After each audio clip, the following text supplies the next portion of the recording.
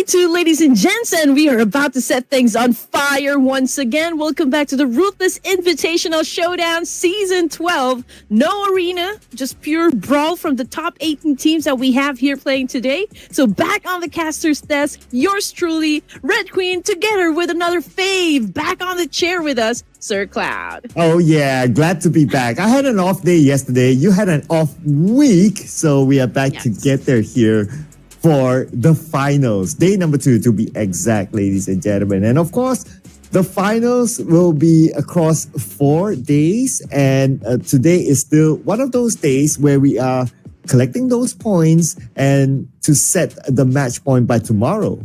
And I feel so energized, Sir Cloud. I've been thinking about the Ruthless Invitational Showdown since maybe last Friday.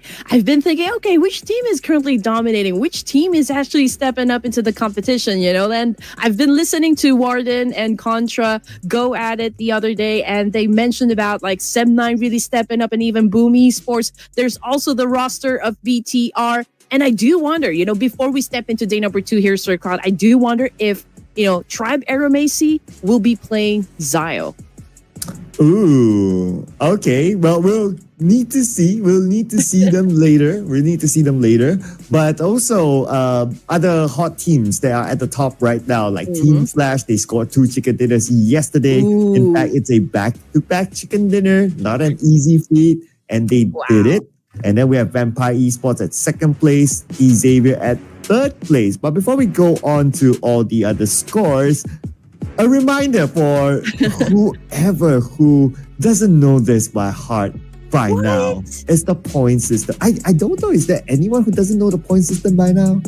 Get out of here. If you don't know the point system, then get out of here. No, I'm just kidding, ladies and gents. But yes, I mean, these are the equivalent points so far when it comes to the placement. So again, you're looking at number 9 to 16. If they place in under this numbers, well, they're not going to get anything for the point system. Yeah, it's as simple as that, ladies and gentlemen. But it might not be as simple here for the teams, that is, because we're the ones that's going to be enjoying the game. Well, today we are at the 24th of August, so this is the 2nd day of the Grand Finals. We'll be playing the Grand Finals up until the 26th, so that is on the this Tuesday. So we have the best 18 teams from the playoffs, and there can only be one champion, of course. But what's unique about this season is the Smash Rule. Well, we had it the last season, but then again, the Smash Rule will continue on day number 4. Oh, you're absolutely right, Sir Cloud. You know what Smash Rule really is for me is, becoming a favorite of mine. I think really Smash Rule forces the teams to be more creative, to think outside of the box. I mean, not to undermine, of course, all of the pressure that they have been feeling, from all of the competitors we have in this tournament, but just to add more spies into a very interesting PUBG Battle Royale. I think Smash Rule really does the job. Oh yeah, absolutely right. Especially when it's implemented on a championship winning day. So you guys got to stay tuned to the Smash Day in case you have not felt it before. Well, here are our 18 teams who have made it through the grueling league stage to be here in the Grand Finals. We have Team Flash, Alter Ego, Vampire Esports, BTR, APG, Team Secret Talent, Dora, The Vikings, Tribe Aeromacy, Sem9, Xavier, AZ Slumber, the new kids on the block, RRQ, Cellcom DJ Alliance, T2K, Boom Esports, and all these other amazing teams that we will zoom in onto the roster. Well, Team Flash definitely made a statement, just yesterday, perhaps because of the double chicken dinner that they scored.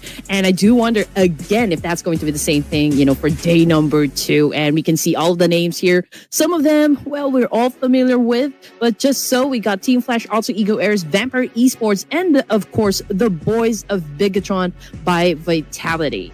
Well, I'm glad that they're not using pseudonyms after their roster has been announced, so we don't need to guess anymore who's playing. Well, we also have Alpha Gaming, Team Secret Talent, and also Toda here. So Toda, they have a major refresh of their lineup. 2 players who formerly played M9 are currently in this. Or we can make it 3 players from who were formerly Sem9, who's actually in Toda right now. So Toda technically is Sem9 2.0. Yeah. That's interesting. That's interesting. Also, what's interesting is the fact that East already joined APG as well. So I'm pretty sure that they're trying out new stuff, and a dominating performance still from EWC. So everyone's also just excited, how this chemistry is going to work out for the whole APG team.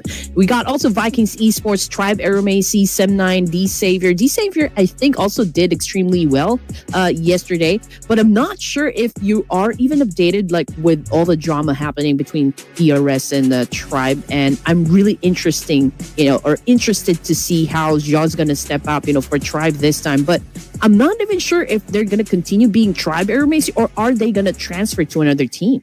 Yeah, I'm not sure as well, because while this tournament was happening, an announcement happened on their social media that they disbanded. So I'm not sure. But they're still going on with the name of Tribe Aeromacy here in this tournament. So I guess we'll just roll with it until maybe after the tournament, and we see how that one comes into play. But we also, of course, have Boom Esports and Fourth Thrice. I would say that out of these two teams, well, at least the names are not too pseudo for us to guess, except for inside the game. Like how we see here, we see Falak, we see IQ, we see Noki. But in the game, they just changed to some Korean name or some Chinese characters. So we just have to adapt to it. Yeah, they love to challenge the casters, okay? I mean, like, we love it too. But anyway, I think that's what makes everything interesting, for each and one of us. And, we'd love for everyone to join, the hype and, of course, the conversation. If you are actually rooting for a team here, just make a lot of noise down there in the comment section. You know how it goes. So don't forget to also subscribe to Ruthless Hype Esports so you do not miss on anything that is happening within the community and with their line of tournaments that we have, for this year. Now, I wonder, Sir Cloud, will we be doing a prediction segment for this? Well, we have to, right? We have to. We cannot have a day of Ruthless Invitation Showdown without the prediction. But I guess before we go to the prediction, we're gonna revisit the scores again, just to give ourselves some idea of which team might make it or which team might get the next chicken dinner. Oh, you're absolutely right. So hopefully we are going to see just like how day one ended, and pretty much with what you said earlier, Sir Cloud, Team Flash getting that back-to-back winner chicken dinner. I bet they are at the top. But before we head on to the leaderboard, we're looking at the MVP. We got Zeiss over here of Team Flash. Okay, again, making a statement. 21 LMs in the bag. That is quite a lot. 3,361 damage output, 41 utilities used in this match. Again, we're looking to check if this is going to be the same story for Vietnam's Team Flash. Oh, and also, fun fact about this player is that apparently the way to pronounce his name is a Z and S silent. And it becomes Hugh. Hugh. Hugh, yeah. Apparently. Hugh. Okay. Hugh. All right. That's unique. It is. I mean, you have to have something different for the god of thunder, Zeus, right? But yeah, we're going to call him. But he calls himself Hugh, so yeah. Hugh. But besides him as well, Doc is up here together with Red Bull, one of the latest signings of Vampire Esports, together with Bo, by the way, and Nati here in the road to MVP. So another fun fact, now that we get two of these players on screen, Bo and Hugh are twins. Wait, hold up. Rewind. There you go. You get a second look. Bo and Hugh.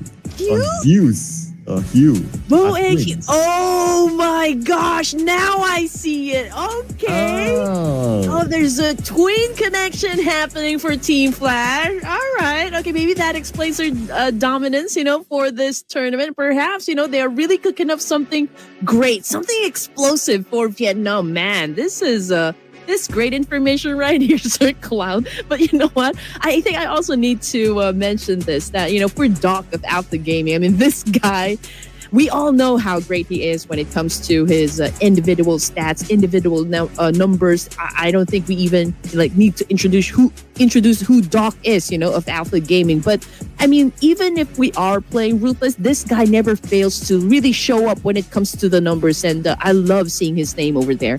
But grand finals, overall rankings, Team Flash, double chicken dinner, 86 points and at the top. Oh yeah, Team Flash currently leading the chart, but it is all about setting the match point. It's not going to be set today, it's going to be set tomorrow. So all these other teams can close the gap or maybe even be the one that sets the match point. So that's something that we will see throughout today.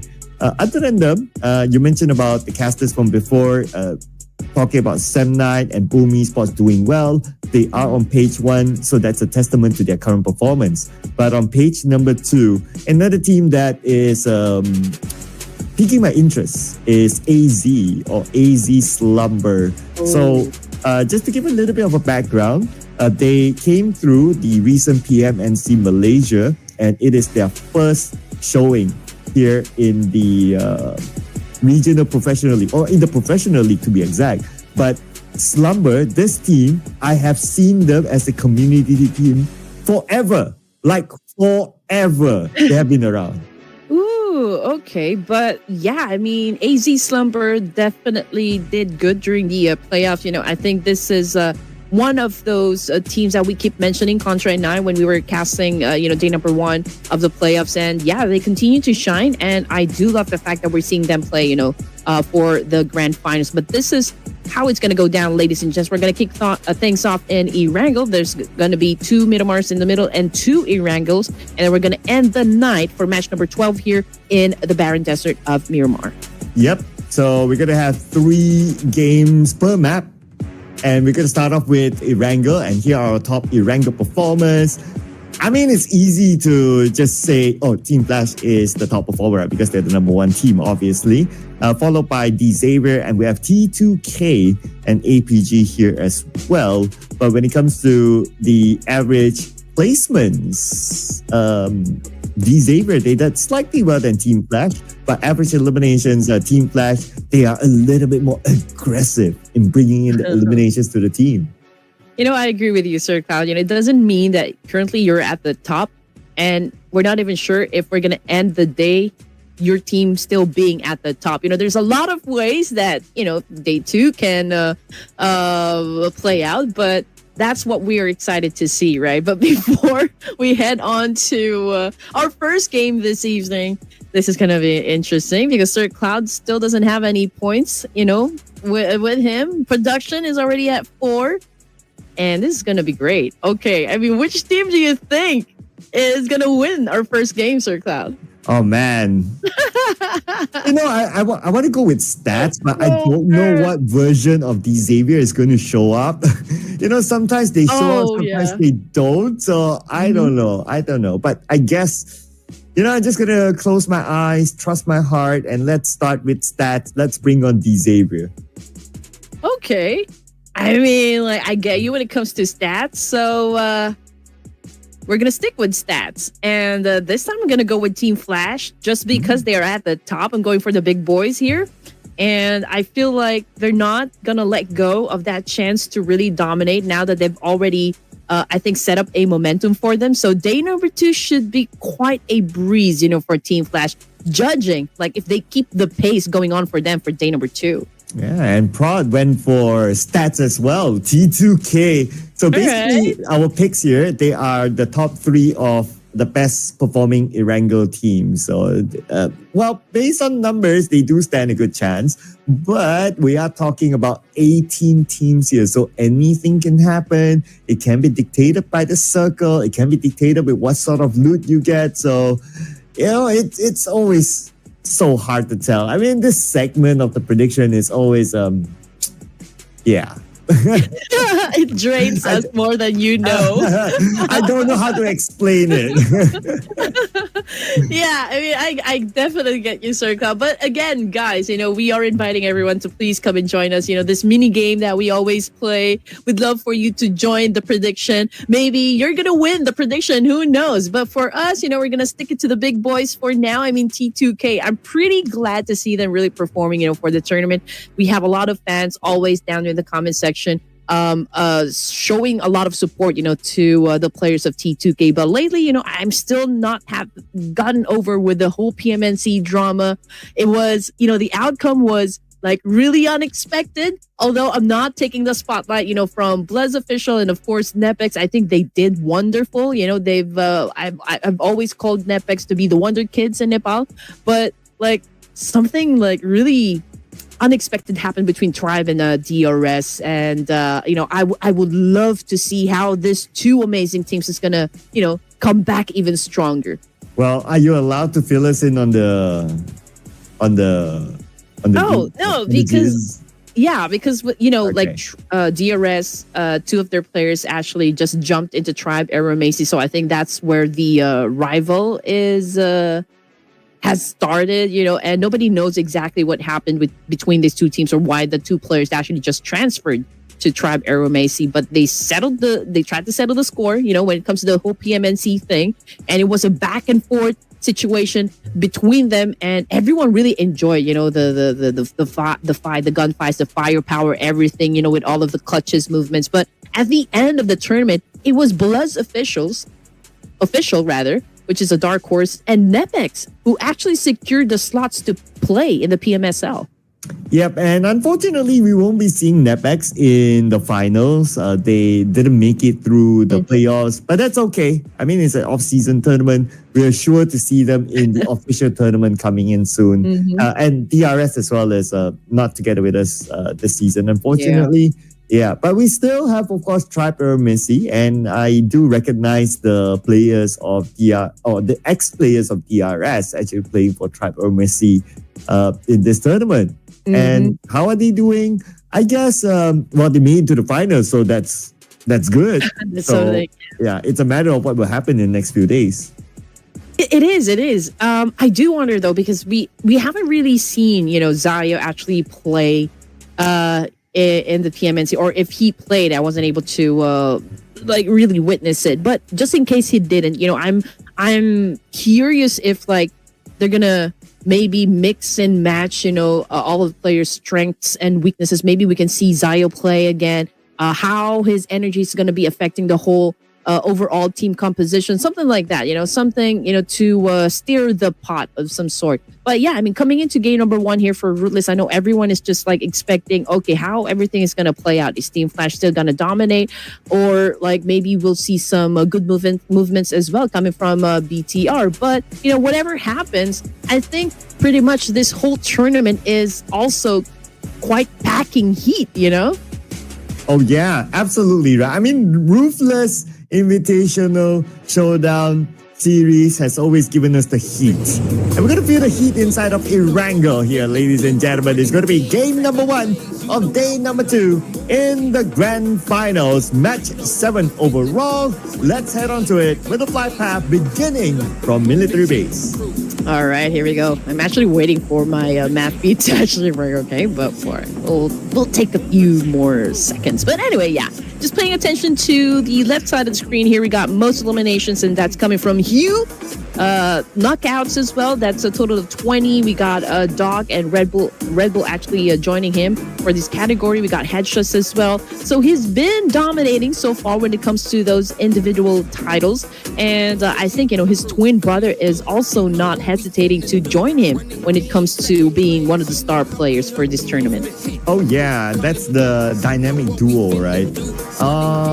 In the history of PUBG Mobile Esports, to the best of my memory, that is, this is the third twin pairing. Yeah. Ooh. The first one was in Thailand. It was G9 and I forgot the other person's name.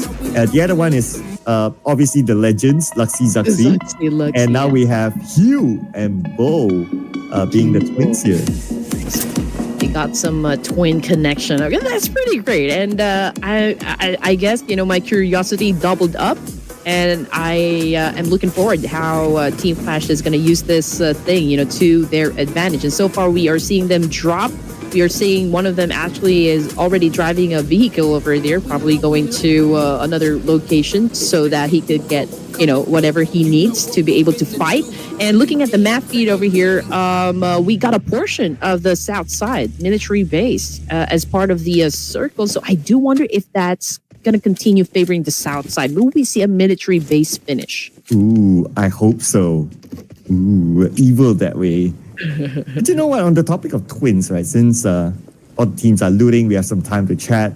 Have you ever thought of what it would be like to have a twin sister?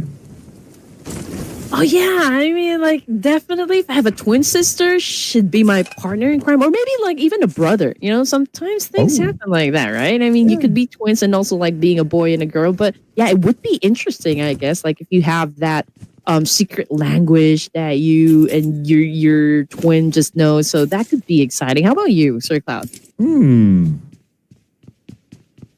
I've kind of thought about it, like in our imaginary minds, like we will think that, how would it be like if I have another twin? I don't know how to feel about it though. It's like, do we need to do the same thing together? Like, what do we do? Can we like go on dates and switch our date the next day and our partner wouldn't realize it? That sort of thing. Yeah. I don't know. It's intriguing though.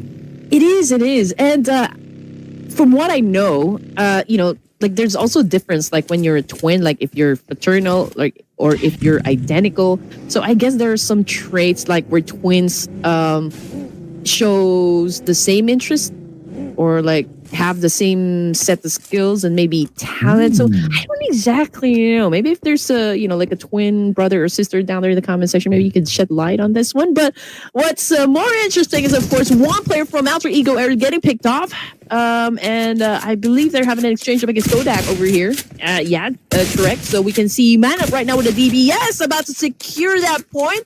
Job done for the side of Todak. Obviously, Alter Ego Air still trying to defend themselves, but very low in HP. But oh man, that was quite a shot. Todak, Man Up, currently knocked down on the ground. Cleon trying to provide a little bit of support, for his teammate. But he's cooking up an aid here to try to keep him at bay, to buy little time for him to save his teammate. But another one bites the dust. 2 down for the side of Todak. Oh, okay. Lucky enough for him that the nade did connect and they were not wiped out.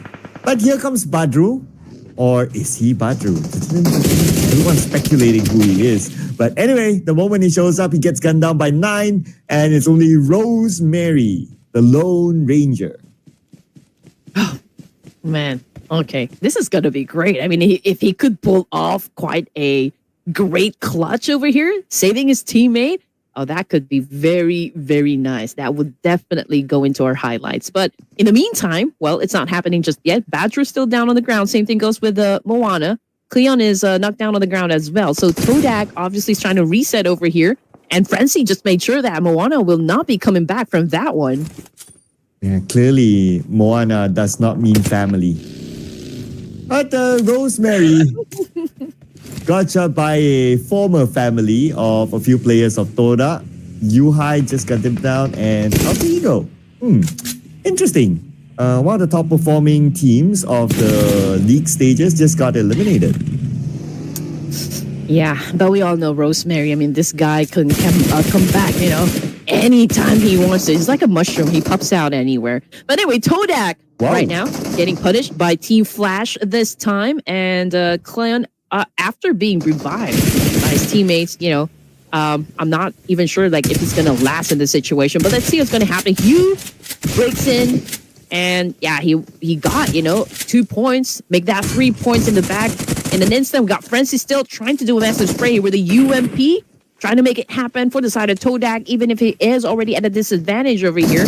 He's trying to go and play with them, but Hugh right now just got impatient and just said, hey, just go back to the lobby, man. Yeah, just end this one. Give us the points. And speaking about points, Team Flash, the moment they showed up as a third party, 5 points in the back already. We're not even done like with stage 1. But we do love the fights. We do love the fights that we're seeing at the moment. Two teams already out just a few minutes in. We are just at stage one, and we've seen drop clashes happen, and we continue to see some more. This time it's going to be between the Savior and the boys of Four Thrives. Ooh, not a good shot, though, for the side of the Savior's. Lamborghini falls down hard on the ground. Noki just got shot as well. We got Shin on screen with an S12K, goes in for the round, goes in for the shot, and was able to perform well. The new kid on the block. But now that means that Falak is alone here in this building. His other teammate, T24, coming in. Falak with a nade onto the ground floor. I doubt he'll connect. It's not well cooked. But Levi's is finding an angle though. He does have an S12K, but he needs to reload that weapon. Not going to depend on it too much, but Falak with the jump shot onto Levi's. Could this be a solo clutch here? Yes. At least one more to go in this building. Shin just outside the window. You almost got Shin. Oh, it was so close. Wow. That was insane. I mean, for both of the players. I mean, obviously, Falak was low in HP as well, and so was his enemy, just right outside, just at the balcony. And it was a great exchange, nonetheless. Both of the players, I think, tried their very best to stay alive. But yeah, we can only crown one winner, and that was it. Falak, we'll see you in the next game. I'm pretty sure, the fans still showering you with a lot of support in the comment section. Now, getting back into the game we go. We got a lot of teams down there in the middle. We got Tribe, T2K, even Team Secret coming from the northern side, and I believe they will be sticking close to the edge. I mean, for now, it's too early to get into fights. We got Talon also coming from Novo, but they could potentially maybe have a fight, up against those teams that are close to that end of that bridge. And that fight might potentially still happen now that the circle has shifted to the main peninsula. So too bad we're not going to see the meet to the base circle. But that's okay. Everyone on the main peninsula right now circling around and trying to find their next pit stop. And that's where we will see more teams challenging each other for a good spot. Just like what might potentially happen here between Alpha Gaming and Team Savior, especially if Alpha Gaming is able to get a knock. I mean, it's a good thing Alpha Gaming is making moves as early as now. I mean, they don't really have to exert a lot of I guess energy, pressure, them being a super stacked team here. But everyone's still interested, curious as to somehow how they're going to be dealing with all of the situations here inside of the battlefield. We also want to see a lot of clutch moves coming from Alpha Gaming. And as for D Savior, I mean, obviously they already have a momentum going on for them, but they're actually lacking one player. So it's going to be interesting as well how they're going to be lasting in every situation. But Vampire Esports right now just crashed in and unleashed havoc up against AZ Slumber. Just look at that. We got one of them throwing haymakers and a pan. Calm down, people. Calm down. Oh, but that was a very quick crash in. They didn't really have time to park their vehicles. It's all everywhere. Right now they have to figure out how are we going to move these vehicles. No, that is a bad parking right there. Yeah, somebody got to check their license. Okay, but it's fun that we still got 15 teams here, and he's right now abandoning his vehicle and coming after Lamborghini. Goes in for the prone, cooking up a nade here. He is determined to shut down Lamborghini, but Lamborghini calling out to the rest of the team here. He probably needs some backup, and down goes Lamborghini, but not because of Alpha Gaming. That was because of Vikings. And at least Lamborghini is using the name Lamborghini instead of DX, so we can confirm that it's him. But now Lamborghini, he has been eliminated, unfortunately. APG, you mentioned about they don't really need to do it, but they did it anyway. So I guess they are kind of hyped up today to try to play a little bit more aggressive. Yeah, usually they are always chill, if there's really no need for them to perform, they're not gonna, really try. But It's a different pace right now we're seeing from Alpha Gaming, and we want that to continue, right? And we are showing a map over here. Not exactly sure what's happening, but okay, kill feed. Believe that would be like someone from Talon Esports going up against Tribe Aeromacy. I think that's T2K. Oh yeah, that was T2K, and they have been eliminated. Well, I guess production has to try again next round with their prediction. But Tribe Aeromacy, after winning that fight, they might need to defend their area against Team Secret. I noticed that they were rotating towards where Tribe Aeromacy was at the northern side.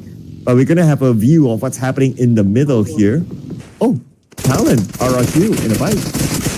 Yep, and ooh, what a shot coming from Yoru again with a DBS. Achul, however, also is currently facing the floor. Lapar, confirmation coming through, already out of the game here. Jol, ooh, that was a big hit right there up against BTR, but also what a good response coming from East, but from afar it was Bo from Team Flash that took that point. Oh, come on, man. He just won that fight, let him celebrate. But let's see who will celebrate here between RRQ and Talon as Sorvel will be gunned down, leaving RRQ with only 2 left. Jan Force will need to win this one together with his teammate, and they will win it against Talon. But here comes another fight. The Vikings, they just eliminated Zuxi from BTR. Yep, Vikings do know how to dance, and we are seeing that right now. Them going up against the boys of BTR, but they have to be careful because Celcom DJ Alliance, I feel like they're just monitoring the situation, lurking within the area, just waiting for that right opportunity to strike. Celcom DJ Alliance probably hearing a lot of gunshots, surrounding them. Coming off the kill feed, it's Team Secret versus Delta. Tribe Aeromacy, are they in a pickle? Ooh, okay. No update yet after that knock. It could be a long-range one, and based on the current score, they have managed to revive him. But from afar, Team Secret just got eliminated. Wow, this round is going really, really fast, although it's like a main peninsula circle. Oh, yeah. Absolutely right. Okay. But Tribe, okay. Seem to be doing great. I mean, 5 points in the pocket here. They're still trying to put down GK from Team Secret. Got Zio over here, obviously trying to get close to where GK is, trying to get information. But GK, well, he's gonna bail out, from this fight. And same goes for Tribe Aeromacy as well. Seem to be more focused onto getting into the next stage of the circle, in which we'll find out in about 5 more seconds where the circle will go.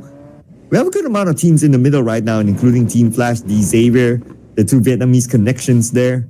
And they should be favored by the circle still, and they will still get the middle of the circle. Oh, yes, you're right. I mean, Team Flash obviously is pretty close with the Xavier. And I do wonder if, like, Woon T and the rest of the gang here from Team Flash is about ready to dominate, to go up against their older brothers.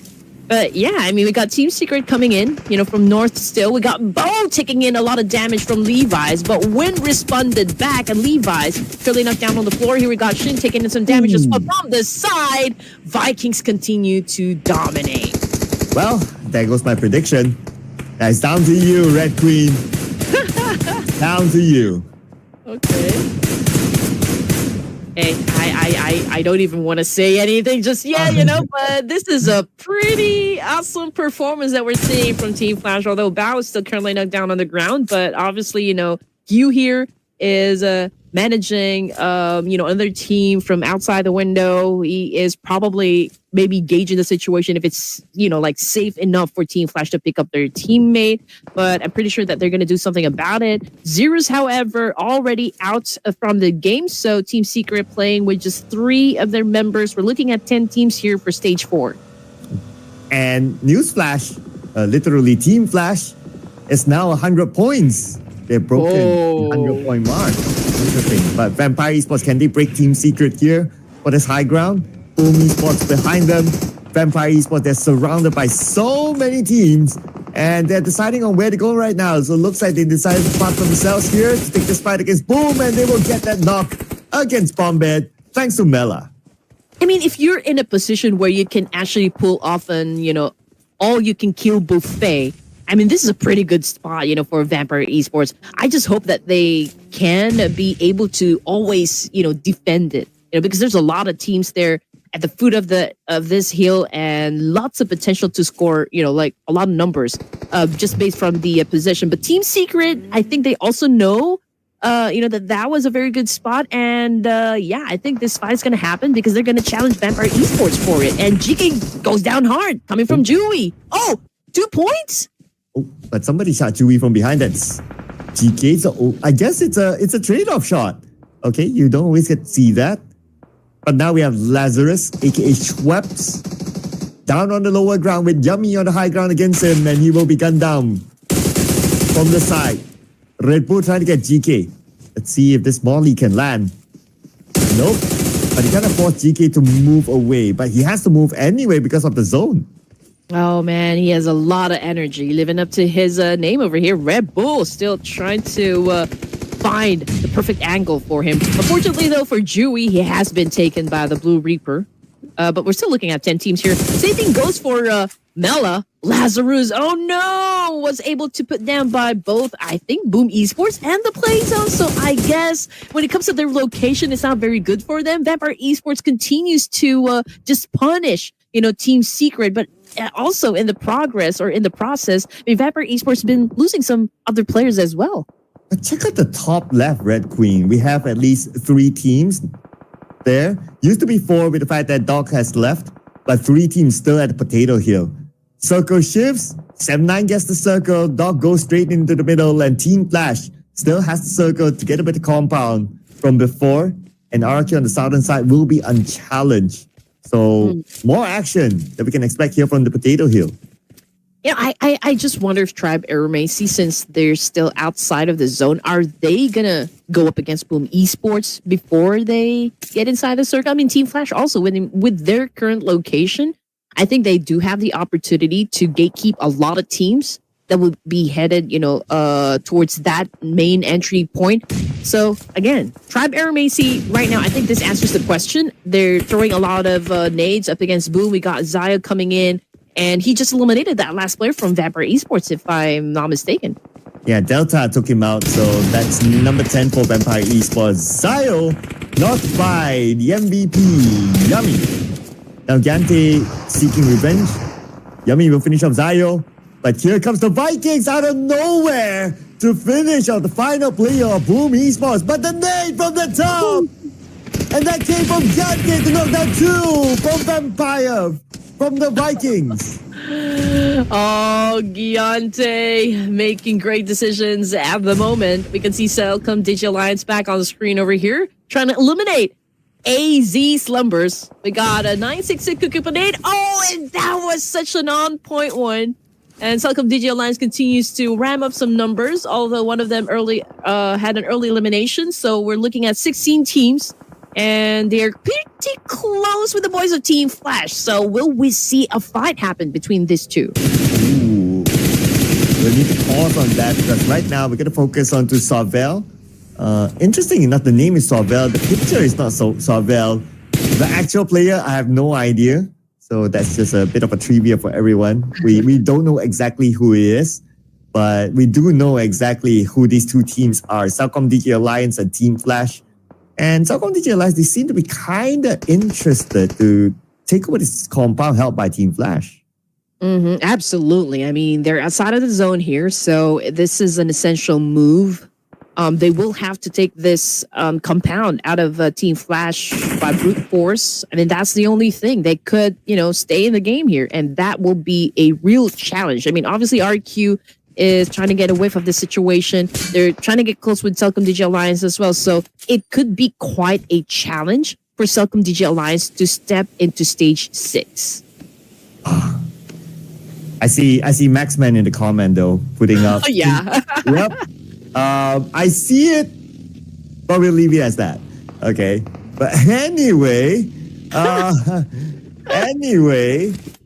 Celcom DG Alliance. Okay, I guess it will be dictated by how the circle will shift next, right? And there's a high chance that the circle will move away from where Celcom DG Alliance and Team Flash is at. Let's see how far will it be. It will kind of dictate on whether they will take the fight or not. And there is a chance that the fight between the two will happen. Yeah, that is for sure. Oh, one of the boys of Sem 9, we got Vex Cry. Okay, Vex Cry, I think, is hitting the floor as we speak. We got Giante, of course, just checking out if there will be other teammates that will come to his rescue. Because obviously, this is a bait set up by Tribe Aeromacy. 9 points in the bag now without Zio. And we got Giante and Delta stepping up, for the whole team here, bagging most of the numbers. And obviously, Giante is not letting go of this player over here. And it is almost as sure that he can definitely bag that point. Munawe, whoever he is, from Southcom DG Alliance have been eliminated. 966, to the best of my memory, he's Adeluk, also down. Myvi Guinea, now the only one left here against Doc. Doc is also the final player of Team Secret, so he cannot lose this fight. But because he's in the middle and he has this little storeroom, I believe that will attract a lot of teams to him. Oh, for sure. But since it's in the middle, I don't think, like a full team can actually get close. But if Celcom Digi Alliance can find the perfect timing for this one, see. Okay, so it's not going to happen. Doc tried to respond with a nade himself, but Team Flash was just like really overpowering, most of the teams here. And they do have the best chance to score another chicken dinner. But let's take a look at what's happened with the RQ. Okay, so obviously one of them got knocked down hard on the ground, and Sem9 just got eliminated with only 1 point. Oh man. But they survived to a top 5 finish, so that's a handful of points for them. But right now, looking at the summary, Team Flash a full squad, Tribe Aeromacy 3 players, RRQ 3 as well, and Team Secret only 1 left. Still holding as long as possible. Doc right in the middle of the circle. Now on screen, we still have Doc trying to survive, but finally, oh, there you go. naded out by Tops, and that puts Team Flash on the rampage. Oh man, okay, here we go. Team Flash continues to impress us with their impeccable gameplay. And right now they have another chance at proving, once again, Team Flash can dominate E-Wrangle. I mean, obviously they have the number advantage compared to Tribe and even RQ here. But it all boils down on, again, execution. Right now we're seeing Team Flash on prone, waiting for them to get close to them, get within their line of sight. But it could be pretty messy between Tribe and RQ. They could be the first 2 teams to have the fight here. So it's a Mexican standoff, Sir Cloud. Yeah, and if that happens, Team Flash can come in as a third party. And like what you said, potentially that is going to happen. Oh, but hang on. Looks like RQ, they got win from Team Flash. But are they going to finish him off? Are they going to change their focus on the Team Flash right now? Looks like they will. Oh, this is about to go down, RQ. Ready to go down and dirty up against Team Flash here. We got Win taking a lot of damage. He is about to be taken back to the lobby to meet his maker. And there you go. That's the nail in the coffin right there coming from Swavel of RQ. Top was able to back away from all of those nades being thrown by RQ. So Team Flash obviously going for a reset over here. They don't want to lose any more of their members, while Tribe Aeromacy is just really being patient. But RQ, with that move, they even out the playing field. Oh, and it doesn't help Team Flash with the fact that the circle shifted slightly towards the right side. So they have to move forward. And instead of focusing onto RRQ, now they might need to shift their attention to Tribe Aeromacy. But it really depends on who makes the first move. If Tribe Aeromacy makes the first move on the RRQ, then Team Flash will be on a clear. Yeah, everyone knows exactly what it is at stake here. Everyone is just waiting for which team is going to make their first mistake. And I think that would pave the way for either of the teams here to go for that chicken dinner. And right now, they just don't want to compromise their location. They're getting as much knowledge as they can, based what they can see in the game. And Flavel right now doing the massive spray. Yes, I mean, he's pointing the gun at the right direction, but he's not hitting his target. And right now, who's going to hit the first target though? Stage 7 circle is still pretty decent. There's still kind of enough space for everyone to play. Like even Team Flash, they can go down south and play by the foot of this hill. So that's still all right. In fact, yeah, they can. But if they were to move forward at the foot of the hill, then they will need to face off against RRQ with GenForce and his Nate. I believe that's a little bit too far, so it will not connect. But you gets Delta. You know, I feel like Tribe Aeromates is waiting for RQ to just do business with Team Flash, and I think that's the opening that they're waiting for to take over that vantage point up against RQ. Because RQ, I think, you know, has a very good angle, you know, for them. But anyway, Team Flash already made a move up against Tribe Aeromates. I mean, that was a huge and essential knockdown coming from Hugh, and obviously they're now dictating the pace for this round. But whoa, GFSTY with a massive takedown, bow down on the ground. And Rig just got one for himself. And GFSTY is GenForce. Still alive for the team. Here comes Rig together with Delta, taking over this compound, and Rig moves in forward. But Swabel is ready, gets a double knockdown. Swabel defends his ground, taking 2 out of Tribe Aeromates. Okay. What a turn of events. We got RQ with still 2 more players. Rig being taken out of the equation. And RQ obviously is picking up their teammate. They want to go for that firepower. ASD down with 1. RQ still with 3 players. And Team Flash down to 2. So, I mean, it's a slow burn, you know, for Team Flash. They had the number advantage just moments ago. And it was a great play that came out from RQ. Looks like RQ can reset after that great play as well. And now they will have the man advantage against the other 2 teams. Position-wise, RQ, they have better circle control as well. So they stand a very good chance of scoring this chicken dinner. And GenForce evaded that Nate, so he's still all right. Another attack by Tops, but nobody's home. And look at the spread by RQ. GenForce, look at him. He's being adventurous now. Yeah. Ooh, again. With a shot from Deontay, unfortunately, it wasn't enough to take him out. So his location had already been compromised, that is for sure. We got GFSTY dodging the attacks coming from Tops of Team Flash and trying to respond with a nade himself. But Deontay, another takedown for RQ. But Swabel is just right behind, ready to support its teammate. And obviously, Swabel is just asking his teammate to come closer to him so they could go for that revive. But this could be like also a way for Team Flash to just show force, you know. Tops getting into play over here, being impatient. And now we got an S12K. Tops holding in his hands right now, trying to dance it off. And that was an accurate one. Good shot from Team Flash. And now Tops doing a massive spray up against GFSTY. Can he dance it out? Oh, can GenForce actually dance this one now? Looks like the answer is no, and Team Flash scores the chicken dinner. Red Queen brings home her first prediction correct. All right. So we are talking about the numbers, and Team Flash right now showing us supremacy with I mean, in the leaderboard, obviously, and with this massive game once again opening up day number 2 of the grand finals.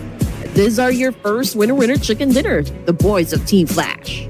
And they continue to dominate here. In the middle of this round, they broke the 100-point mark and they scored this chicken dinner, so surely they're above 100 points now. What a showing here by Team Flash. And you know what? Team Flash's performance here in the grand finals reminds me of D+ Kia last season during the league stages, where they were just that one team that dominates everything. And it looks like Team Flash, they are heading that direction.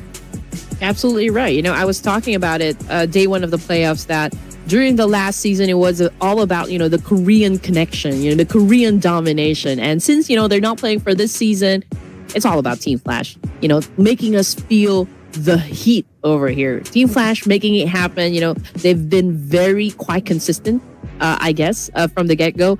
But then again, this is like 4 days worth of grand finals, Sir Cloud. Will they have enough gas in the tank? Ooh, yes. And the last day of the grand finals will be a smash rule being implemented. So that might switch things up as well. But if you're the one that runs away with the points, you create like a 30, 40 point gap at the top by the end of tomorrow, setting the match point bar, then you stand a really good chance. But we'll talk about that more tomorrow, of course, when we set the match point. Now, it's all about Team Flash and also RRQ, Typer, Messi, and the Vikings as the teams to watch. And RRQ, they played very well this round. It was just that their terrain was a little bit unfortunate. They were always on the lower ground against Team Flash. Yeah, and it was a tough, end zone. I mean, we're talking about Tribe and also Team Flash, and also not having really the best advantage in terms of their position. So, I mean, it was still like a very good fight shown to us by RQ. And, I just noticed that Hugh and Bo actually looks like Lamborghini. Oh. Maybe they're a triplet. No, just kidding, guys. Who knows? Ooh. But you have to admit, I mean, they look alike. Now I can't unsee it, I can't unsee it. Gotta put a side-by-side comparison. So hopefully Lamborghini performs and he gets his picture up there so we can compare. But the one that's getting his picture up here is the MVP, Hugh again. We started the day with him. We ended yesterday with him. And now we still have him. 4 eliminations and a whooping 1,076 damage. I mean, just look at with the hair dye and everything, because I've seen this type of style from Lamborghini as well. But anyway, I'll leave it up to you guys. I'm just very happy with the fact that I was able to score my first team prediction of the night. Yeah, I guess that's what vacation does to you, right? It gives you the mojo to start the day back at work. Besides him, our other top performers, Suavel, which I'm not convinced this is Suavel. He's the coach, and this picture is not him, but he's the top performer. So whoever he is, you guys can speculate in the comment section. Could it be Satar? Could it be Ryzen? I don't know. But Jante is here as well. Triper Messi with 5, Hugh 4, and his other teammate Tops with 4 as well. So we got 2 representatives from Team Flash up here. Again, it's a testament to the performance of Team Flash at the current stage. It is. I feel like they're not really gonna let go of their supremacy right now from like inside this tournament. And just looking at the numbers again, Team Flash with 22 for this round, for this match. RQ coming in at second with 18 and 16 for Tribe Aeromasi. So I guess it's still a win-win situation for Tribe Aeromasi, considering that, okay, they weren't able to bag the chicken dinner for this round. But then again, they dropped 11 elims, for this round. But the one that dropped the longest elimination distance is Wunti from the Vikings, 319. I guess if we were to look at these numbers here, they're quite... we're quite used to seeing this number. It's like 3 airdrops looted because it's a regular kind of circle in the middle of the main peninsula. We have 70 eliminations, so that's that. Some players got eliminated by the zone naturally. We did see some of them during the course of the round. But what is most important here, of course, is the scoreboard. And Team Flash, now they're running away with it, ahead by 43 points against Vampire Esports. That is a huge gap right there. Not gonna lie, that is a huge one. Vampire Esports 65. Okay, they are the team closest, to Team Flash. And obviously, if they ever do want to dethrone Team Flash, I guess we just have to see a lot of great things happen coming from the side of Vampire Esports. They don't even need to score a lot of chicken dinner. They just have to really get a lot of elimination points and maybe find the perfect balance between like placement and score points or elimination points. I mean, Vampire Esports, we've always known that these guys can always deliver. I think we can pretty much say the same thing, like with all of the 18 teams that we have in the lobby so far. But like looking and waiting for which of these teams is really gonna step up, I guess that is what we watch out for. Well, at least Tribe Aeromasi, they stepped up in this round. The best performing round so far in the finals. So they move up 3 notches at least. But we have still many more games to go, ladies and gentlemen. Before we continue on, we'll take a short break. So don't go anywhere. We'll see you guys after this.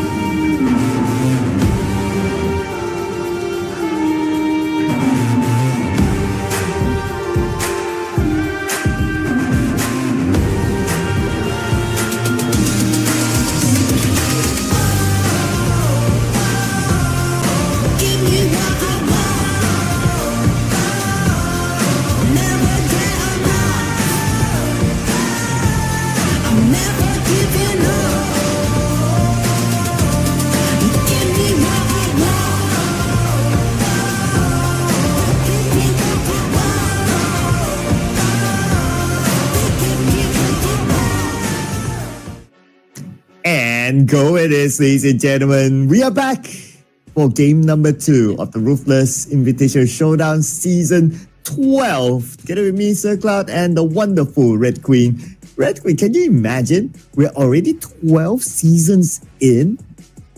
I know, right? And again, this is probably what? The end time that we're asking Ruthless to do a LAN event? We won't forget about that though. For sure. I mean, maybe for that to happen, if we can achieve by the end of the season, now we're at 367k subscribers. Maybe we can get 370k subscribers by the end of the season. We might have that. So you guys don't forget to subscribe. Yeah, hit on that subscribe button, ladies and gents. I mean, who knows? Maybe it will happen. Maybe we can all be together, seeing all of our favorite teams play in the battlefield and us casting the event and you guys cheering for your favorite teams and your favorite players. That could be very exciting. Oh yeah, absolutely, right? Can't wait. But we also can't wait for these amazing teams to show us a thing or two inside of Miramar. Vampire Esports, Team Flash, APG, and the Vikings here as our top Miramar performers. So we have a repeat, of course, here with Team Flash and also APG. Now, whether they're going to repeat the chicken dinner or not, we'll need to wait and see. But we are back at the prediction desk, and Red Queen, ring, that's your magical number. Oh man, okay, so I got Team Flash right. All right. I honestly don't know what I'm gonna pick next. But you know what? I'm gonna call on my boys from Fourth Thrives. I mean, Balak, if you're watching, Noki, if you're watching, drop some numbers for this round. So I'm locking it in. Fourth Thrives it is. Yeah, and I'm desperate to drop a number. So I'll go with stats. I will learn from Red Queen, and let's bring on Vampire Esports. Oh, okay. Waiting on production here. Waiting on APG. Okay. Going with stats as well. I mean, they are one of the top Miramar performers. So, yeah. Well, I'm just wishing here, it's not even a question about if this teams can deliver a chicken dinner. I think the question should be, are they in the mood, to play some game and play the beast that we know that they are. That should be the question. So I do wonder if Fourth Thrives will be stepping up, or if APG is gonna step up, or for you, if Vampires is gonna step up. Ooh, I could use a point though. So the boys of Vampires, come on with your new signings. Time to show a thing or two. I know they scored the chicken dinner yesterday, but that was when I was not around. So come on, boys, do it for me. Do it once and give me that point. I need a point now. I can't go the entire season 0, right?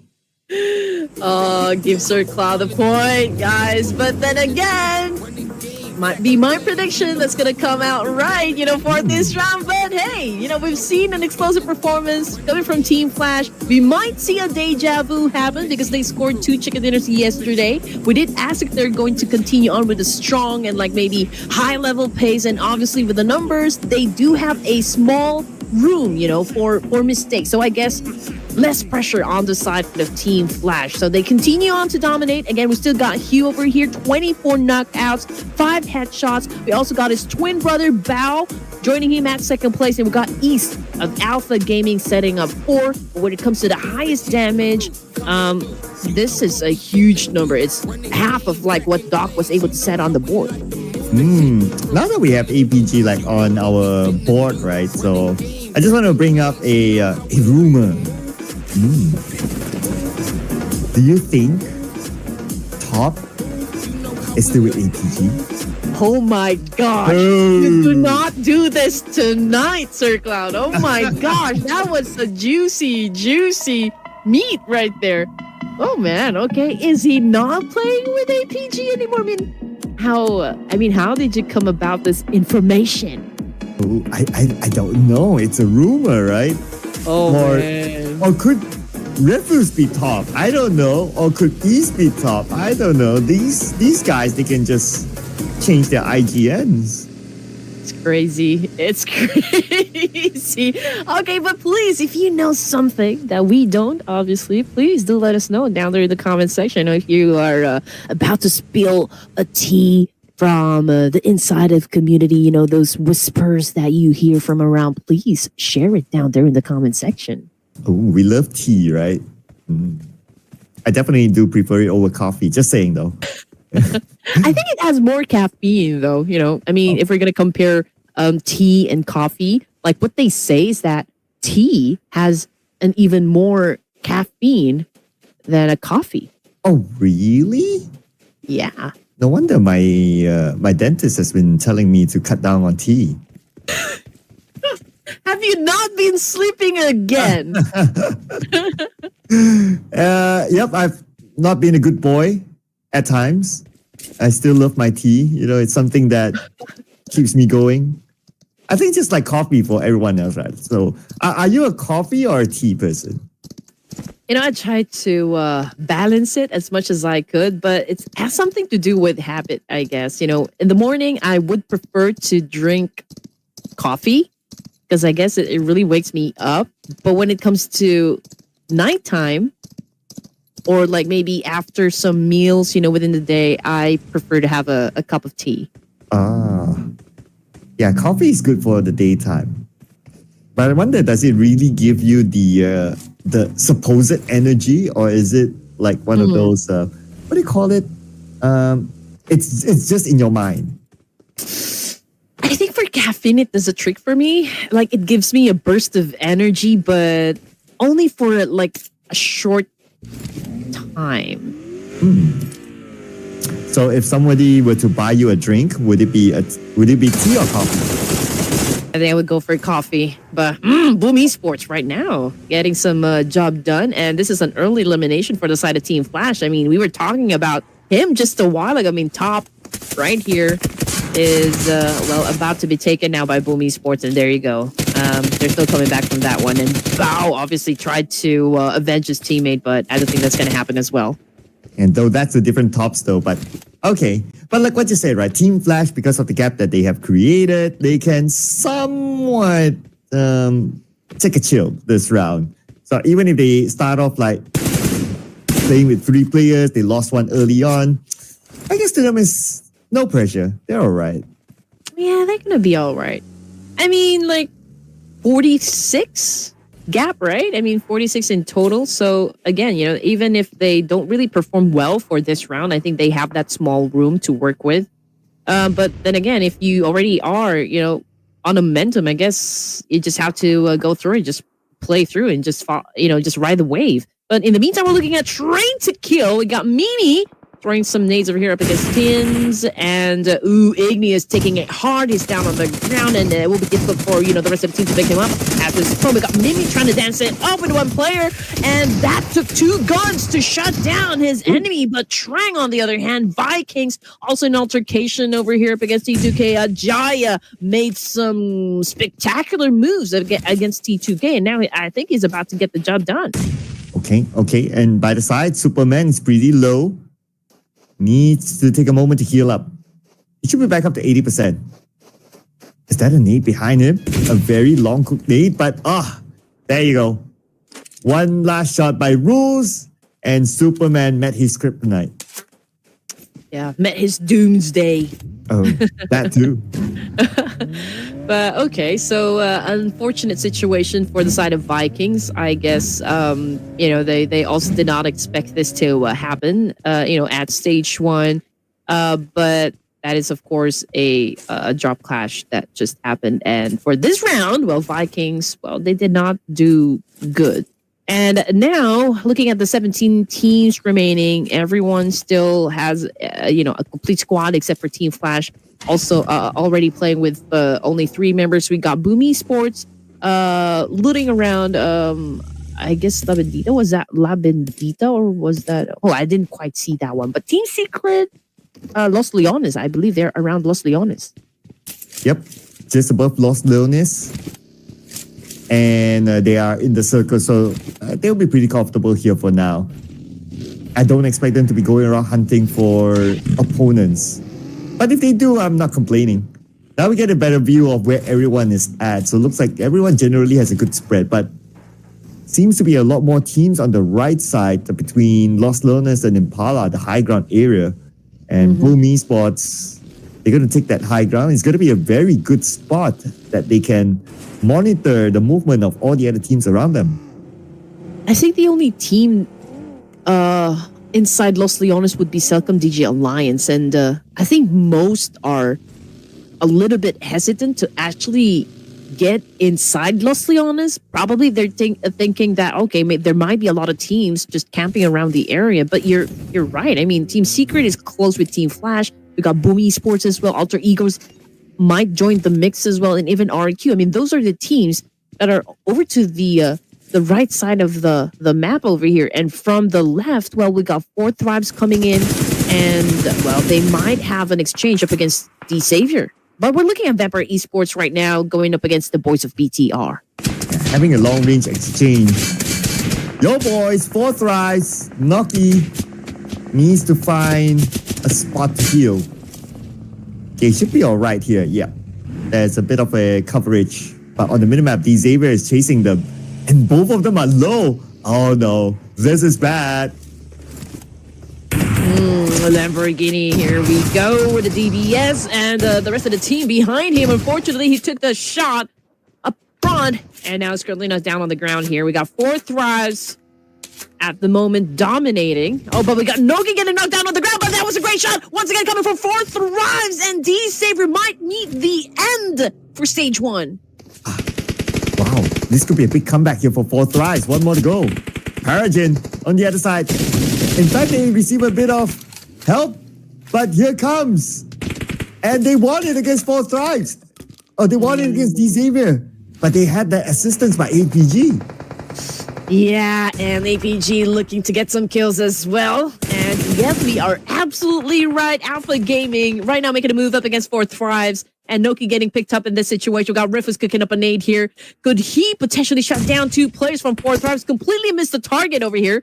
Obviously, Four Thrives has the chance to defend themselves. And here comes the attack with a shotgun. Ooh, you do not just enter the building without checking them corners. And Four Thrives, once again, was able to put up a very good defense. But we're talking about their last active member. And he's already on his way to make some more points for the team.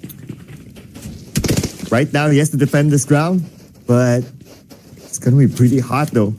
That's a shotgun. Very clutchable weapon. Oh, don't walk into the wall. No, don't walk that way. No! Not like that. We're not exactly sure what happened, but yeah, he got roasted alive, and that paved the way for him to get damaged so bad that resulted in his demise. And the fight keeps coming in. Team Flash right now, Hugh taking some heat up against, or from Team Secret rather. We got Team Secret full force right now, going in for the pinch up against Team Flash. We got Wen with the DBS, Doki, GK down on the ground, back and forth situation. Who's going to be winning the fight? And now it's going to be Bo, 1v1 against Juke. Is he going to go for the heal? Not yet. He's still considering the Molly to buy himself a little bit more time. Oh, but he's low because of the Molly, and Juke landed the final blow. And at the end of the day, it is Team Secret. Oh, but it's not over yet. Hello, Celcom DG Alliance. Oh, man. They smelt blood. And yeah, that's what they went for. Ah, man, they did not even let them reset. I mean, that's all about, of course, survivability. I mean, if you do have the chance to seize a moment, and you just have to go for it to get all the advantages, right? 11 teams remaining for stage 2 here, and we got, most of the teams at the top already taken out of the equation. I mean, D Savior, we got Four Thrives, and even Team Flash. So that was a fast one. I mean, we just came to stage 2, and we're down to 11 teams remaining. Also, Ego Eras, okay, they've managed to go through some fights inside the match. I mean, obviously they lost Badru with 1 elimination point, but 3 still a solid number, for the side of Alter Ego Eras, and they have not been performing well, I guess, for day 1 of the grand finals. perhaps we can see them go a little bit aggressive for the remaining matches for day 2. It's a very different performance from Alter Ego as compared to the league stages. The 3 players, let's see what they can come up with. At least they're not too far from the circle. They can still take a step in. But I would say potentially more fights might happen at the north. We'll look at that later. Oh, it's starting now. On the elimination feed, East just got Ajaya. And Ajaya is out thanks to Doc. That puts Alpha Gaming in a domination stage. 5 eliminations already for them. We are experiencing a little downtime, for stage 3. And I guess everyone is getting to a nice spot where they could potentially, get all the advantages up against those teams that will pass by, get that vantage point going on for them. We got Alpha Gaming back on the screen here, and we did see how Ruthless was taken out, but it's still Jol, Doc and East here all together. We got Vampire Esports getting close to T2K. We got Rose with his buggy, getting information. It could be quite a challenge, to take Vampire Esports out of this compound. But Vampire Esports only has 2 players, so if there's enough information relayed to anyone around them, they might just take this fight. But so far, nobody is really pushing for it, which is understandable because everyone there is in the circle, so you don't really need to force that fight. But this fight might be forced here between T2K and APG.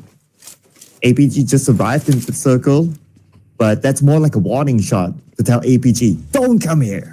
Don't come here, or you shall perish. Ooh. But of course, that is still we don't know if that's exactly what's going to happen.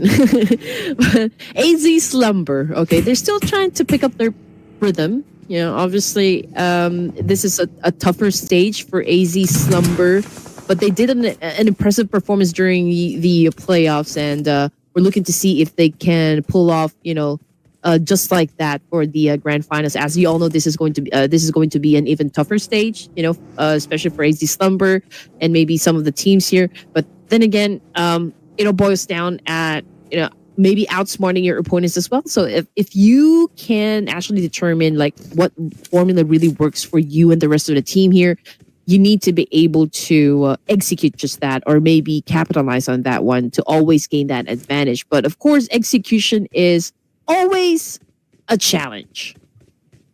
Yeah, it could be a challenge here for Alter Ego. Scoped down by Cleon, who a little birdie told me that he's dead. He tries his luck. I don't think he'll be able to hit that shot from that distance. But we'll check out the next circle now. And who will be favored by it? Shifts slightly towards the bottom left. So RRQ is in the middle, Vampire Esports as well. But the next clash point potentially might be up north, where T2K and Sem9 is next to each other. And also on the right side, we have Alter Ego and Talon still there. RQ, okay. Impressive run just moments ago. And now they might be having a conflict up against Todak, but we'll wait for Todak to actually do the first fire. But T2K right now down on 3. We got Ajaya out of the game here. They're going up against Sem9. We got Mimi on screen. He was able to give a lot of damage onto his opponent over there. We got Abuse back here with an M416 spray, but he overextended his stay outside of the house. That's why he paid for that price. Currently knocked down. And we're looking at T2K with 2 active members, but there's also like another team that wants to join in, and that would be the boys of APG.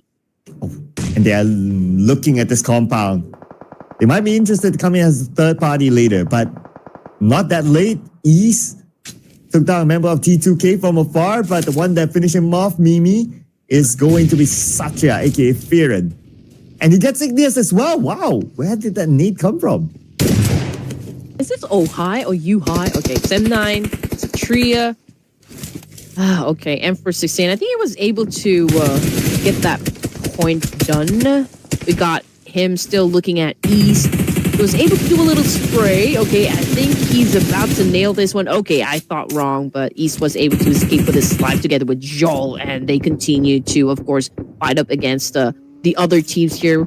I mean, Rose obviously the last survivor, for the side of T2K. Will he be able to survive this one going up against APG? Joel is yeah, I think he went for that distraction, and Rose was fell victim to it. Yeah, I love the distraction tactic though. It's like he just drive past by. He didn't meant to shoot anyway, and then his other teammates shoot from the other side. That was nicely coordinated by APG. And now once they're done, let's see. Are they interested to take the fight against them? Now, I think APG seems to be in a mood to take fights today. So I guess they wouldn't want to shy away from this potential fight against Sem9. I mean, obviously Alpha Gaming was able to drew him out, flush him from where he was staying, and Rose just took the bait, And again, Sem9 dodging an attack coming from Alpha. Alter Ego Errors right now also getting into play here. I mean, that was a massive challenge right there coming from Alter Ego Errors, and it looks like Sem9 is about ready to get into an altercation over here. But I'm looking for the rest of Alter Ego Errors. Well, I mean, was that just a warning shots? That looked to be it. Since Alter Ego, they are all the way up there at the northern side, kind of clear from the other team. So they want to stay clear for now, I guess. Because they want to find back their mojo, right? Considering that Alter Ego hasn't really been performing and they're playing with 3 players, I guess they want to take it chill for now. For now. Okay. Tribe Aramasi already in the middle here. Todak might go up against RQ. Alpha Gaming sticking close to the edge of the circle. Same thing goes for Sem9 and even Alter Ego Errors. But the circle shifted once again, and the Tribe RMAC finds themselves in the middle of it, close to RQ, but there are a lot of teams coming inside. I mean, Talon Esports obviously gunning for that compound, and AZ Slumber, if they want to stay in the game, and even Selcom DG Alliance, they will have to take that compound from Talon Esports, which will be difficult. Interestingly, they sent 1 player up to scout the area where Alter Ego is at. Because that area, number 1, is not really valuable because it's not in the circle. Number 2, that's the high ground held by Alter Ego. And I'm sure he has the information already. So it's a risky move just to be there. But still, he's there. 6042, I think that's Oleo. But at least he relayed back information to his teammates that, hey, you know what? Alter Ego is here. There's a team here. They could be moving. We know the direction that they're going so they can go the opposite way. It's a tough situation, I guess, for AZ Slumber. I mean, there's really pressure from their side. Obviously, if they would want to step in the circle, they will have to go up against Talon Esports and also, like maybe target that compound. But Todak is still there together with RQ, so it could be hard. Even if they surpass Talon Esports, even if they were able to take that compound, I mean, they still have RQ and Todak to deal with. And even Tribe Aeromacing, just based from the position. And I'm still wondering what will be the decision of Selcom DG Alliance. They move slightly up north still. And they might want to come in from there, but there's a lot of flat open space in front. So if they want to go in, the best is to take the fight against Alter Ego that shifted towards the left side. So if they do that, then there's also Sem9 there. So you have 3 teams to fight for the north. I think Todak is kind of choosing if they're going to go up against APG or AZ Slumber. So I guess that's a decision that they still have yet to make. But you're absolutely right. I mean, Sem9 obviously needs to go up against Alter Ego Errors as well. And Selcom DG Alliance might be just trying to get close to get information whether or not they'll be taking up the fight.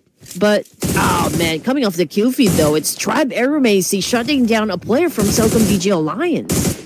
And here comes the shot from afar by Mizi.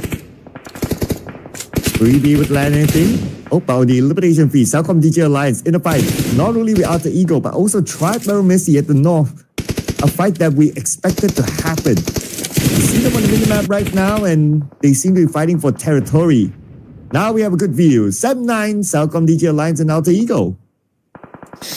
Okay, so I guess this is going to be a 3-way battle. We thought that it's just going to be between Sem9 and Alter Ego Errors, but Selcom DG Alliance has another idea in mind. And we're looking at Sem9 throwing a lot of nades up against Alter Ego Errors. Moana is just like maybe getting a little damage, but it was just a scratch here. But Selcom DG Alliance 64-2 dropping some spikes as well, and Alter Ego Airs continues to dodge those attacks coming from two teams. But it can't dodge the absence of the circle. It shifts towards the middle. Now we have 4 teams in it. The northern fight might still continue. And because of the circle shift, this will force all these teams to come together. So this fight at this point is inevitable. For sure. Okay, so most of the fights that we are seeing at the moment are mid to long range fights. I mean, the CQC that I think can only happen is between AZ Slumber and Talon Esports, and maybe even, like RQ. But since RQ is in the compound, I don't think they will be joining any battles just yet. So it could probably be Talon versus AZ Slumber later on. But Alpha Gaming right now doing some moves up against 2 players of Sem9. Unfortunately, man, it's too just overwhelming for one man to handle. Telecom DJ Alliance taking some hits as well from Rosemary this time. Alpha took a hit, and it is bad, bleeding out there in the open. But Moana is here to save the day. And he has to recover his teammates quickly. Now zone is closing. Sem9 is still around the corner. Amazon still with a high ground up against them. Just needs the information. And looks like Alpha just got eliminated. Same goes for Telecom DJ Alliance at number 9 with 4 elimination points. So much happening at the top. Tribal Messi might just be part of it, but here comes AZ Slumber. Azmi taking a lot of damage from that fire. Ooh, the nade. Oh man, this is it. This is it. The chance, for AZ Slumber to dominate up against RQ. They need this compound to stay in the game. They need this location. And RQ obviously putting up a very good defense so far. They also have one player knocked down on the ground, but that was a close call on the side of RQ, but was able to get the job done. RQ continues to dominate still. And same thing goes for Sem9 with already 5 elimination points in the bag, taking out Alter Ego Eris. They're the ones dominating right now. Alter Ego and OK round for them. 7 points collected in total. Genforce just got eliminated by Toda from that high ground. Brian out as well thanks to RQ Swavel. And RQ, because they're in the middle of the circle, they have this compound. They were trying a lot of attention from the other teams. But nades galore by RQ to finish out the final player of AZ Slumber. Yep, access denied. Okay, you will not be taking this compound from us. Okay, I mean, Slumber, they've been put to sleep, for now, but we'll see them later on. RQ continues to have the control of this cluster of buildings. However, that was a very good spot coming from Talon Esports. We got Boo scaring down one member of RQ, and he's looking to seal the deal with that nade! And it was a very good one. But can Boo, aka I believe this must be Boo Boo Hoo, new signing by Talon, now taking up this fight against APG on the other side. By the same time, the circle will update itself while APG defends their ground. They should still get the circle because they're somewhat in the middle of it. And here comes the rest of Talon. Sends a nade across and they will get a knock onto Doc. Doc needs a doctor in the house. Could be hard, for Joel to pick him up at this point. Talon Esports will be coming right from behind them. So that could be, detrimental. RQ also trying to get into play here. Talon Esports getting some damage. And Joel, what a response. What an answer. A Chul knockdown on the ground. What innate. Oh, looks like APG there receiving assistance from RRQ. Excel eliminated. Now Yoru is alone on the other side while they're recovering their fallen teammate Achu. Achu is back up. And here comes Boboku. His turn to take charge of whoever is in front. But RRQ taking the active approach. They're leaving their compound out to take this fight. They want the points for themselves. And they will be going up against Talon. Achu from the lower ground. Not the best possible position. RRQ has a high ground advantage. And they were trying to defend it, but Yoru will say, I want to be the king of the hill. But Yoru being fired back by Lapar. A big trade-off between the two teams. At the end of the day, it is still RRQ. Oh man, Joel took a nade on the face coming from Boo Talon Esports. But they're not out the woods just yet because RQ also trying to reset, still trying to dominate. And it's just a matter of time. Talon right now just doing their very best to last long for stage number 7 here in Miramar. Tribe Macy numbers, well, they still have it, but they have to go up against the boys of Sem9. And right now we can see a lot of smokes getting popped at the moment. Sem9 trying to gauge the situation, going for the off angle over here, and they're ready for a bloody fight up against Tribe. Oh, that nade onto Yuhai. It was huge, but Yuhai's still alright. And Vex goes in all alone. Gets that one knock immediately. Looking for more targets. Amazal will finish off Rick. Bit of an assistance from a distance. And here comes the rest of Sem9. They want to infiltrate this compound. They want to take it away from the hands of Trapero Messi. As Zayo goes up to the second floor, he needs time to reload and reset to himself. But then again, Sem9 is not giving him that space. Trapero Messi out. Oh man, things are pretty intense at this point. 3 teams remaining. RQ getting punishment coming from Sem9 as well. 9 points in the bag now. RQ just got eliminated with only 6 in the bag. Sem9 versus Todak for the final zone here. It's 4v3 situation. Numbers advantage goes to Sem9, but let's see if Todak can flip the script. Ooh, it's Sem9 versus Sem9 2.0 right now.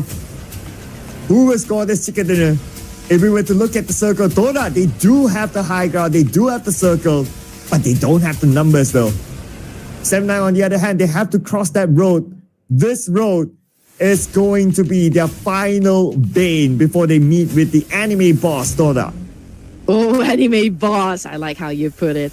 But yeah, I mean, this is the final boss they're dealing with. Let's see who's going to be winning this. Cleon, right now, cooking up a name here. Okay, can he get the ingredients right? Can he get the recipe right? Unfortunately, no, did not connect whatsoever. But we got Satria making the move. But Sem9 goes down. Hard safety goes for Cleon. It's a back and forth trade at the moment. Both of the teams suffering loss. And it's now a 3v2. Oh, they fight back, Viren gets mud up. And Viren gets gunned down instead. A bit of a trade-off there. Frenzy on the lower ground right now against Vex, the new kid of Sem9. Can Vex actually do it? Yuhai is still right behind, providing that cover fire support. And Frenzy will finish off that one player of Sem9, securing that one other point. But Vex with this nade, sends it across, will not connect, but here comes Yuhai. And Frenzy doing the salsa. Well, then at the end of this round, it's a rampage. It was set off by Sem9, and they took that win, eliminating the last remaining player of Todak. But that is still an absolute performance coming from Vex right there. But we can only crown one winner, and that would be Sem9, with a massive number of elimination points as well. Yes, and they were very active this round. Also going around, whenever they see a target, they go for it. And they survived the Northern fight where there was Southcom DG Alliance and Outer Eagle. That paved the way for them to be the winner chicken dinner winners in this round. And the new kid on the block for Sem9, Vex, scores the most eliminations, 6 eliminations to be exact, followed by Firen 5 and Amazal with 1. This is amazing news for Sem9 because Vex, fun fact, is an unknown player.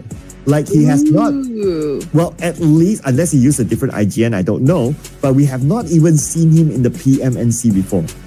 Okay, my bad. So I thought Vex was playing for Todak. It was the other way around. It was Frenzy that was the last player.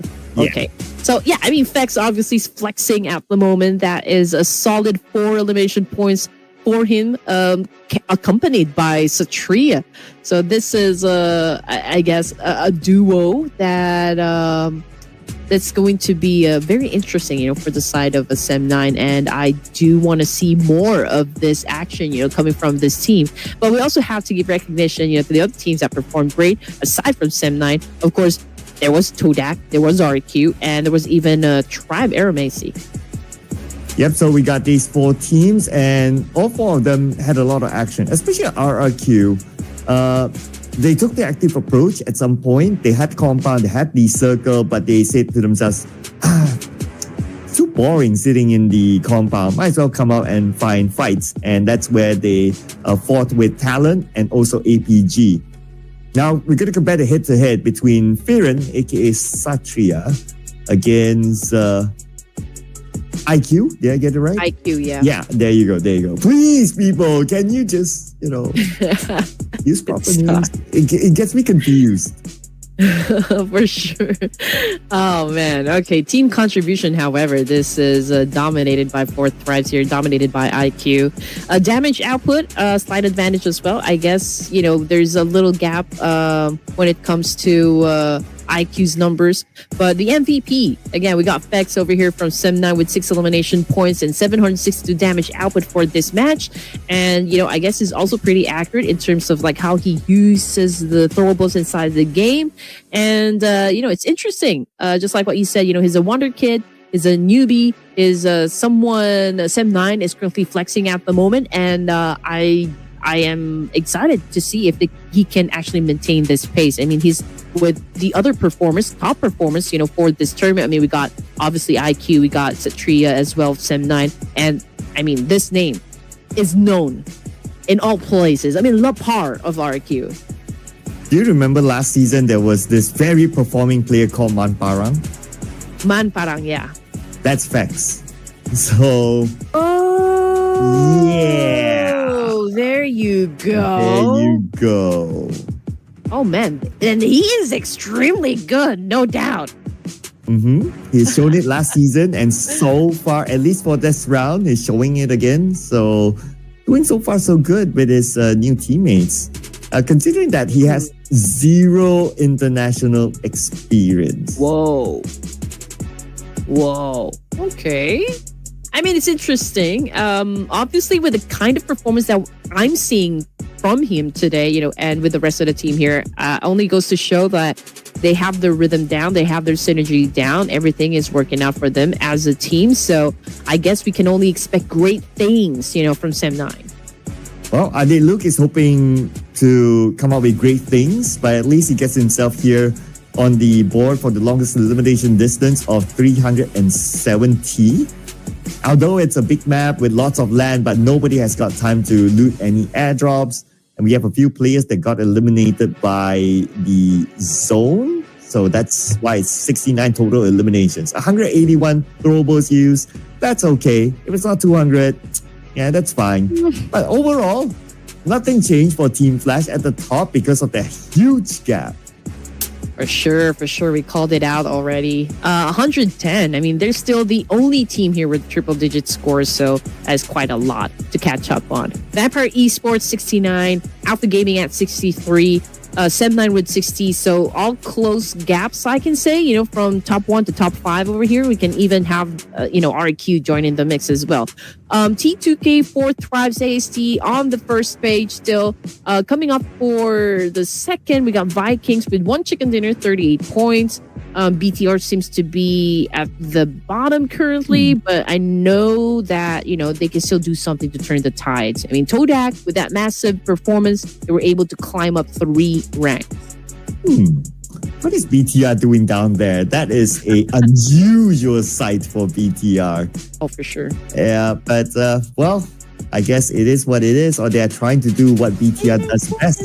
Come back at the very last moment. So who knows, right? So all of you out there, I know BTR has a ton of supporters. Continue to support your favorite team. They might make that huge comeback. But whether they will or not in the next round, we'll find out after this break.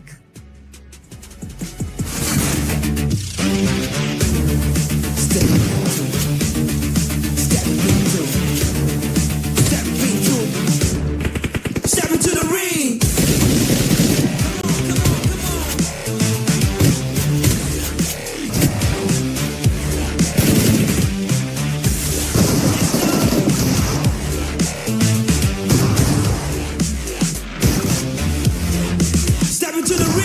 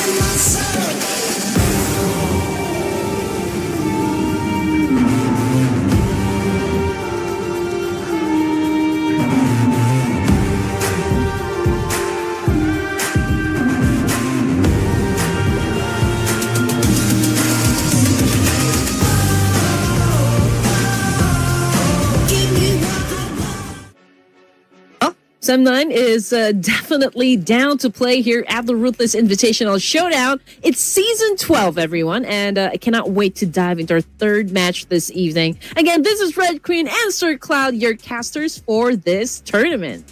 Yep, and we're trying to hit 370k subscribers. So hit that subscribe button if in case you have not yet. All right, that's a reminder for all of you. And if you would like to follow us on our socials, okay, we are very easy people to find. Our social tags are down below our screen.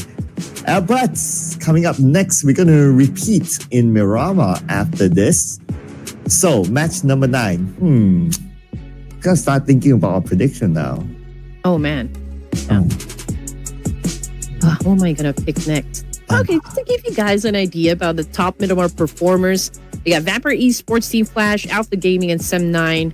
And that was a massive run, that came from Sem9, from the previous round. So there's that possibility of them carrying that same energy back to this round.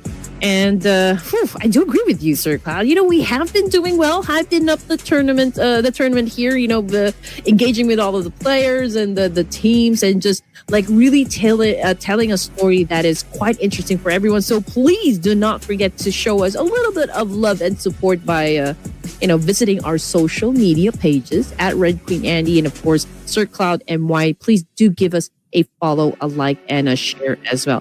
And you know what? Speaking of following us on our social media platforms, Sir Cloud have been doing a lot of unboxing, the things that he got from EWC. Oh, no. You should see that. Oh, no. Too much. Too much. But okay, but that series is done though. Just saying. So if you want to catch up, okay, you can catch up from the start. It's like a storyline to the end. And yeah.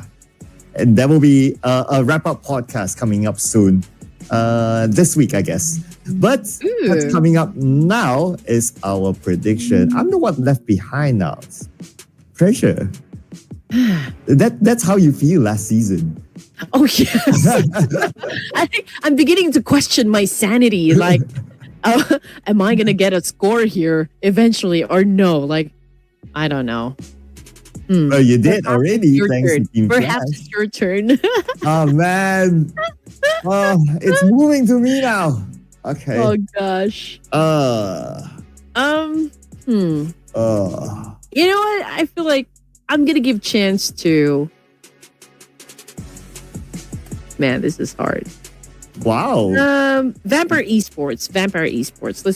Let's go with Vampire Esports. I like the fact that Production Big BTR is like, they want to see the huge mega comeback by BTR. Okay. Perhaps. All right. Federalis, I think, is playing. I mean, the guy is outstanding. Okay. All right. Let me lock in Team Flash. Let's go. Let me have a Oh, man. Yeah, let's go. Okay. Team Flash, so VTR. And of course, we got Vampire Esports. So we got Vietnam, Indonesia, and Thailand. Okay, now I want to see the fandom down there in the comment section. Which of the teams do you think is going to be winning? We'll make it easy for you guys. You can choose from these 3 teams that you can see on the screen. So is it going to be Team Sir Cloud? Is it going to be Team Production? Or is it going to be Team Red Queen? Let's go. Ooh, okay, that's intriguing. Okay, put it in the comments, ladies and gentlemen. Yeah. But now I'm starting to question my choice, right? You guys is already up there. They're so ahead. They're still that one and only team with 100-ish points. Do they still want to do it? I don't know. But you know what? Because of the smash rule at the very last day, it still makes a lot of sense for you to have that bar. Yeah. I think, it's... Everyone has this love and hate relationship towards the smash rule. Because sometimes it can work on your advantage, but sometimes, it can work against you. So it's a flip of a coin, I feel when it comes to Smash Roll. And I think it's a best thing that happened, for PUBG. I mean, that's the nature of competition, right? Somebody wins, somebody doesn't win. So it is like that. I can totally understand the sentiment, right? If it favors your team, then you'll be like, yay, I love the smash rule. But if it doesn't, then you'll be like, oh no, it's just a natural course of a competition at the end of the day. But it's also a natural course that we'll head on to our following game, and this is going to be Miramar again. Miramar round number 2. And in the previous Miramar, we ended the round somewhere around La Bendita-ish circle. So let's see if we get this different one this time. And Hugh absolutely rocking us still, with his numbers up on the board. Most knockout damage and even the highest elimination points, I guess. Yeah, 25 in total. And then we got Doc and Fex over here tied up with 18 points in total. But those are just like the individual titles that we have, going on for this tournament. But for the flight path, we can see that it's fairly, like slightly in the middle. So I guess San Martin and the likes of La Bendita, Los Leones are going to be, the usual drops we can definitely see. We do wonder though if we're going to be having the same zone, but we'll just have to wait and see. Yep, it'll be revealed to us soon. While that, any potential early fights? Okay, the drops, maybe not yet, but that might change when teams tussle for vehicles. But we're going to get a very different circle this time. It's going to be on the left side. So strategies are going to be different. This kind of circle, to me, is still all right. It's an okay circle. It's not one of those like Impala circle or all the way down south. But we see an early engagement. Team Flash and Southcom DG Alliance for Los Leones. Hopefully we see a lot of action happen still. I mean, there was a drop clash that happened, like a couple of drop clashes that happened during our first Miramar. But this one is a little bit passive if we're just going to compare the two Miramars for today. But of course, we are just at the beginning of the match here. And obviously, nothing is still happening. No team is pushing anyone just yet. But Los Leones, we are looking at Team Flash and Celcom DG Alliance. Boom Esports, pretty close to that same spot.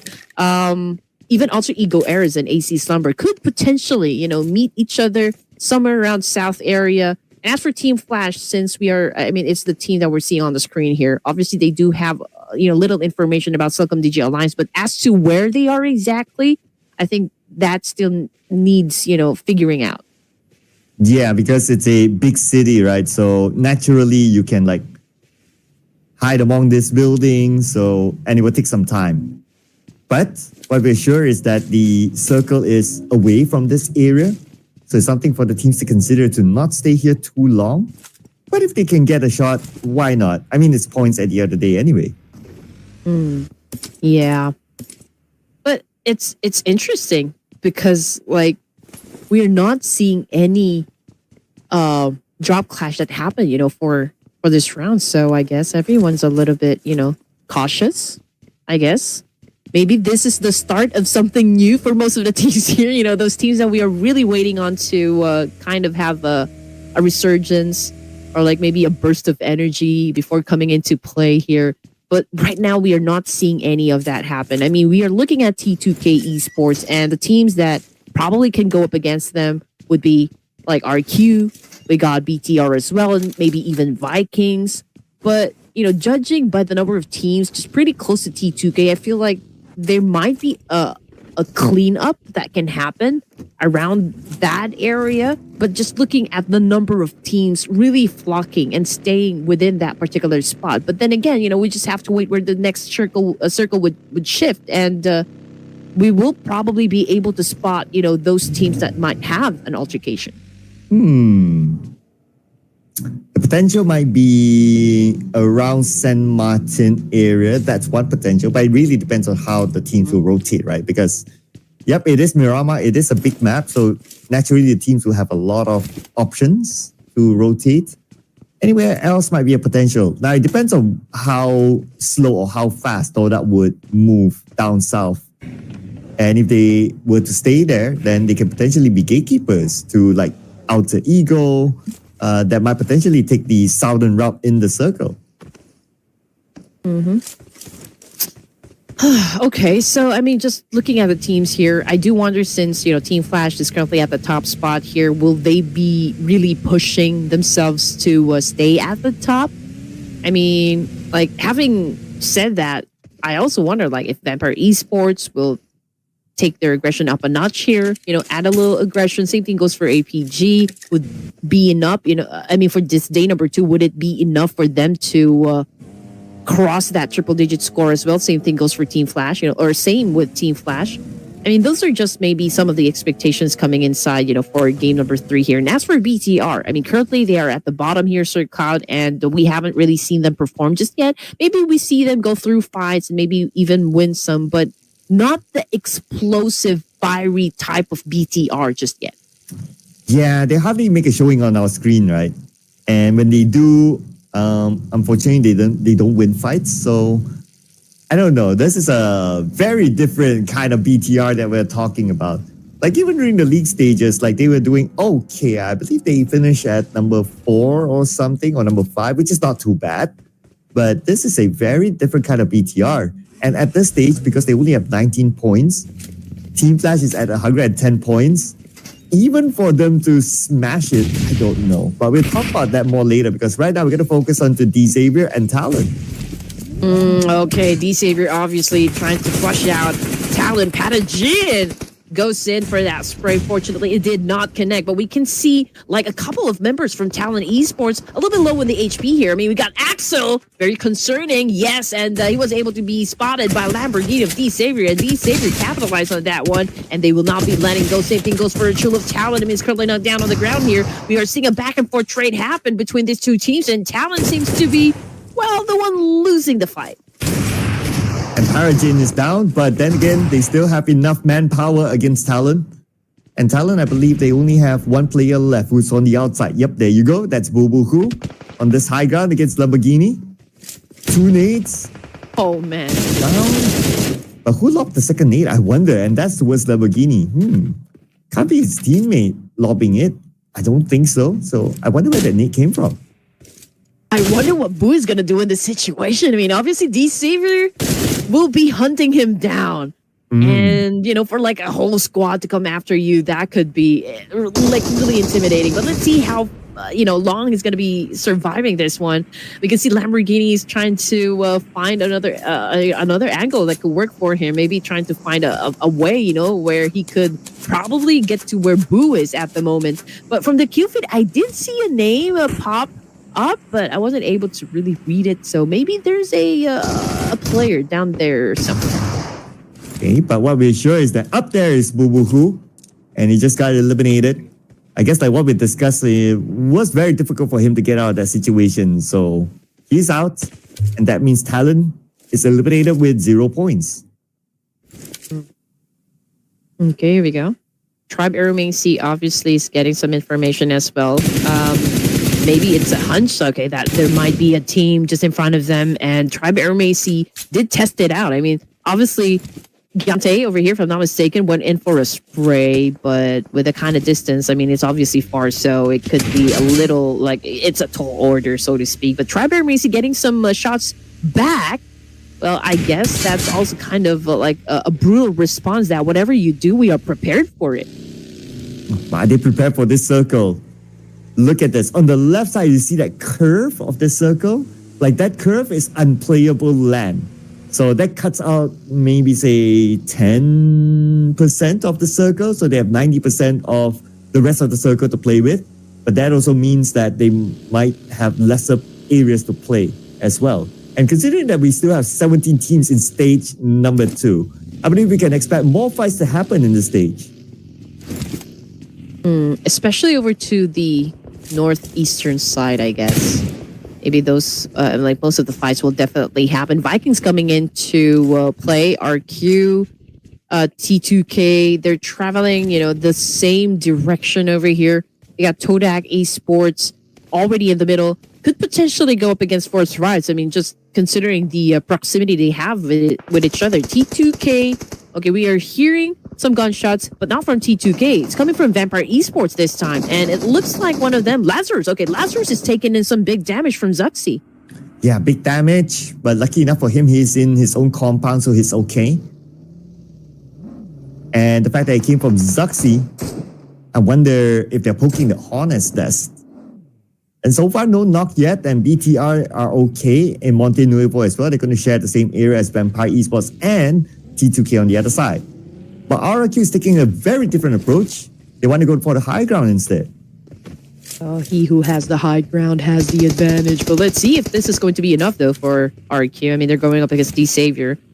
They're holding on to multiple angles, I guess. I mean, the best way to deal with any situation here in Miramar, or for PUBG, you know, in that matter. But D-Savior, right now, I guess, managing a lot of teams. Okay, RQ, however, was able to spot down Shin, and Shin, well, paying a heavy price for it. Really knocked down on the ground here. So D-Savior already at the deficit, and that is it, you know, for RQ. They just made sure that they will be taking this point. And RRQ now gonna tussle for this high ground with D-Savior. But it's not easy for them to take that shot since they don't have a good clear view. They're on the other side. They don't need to be worried about teams below them since they have this high ground. Toda is the one of those. I don't think will be a big challenge for them for now, for RRQ. But for D-Savior, they might want to take points. Or maybe they're waiting for the circle. Might as well, right? Since it's going to shift anyway. Mm-hmm. You gotta be best prepared for anything. Oh, okay. 4 thrives right now. IQ has been knocked out of his vehicle. Currently facing the floor. But let's see if he can still get picked up at this point. I think there's still, you know, some time. Okay. I mean, Alpha Gaming. Okay. One of them is very low in HP. Okay, that would be Joel. But obviously they are rotating. They're trying to go for another angle. I think they are about ready to fight as well. Fight. Okay. That's happening now between RRQ and Toda. He just took out 9. But that's somewhere on the southern side of this area. Everybody wants a piece of this high ground. And that includes RRQ to just fend off anyone else who's close by. Not sure who this is though. It's too far for us to get a view. But it could be Toda. Could be Todak. T24 not having a great day so far. I mean, he just got taken down by Red Bull of Vampire Esports. But, AZ Slumber trying to go up against the big boys. We got APG over here trying to defend themselves, and that was such a road rage that just happened. And Joel immediately just fell down on the ground here. Same thing goes for East. So 2 active players. Rifus now make that one. Doc is the last surviving member of APG. AZ Slumber must be doing really great, but they're getting a little help coming from the boys of Alter Ego Eras. Oh, everyone's helping each other, but they're going to claim it back right now. Alter Ego just took out 1 out of AZ Slumber, and they took out the second one. That's only Meezy in the building. Alter Ego coming close, hard and fast.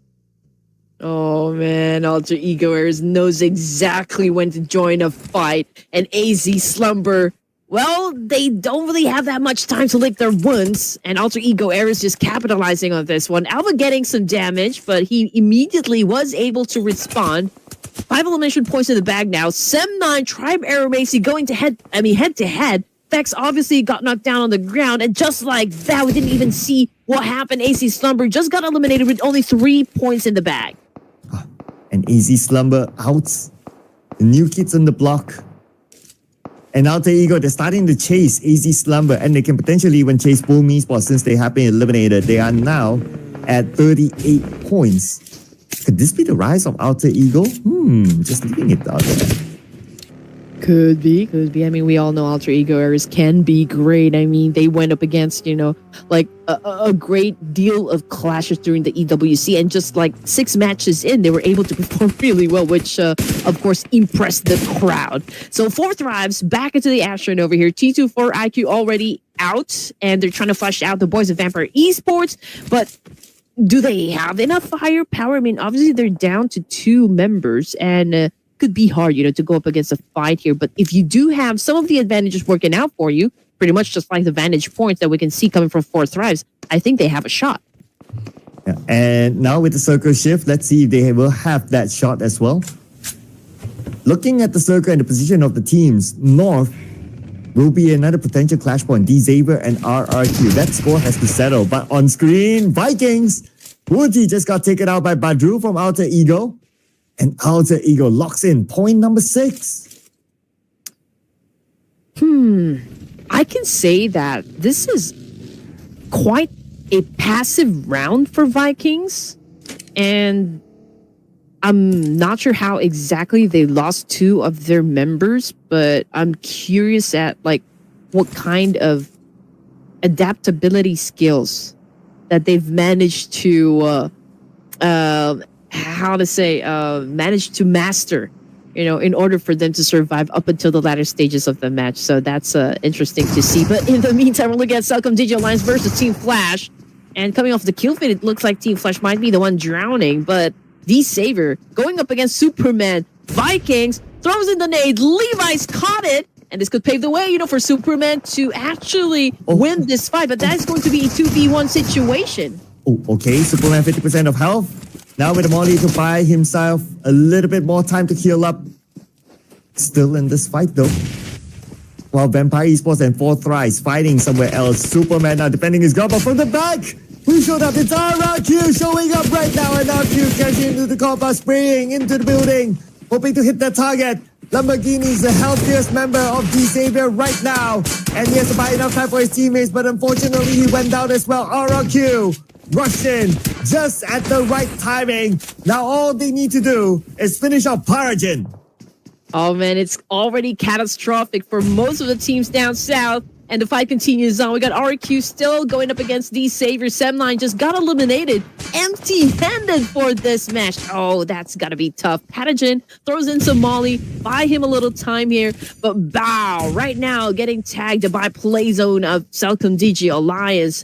Genfos right now telling his teammate, come back here, I'll try to revive you. But then again, they will still have to deal with business over here, waiting for any team that could potentially take them out, but they need to take care of business. Patagon, the only problem from the side of D-Savior, has fallen as victim up against the boys of RQ. It's a total domination. And RQ takes over that compound. They can hold it for the stage, but likely they will need to move when it comes to stage 5. Coming up soon in about 35 more seconds. In the middle of the circle, we have a lot of teams here on the high ground. That includes 4thRISE, Celcom DG Alliance, Team Flash, Win is on the other side, Vampire Esports on the lower ground. So many teams here in this area. More on screen, Alter Ego Rosemary just took out Nepeko. Oh, ouch. 10 teams remaining stage 4. Tribe, they're quiet for now. They're already in the middle. Same thing goes for Vampire Esports. I mean, obviously, they're not getting into any engagements, but, it's going to be a different story for Nokia 4thRISE. I mean, he's pretty close, to the boys of Celcom DG Alliance, so it's just about a matter of time, before he gets spotted out. When, I guess it's the same scenario with him and Noki. I mean, they're both about to go up against, Celcom DG Alliance, a 2-2 split, obviously. Alter Ego Ares, I think it's a clear one coming from the west side. But for RQ, T2K, and maybe even BTR, there might be an altercation that can happen. Oh, and it's going to be the fight for the high ground based on this circle. Let's see who will be the king of the hill. Right now, Celcom DG Alliance have a good spread. And they're going to try to lock out Team Flash, but they have to deal with 4thRISE as well on the other side. Noki, with this nade being cooked up, and the rest of Celcom DG Alliance, they have to leave this area just in time before the nade lands. Noki obviously is trying to scare them away, and it seems to be working out just fine, for the side of 4thRISE. But the fight is not over just yet. We still got 2 minutes on the clock here for stage 5. We're looking at Celcom DG Alliance with 3 points in the bag. Coming off the kill feed, though, it's BTR versus T2K. And Rolls is out there bleeding and fighting for his life. Will he be saved at this point? We'll find out in a little bit more, I guess. Because right now on screen, we do have T2K. And T2K, okay, managed to get into this area, but heavy casualty. They lost one player. BTR still around the corner. A lot more attention onto this high ground. Vampire Esports right now on top of it. And they saw the rotation by T2K just below them. And that's the advantage of being on the high ground. Yes, sir. Could probably have the advantage of just choosing who to take down next. But anyway, Alter Ego Era 6 points now. And it's a solid performance. I mean, the fact that they're still a complete squad here for stage 5, it's amazing. And Rosemary, again, holding off to a very good angle over here, potentially shutting down maybe a couple players from the side of REQ, but maybe is just trying to apply a lot of pressure onto their side. And that's the same thing going on, for the rest of Alter Ego boys. We got okay, there you go. I mean, Gen Foss finally got taken down by Tribe Aeromacey this time. Gen Foss out thanks to Rick, and that puts Tribe Aeromacey in a domination stage. 5 eliminations at least for Tribe Aeromacey right now. And they still have a full team, so anything can happen. Who knows? Who knows? Everyone for Tribe Aeromacey got a piece of elimination at least. So everyone's pulling their own weight. But their next challenger, it could be Alter Ego. Zuxi, okay. He finds one player from RQ and did not waste any time, converts that into an elimination point for himself. 10 teams remaining, and we're still looking at Bigatron by Vitality.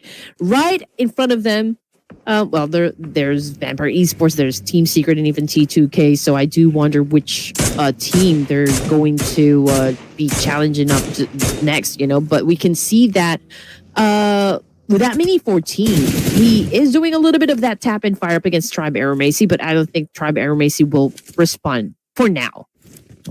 And Circle shifts still with that high ground within the circle. Just like Southcom DG Alliance, they have to move in front.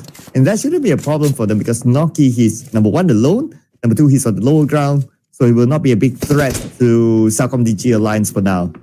But for BTR, the team that needs to make a big comeback, so far so good. We're talking about 6 eliminations now. Oh man, Rosemary, confirmation coming through. Tribe Aeromacey is doing a little bit of punishment up against the Alter Ego Eras, and they're winning the fight. We got Riggs still currently not down on the ground here, but this is a strong performance nonetheless coming from Tribe Aeromacey. 2 of them knocked down on the ground, so there's an obvious need for them to kind of reset and recuperate in this situation, but I hope that there's still a lot of time for them. But looking at the situation over to the side of Bigatron, 7 points now. I believe they already have the momentum. They've already set the pace for the rest of the team here. And as for Tribe Aeromacey took a massive hit, and they're about to lose Zio in the process. Noki, is he going to pull a surprise here? Okay, Adelus looking the other way though. It seems like he kind of forgotten about Noki. And he could be the one to surprise them. He has 40 bullets in the chamber of his Scar L, 4 in reserves. So he has to make his shots count. Could potentially throw just one nade and get a lot of elimination points for this one, but you got to have that perfect timing. Okay, I mean, it looks like, Southcom DG Alliance doesn't even know where Noki is at the moment, so that's an advantage. That's maybe something that he could use, that element of surprise of catching them off guard. So let's see if Noki can maintain just that. I mean, obviously he needs to pick his moment, so what's next for Noki of 4 Thrives? Ooh, that nade. Does he have any? Okay. Maybe we'll check that one later once we get a zoom in onto himself. Okay, he shows himself, takes that shot, almost getting a knock, but because it did not finish the job, now his position is compromised. Southcom DG Alliance will be full in focus onto Noki as Noki moves forward, takes a lot of damage still with his UMP, and now they're on the chase. Noki, where did he go? Did he just jump all the way down? Yeah, I think he did. He did. Oh, backed away. I mean, that was a good call, I can say, because there's another team, doing a spray up against Southcom DG Alliance, and maybe that's Team Secret. I'm just not quite sure. But coming off the kill feed is Lazarus versus BTR at the moment. Zuxi getting some points. Redface cooking up a nade here. Does he have all the recipe? That is, of course, still the question. Oh man, that is not a very good nade. I think it got overcooked, but he's gonna come after another one. Okay, nade after nade, side to cross, and they got GK! Beautifully lobbed. But Team Secret, they might be able to save GK. Redface needs to recover his health back to 80%. And he's back up again. Another nade, 2 nades did not connect. While the circle will show itself. Will it still be the high ground though? Circle moves slightly down from that high ground. So now BTR and Team Secret have to settle the score. Oh, they need to. They need to do it as fast as they can because I feel like Vampire Esports, the moment that they recuperate in this situation, I feel like they're going to join the mix as well. But BTR obviously has a little bit of pressure from their side since they're the ones that need to step into the zone. And Team Secret, okay, it's an advantage up against BTR, but can they hold on to it? Can they defend this particular spot? Will they let BTR in? Celcom DG Alliance trying to get into position as well, right behind Team Secret, and they could potentially shut down Team Secret from this angle too. And Red Face is with his nade. This might take a while. Oh, well, on the other side, Team Flash just got eliminated. Number 9, no elimination points. It's a rare sight. Team Flash, no points at all this round. I think... Oh, okay. So... Forget what I think. Coming off the kill feed, it's still BTR versus T2K. BTR obviously fighting for the right to survive and play still for this round. But yeah, I believe we are really seeing them work hard, for this place. Team Secret obviously popping a lot of smokes here to conceal their exact location so as not to make it easy for other teams to take them down as well. I mean, Celcom DG Alliance probably is also having a good time here, punishing the boys of Team Secret. They're managing 2 teams here, both aggressive ones, so it's just a matter of time here, Sir Cloud. Oh. It's a matter of who will land that nade. But both sides, they are somewhat, or maybe some of the players are on the outside of the blue. So if that's going to be the case, then they'll be forced to move forward anyway. But Celcom DG Alliance, they have to butt in. Take it out Zuxi from afar. It's going to be out in look. And looks like BTR, they're not in a good position at all. Oh, they are not. They are not. But Celcom DG Alliance trying to get lucky still. This fight happening between Team Secret and BTR. You just have to seize that moment. Red Face doing his best, saving his teammate. But we got one of the boys of BTR called knocked down on the ground. And it's not easy as well from Team Secret. Ooh. I mean, judging by the situation, there are a lot of teams pointing their guns at them, at these 2 teams. So it is turning to be quite a bloodbath. Oh, it's an absolute bloodbath on top of the high ground. Razy managed to get down to the lower ground, but now his position compromised and eliminated. BTR number 7, but at least they scored 9 elimination points together with them. Vampire Esports is not in the best spot as well, and Tribe Aeromacy knows this. They're trying to flush them out, trying to distract them, disorient them, and all of those nades being thrown in the situation. So Tribe Aeromacy does have that slight advantage up against the boys of Vampire Esports, but we're looking at Celcom DG Alliance. 7 elimination points in the bag now. Noki, amazingly, is still alive for stage 8. I mean, we are 1 zone out before we close things up for this match. Ooh. Red Bull took a massive hit coming from Zero with that nade. Tribe Aeromacy could potentially take down the rest of Vampire Esports. Beautiful nade there, but they have to follow up soon. But now we check on what's happening on the high ground. Well, Oleo locks in another elimination. 4 thrice eliminated. Now it's Tribe Aeromacy and Vampire Esports for the fight of this compound. Man, you guys are insane. We got a total of 18,000 viewers right now watching the final 4 teams get that chicken dinner. Again, we are already at stage 8. We got Zio again taking down Red Bull with another nade. Miala, what are you going to do in this situation? I mean, this is 3 players coming from Tribe Aeromacy, and that was an obvious outcome. Vampire Esports just got eliminated. Tribe Aeromacy taking the numbers for this round. And Tribe Aeromacy, though they're on the lower ground, but they're playing close to the middle of the circle, so they have a pretty good spot. Zero gets Oleo, even though he had the high ground advantage. But now they don't really have the space. Look at this stage 9. Celcom DG Alliance really close to the edge of the blue. And the blue will put pressure on them right now. Tribe Aeromacy finally popping off. We got 16 eliminations in the bag just because Zaya is actually playing, for this round. So it is amazing performance we are seeing coming from Tribe Aeromacy. And here comes the dance off between Delta and Alter Ego Errors. Alpha gets knocked down hard on the ground, but still 7 elimination points in the bag. Tribe Aeromacy down to Celcom DG Alliance, who's going to be winning the fight. Okay, here comes, and Delta wins that 1v1. Celcom DG Alliance, only 2 active players left, and they are forced to move down to the lower ground. Delta will take front against the 2 players of Celcom DG Alliance. Here comes Delta with the high ground. Double Triple knockdown, double elimination, delivering Tribe Messi the chicken dinner. Tribe Messi be flexing them guns. We got them at the top of the leaderboard for this match, and with an amazing whopping elimination points, just to add on top of that one, Tribe Messi making their presence felt, and I'm pretty sure the crowd is going insane down there in the comment section. So congratulations to Tribe Messi. Woo! What a round! They won the earlier fight with Vampire Esports in their own compound, and then that was to secure the middle of the circle. Even though they're on the lower ground, it doesn't matter because that's how the circle works. It gives them the advantage going up against the teams on the high ground, including Cellcom DJ Alliance. And look at the amount of eliminations. Delta himself, 9 eliminations. I was wondering, okay, how many clashes, did Tribe Messi go through? And, obviously, like with this numbers that we can see on the screen here, only goes to show that with every clash that they actually went through for this round, they all made it to the top. Whoa. And with 18 eliminations in total for Tribe Messi and the chicken dinner, that's 28 whooping points. That's a lot of points for Tribe Messi in this round.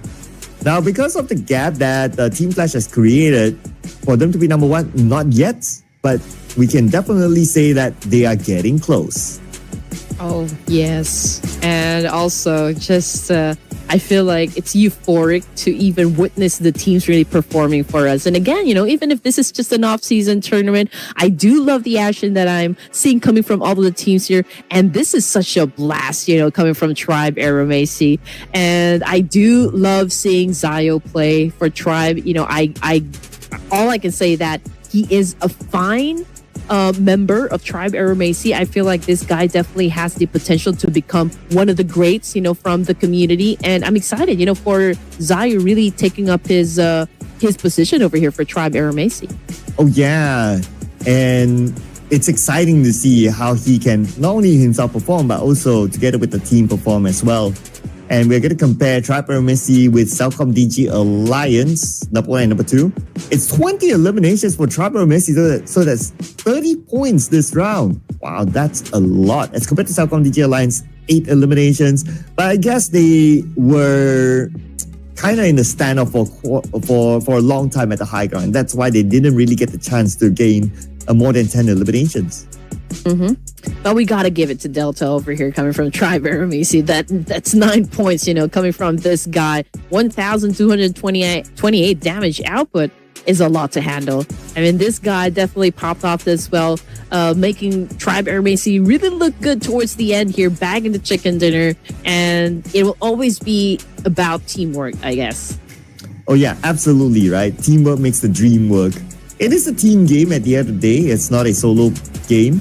But if you have players like Delta and Zayo performing like this, well, definitely benefits your team a lot. But besides them, we also have to congratulate Lamborghini and Zuxi for being part of the top performers. And this is one of the better rounds of BTR. Oh, for sure. Yeah. And just like what I said, I already mentioned this one, that whenever I see top performance, on screen here, I just feel like there are different types of kaijus, those monsters from Japanese, like those animes that you guys watch.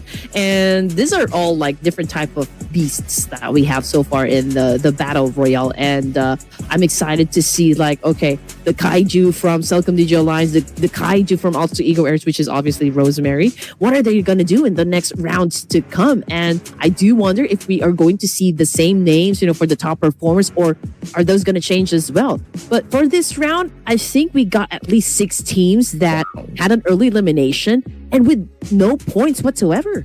That's a lot. That's the most that we've seen so far. Teams with a 0 down there. And this is also one of the longest elimination distance that we have seen so far. 393, getting close to 400. So that is very long, very, very long. Coming together with it is 206 throwables used. So that's more than 200. So it looks like this round is pretty pretty different as compared to the rounds before based on these stats. Yeah. And I feel like we are going to be witnessing a lot more of that just happened. So it's going to be a treat for us. But okay, the overall rankings, which you guys have been waiting for. Team Flash still at the top here. Still the only team with a triple-digit score, 110. We got Vampire Esports. AST climbing up 6 ranks and landed on 3rd spot with 71 points. We got D-Savior joining the top 5 as well with 65 points. Currently tied up with Alpha Gaming. So a lot more things can still happen, but 4 Tribes moving down a rank here. So they're now at 9th place with 47 points. And from all of these teams that I'm seeing on the first page, I think that they do have this steady aggression going on for them, at least for day number 2. So I do wonder who's going to be breaking that. Yeah, and because BTR had a decent round, they move away from the dreaded number 18. Now pushing Tora down to the number 18 spot instead. But the points are still close. Only 3 points between Tora and Talon and Team Secret. So one decent round could definitely push them out of that number 18 that nobody wants to be at. But ladies and gentlemen, we're done with the first half of today. We still have the second half of today. Game number 4 will be coming soon. So don't go anywhere. We'll see you guys after this break.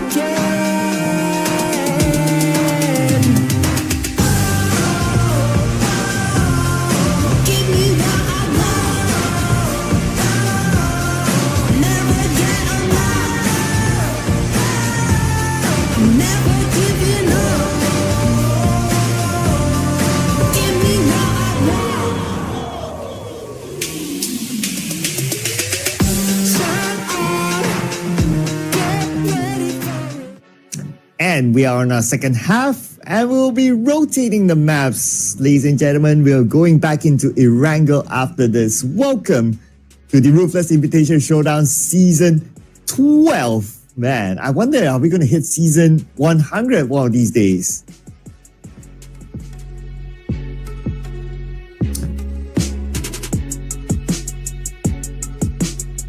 Yep. In case you can't hear Red Queen, I can't hear Red Queen as well. But it's okay. In case you just join us as well. So here's a little bit of a recap. Team Flash takes game 1. Sem9 takes game 2, and Tribe Messi just came off a chicken dinner inside of Berama. So who will fill the chicken dinner spot in the upcoming match, which is Erangel? We're going back to the OG map again. And looking at the top Erangel performers, looks like Team Flash. They're dominating all the stats here at number 1, followed by D Xavier, and then we have T2K and APG here. So yeah, the fact that Team Flash, they're dominating all the stats, best performing team in Erangel, I don't know, could Team Flash do it again, or are they telling themselves that, you know what, we can start to chill a little bit because we don't really need the points? Well, I mean, they do objectively because you want to set that bar and also set the match point. Anyway, we're going to wait for Red Queen to return. If Red Queen is here, of course, you can give a holler. Don't worry, don't be shy. But for now, you're just going to listen to me and me only. I'm going to dominate the desk here for now. How will Team Flash continue to dominate? Put it in the comment section, ladies and gentlemen. Average survival time, more than 21 minutes. Average damage, okay, kind of close with the Xavier. Average eliminations also kind of big. Average rank points kind of big as well. So, I mean, did I go for Team Flash? Oh, and welcome back, Red Queen. Where did you go? Universe where and you guys don't hear me, so I guess that nightmare is finally over. But okay, what did I miss? I think we were talking about Team Flash, Team Flash, APG, and also Tribe Messi's maybe performance from the last round. I think by far that was the highest number for the elimination points. So at least in the grand finals. I'm interested to see though if there will be other teams that could top just that. So again, with our predictions, making my head ache. I'm desperate for a point. I see all the colors on Team Flash. Let's put it in Team Flash again. Let's go. Desperation. Oh man. Okay. I mean, Tribe Messi is making me confused at the moment because I feel like dropping those elimination points is such a huge one. So I feel like they still have a little bit of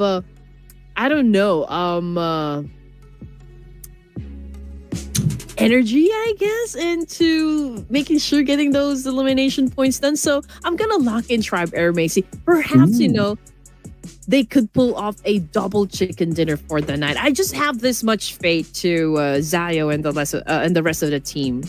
Double back to back. Yes. Ooh, okay. In a different map. Ooh. Okay. Yeah, I mean, that could change the pace of the game. Yep. I mean, they do have the objective motivation now, right? Because they are now at number 3. They are 70-ish points. So they are very, very close to overtaking Team Flash, assuming that they get a chicken dinner this round. And Team Flash, maybe they don't get much, then they will potentially be at number 2, and then they only need one more good round to overtake Team Flash. So yeah, I mean, this could be a big comeback for Tribe Messi against Team Flash.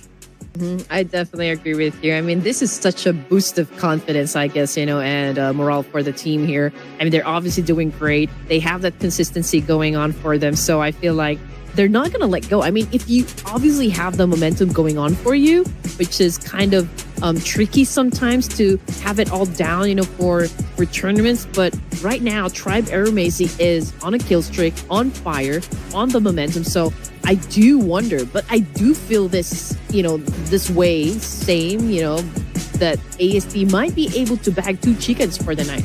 Ooh, okay. You're getting the feels of Tribe Messi. That's why you're putting them in your prediction, right? I totally understand that. But it's all down to them to prove it on the battleground as we head on to this flight back into Erangel. And this time, we're going to have a very different flight path as compared to the one before this or at the start of the day. We're going to start off from the left side to the right. So it's a very balanced flight path for everyone. Yeah, it's a kind flight path. But of course, those things that will not be kind are those altercations we are about to see eventually, because we just have to wait for it. But just look at the twins over here. Hugh and Bo with the most number of headshots for the game. Highest damage still dominated by Hugh, but Doc Red Bull coming and just trailing behind him. Vex as well with the most number of elimination points. I do wonder though, because Doc, he always gets something, right? I mean, with those individual titles, with the most number of points, like he's the one bagging the most highest, the highest damage output. I mean, I do wonder if this is just like maybe his bare minimum, but still getting those titles done. Oh, wow. If that's his bare minimum, then I'm afraid to find out what is his maximum potential. That is scary. But of course, players like Doc and generally the Mongolian players, we know their potential. We've seen them at the world stages before that they're able to perform. It is just that, well, I can't say that there's no Mongolian team getting the PMGC. There was before once, but the potential that they show, they look like they could get more. Who knows? Maybe this year. But you know what, Red Queen? We're going to get a similar circle like the one before. I do wonder, though, if the circle is going to favor, landing at the south side this time. But who knows? What can you say about it? I don't know if you've heard about this, but pretty much I know that you are very well familiar with this player. I heard Senator is actually also trying to form a team here. I mean, I can't say I know him very well. We meet when we meet, that sort of thing. But I mean, there has been like a news going around like, yeah, he's trying to form a team. But we don't really get to see that team yet. So I'm not sure of the current status, frankly speaking. Maybe you guys, if you know, you can put it in the comment section because we love tea. Well, I love tea and Red Queen loves tea after a meal. So why not? I mean, if you know something, please do share it with us and maybe we could talk about it. Hey, we got some juicy tea and delicious tea also spilling, from game number 1 and game number 2. So maybe it's your turn to share something explosive to us. But hey, we're just making things interesting for everyone.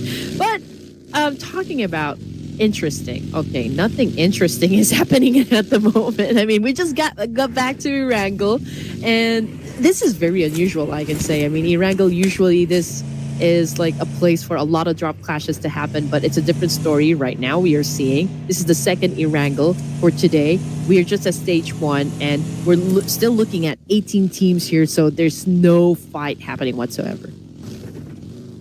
Yep, and I guess this kind of tells me that because these teams have played enough games in this particular lobby together since yesterday, so everybody like kind of knows like, okay, this is your drop point.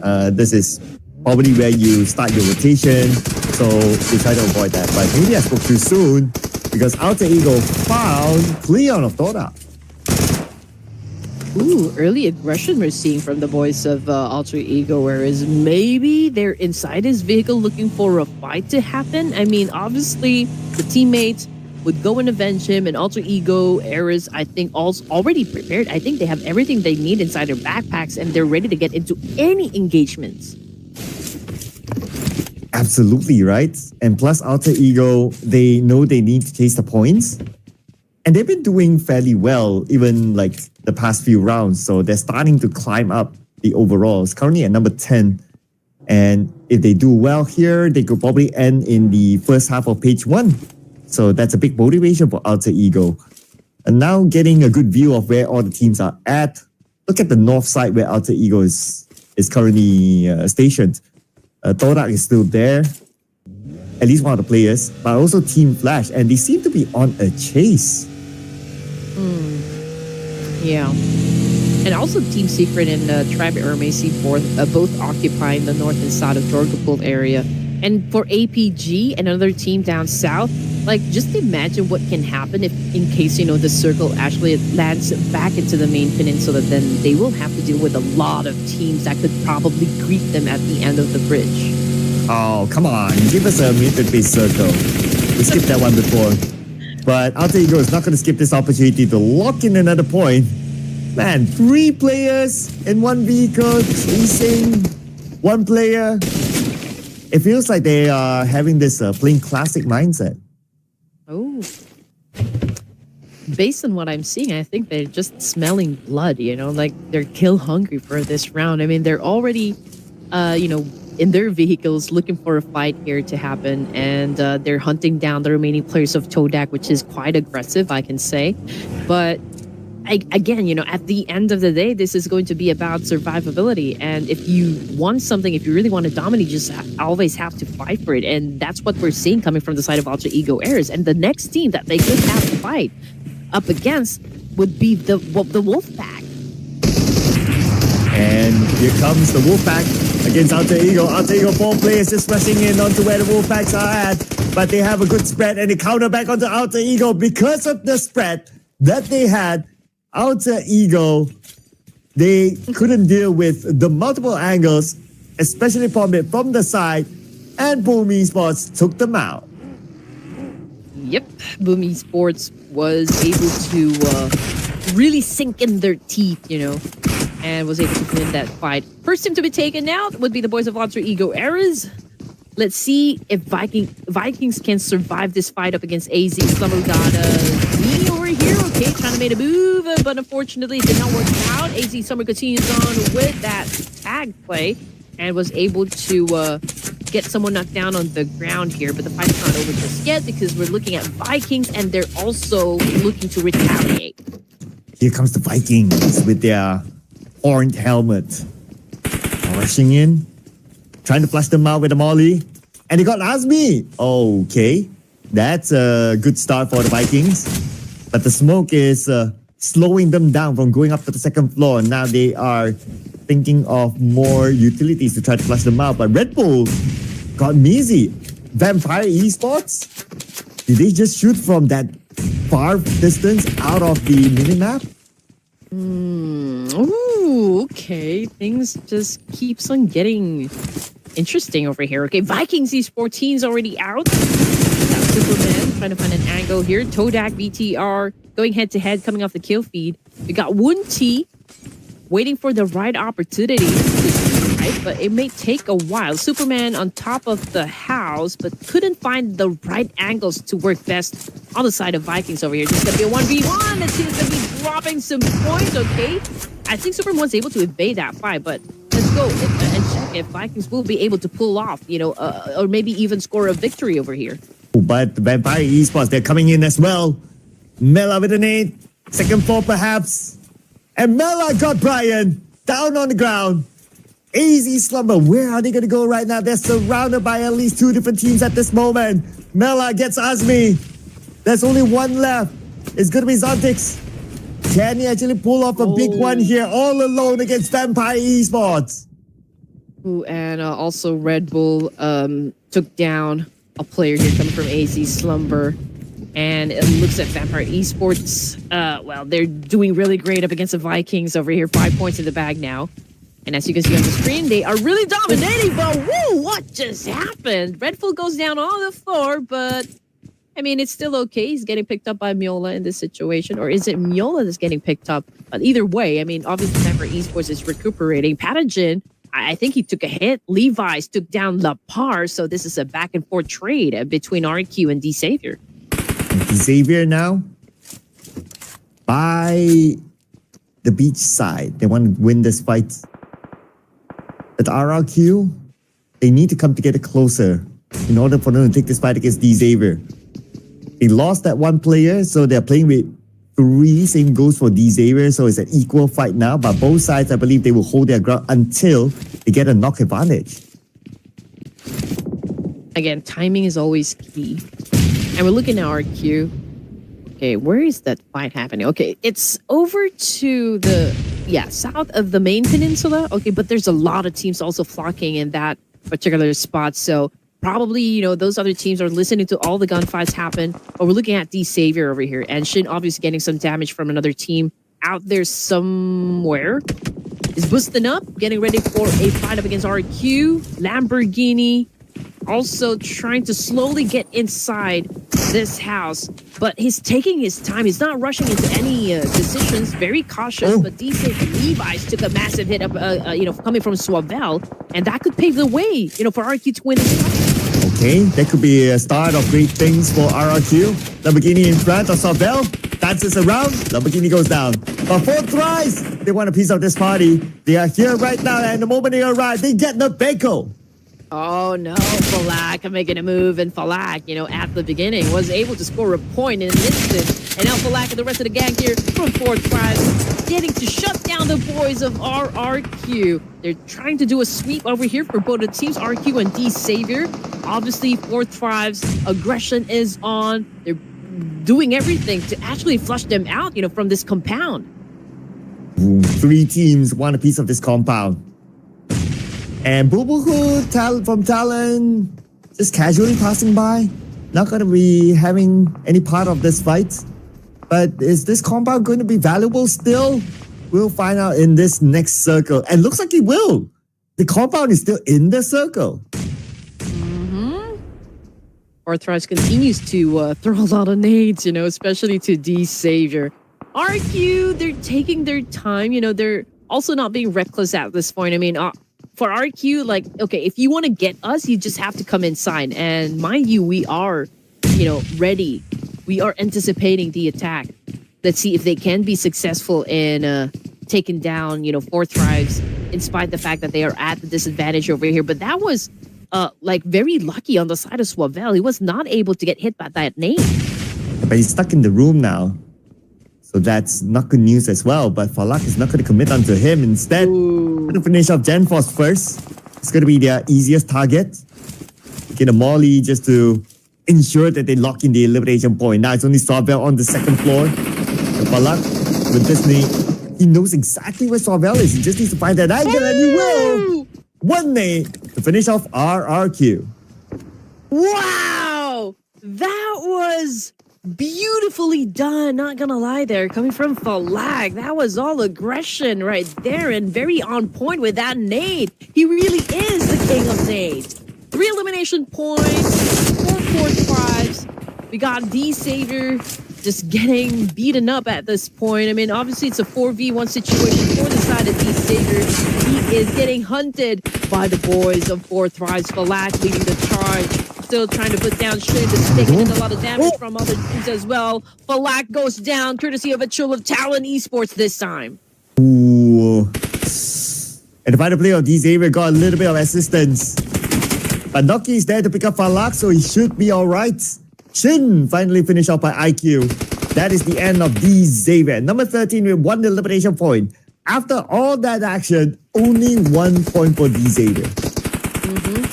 And this is going to be an even tougher situation for the side of 4 Thrives. I mean, obviously, they just, was able to reset, but they also need to get the information that they want, from the side of Talon Esports. Currently, they are being surrounded, but this is such a great timing, for the side of T24. He was able to counter-attack Talon Esports despite not having any advantages at all. Well, here comes the rush in here by Vampire on the APG. But because of this uneven terrain, they don't have a good view. Joel, gunned down not by Vampire, but by Rick of Triber Messi. But the one that will lock in the elimination point. Let's see. Shrubs gets refused. That's going to be another point for Vampire Esports. 7 elimination points right now for the Bats. Okay. I mean, what we like seeing coming from all of those teams here.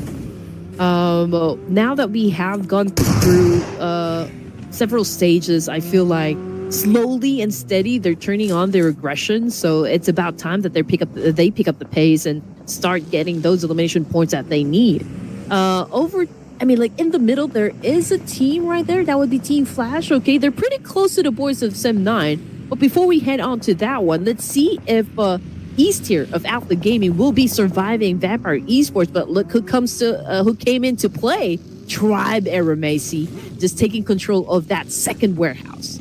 Oof. 3 teams right now around the area. Vampire Esports sending Red Bull out to scout for probably an alternative route to get into the circle, because they have to decide in about 10 more seconds. Right now, it's more about them just being around this warehouse area to see if they can get any exit frags.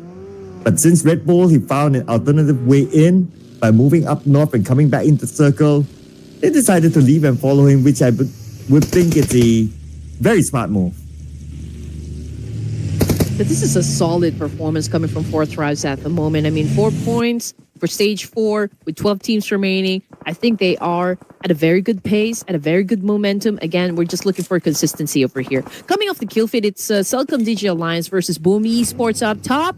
Okay, both the teams we just mentioned outside of the zone here, potentially they could be joined by Vampire Esports as well, since they're pretty close to one another. But Boom Esports seems to be the one receiving a lot of damage, you know, coming from both of the teams here, Team Secret and Vampire Esports, and it's not looking too good. Yeah, and they only have one player left. Not sure about the current situation about Boom Esports, but now we have a good view. Here comes Vampire Esports. Here comes Yui. And here comes the pain as Boom Esports eliminated Vampire Esports, dominating this round. 11 eliminations in the pocket. Ooh, okay. They're on fire at the moment. APG just got eliminated with only 1 point in the bag, which is, of course, not exactly the performance that we are expecting coming from Alpha Gaming. That is not so alpha, so to speak. But Vampire Esports, we got Miola 6 points in the bag. Most numbers so far from the team here. Vampire Esports obviously doing a great thing for this round. Potentially, they could be coming after the numbers set out by Team Flash. Maybe this is a new chapter, you know, for the side of Vampire Esports. Maybe they're already in the mood here to show up, Sir Cloud. On the elimination feed, look who's showing up. Tripel Messi and Celcom DG Alliance. Oh, by Gante, the moment. He jumps forward. Gets gun. Zayo now with the DBS inside the building against 3 players from Celcom DG Alliance. Let's see if he can actually pull this one big clutch here against the 3 of them. Rick will be eliminated.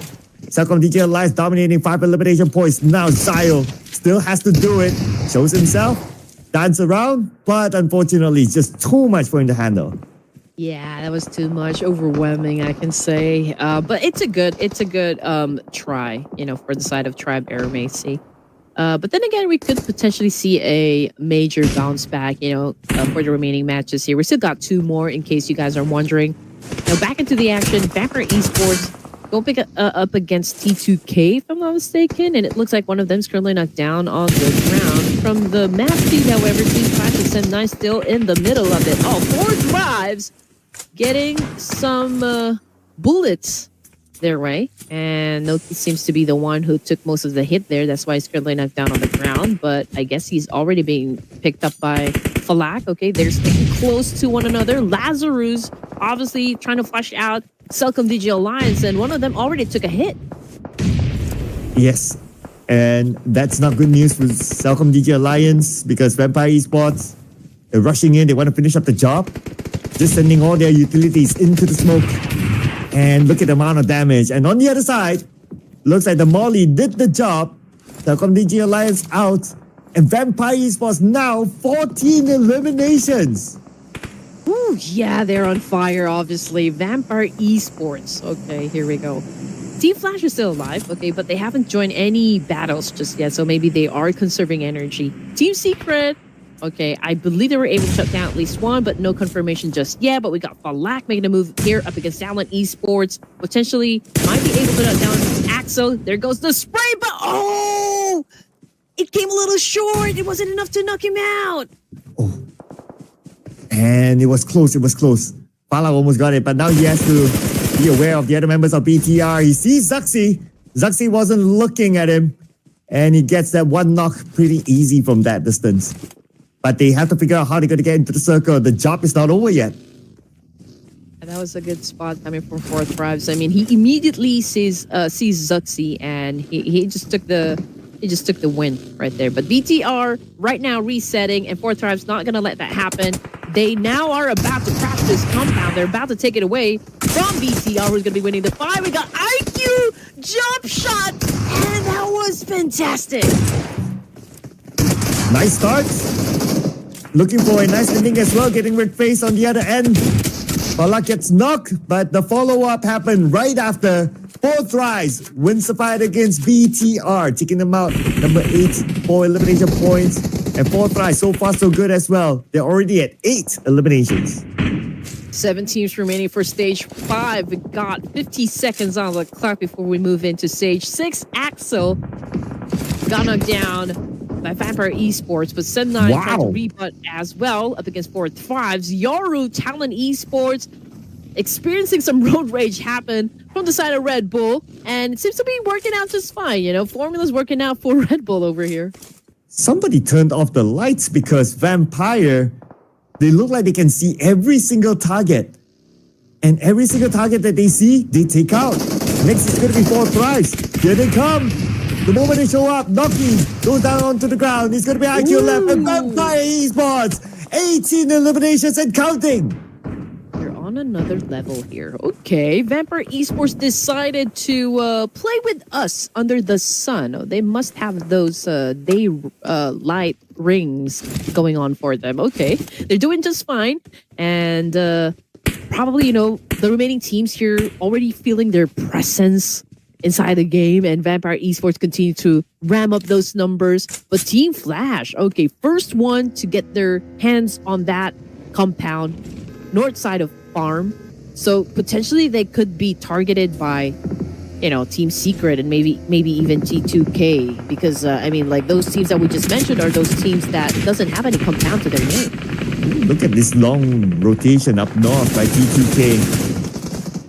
I don't think they'll be able to find a good compound to land because all those compounds are taken by a team. So they have to make do with the position that they have up north. What's going to be interesting is the right side. We have 3 different teams. We have Team Flash there, Team Secret, and also Sem9 on the south. So this fight might happen anytime soon. But Ajaya found Red Bull. Oh, man. T2K found an angle that could work for them.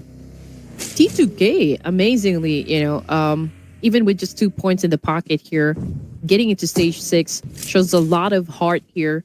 And I just really want them to get to the latter stages of the match here, just to, you know, have a chance to get that chicken dinner. But Vampire Esports spotting down, you know, players from Talent. So that was a great shot as well. 5 teams remaining, final 5 teams, you know, for stage 6. T2K, how many players do they have? They're still a complete squad. Oh, but T2K, that number could change unless Rules can do something about it.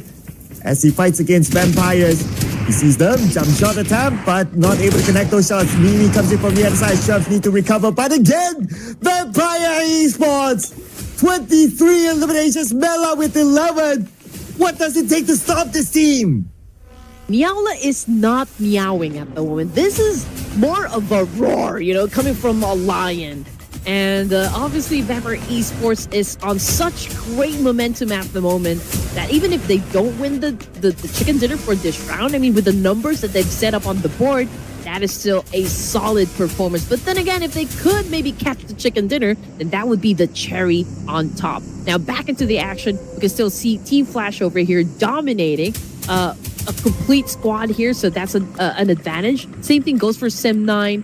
But yeah, let's see how Team Secret and Vampire Esports would be turning the tides here. But I feel like, you know, the first few fights will happen between Team Flash, Sem9, and Team Secret. And I guess Team Secret would be in the world of trouble just in case they don't get favored by the zone. And we're going to find that out who will be in the world of trouble soon. 20 more seconds. But you know what? Now Vampire Esports, they must be feeling bored because they're all the way on the left side. They've cleared off everybody there. So if they want action, they have to move towards the right. And you might be thinking of doing so, but on screen right now, it's going to be Team Flash defending the ground against Team Secret. And Team Secret eliminated. Now we have 3 teams left.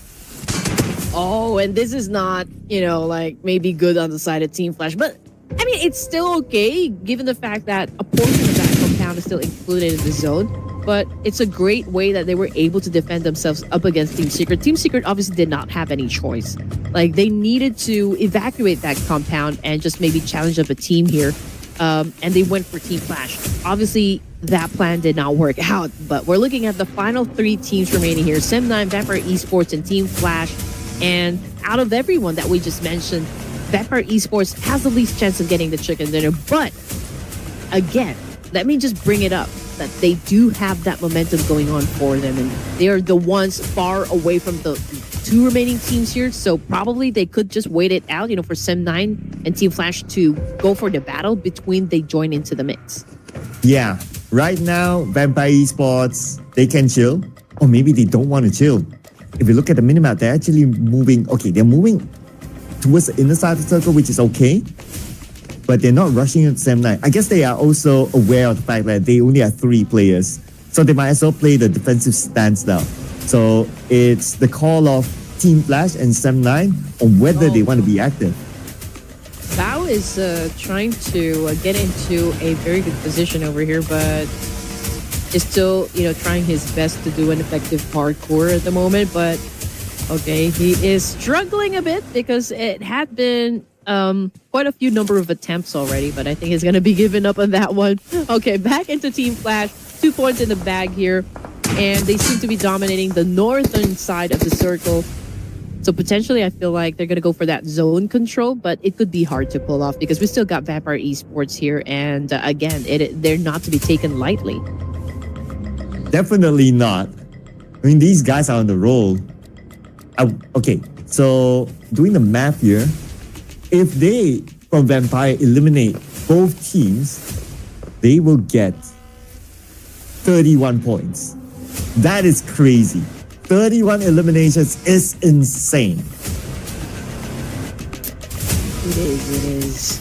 But obviously, all of those 3 teams just doesn't really want to get into a fight just yet.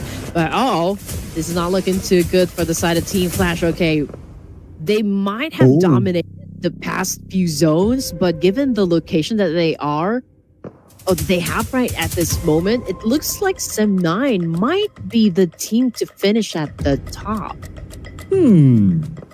A Vampire has the circle as well, so we all know what sort of momentum they're at. And let's see if they can get anything out of Team Flash now that they managed to see a player rotating in. But like what you said, right?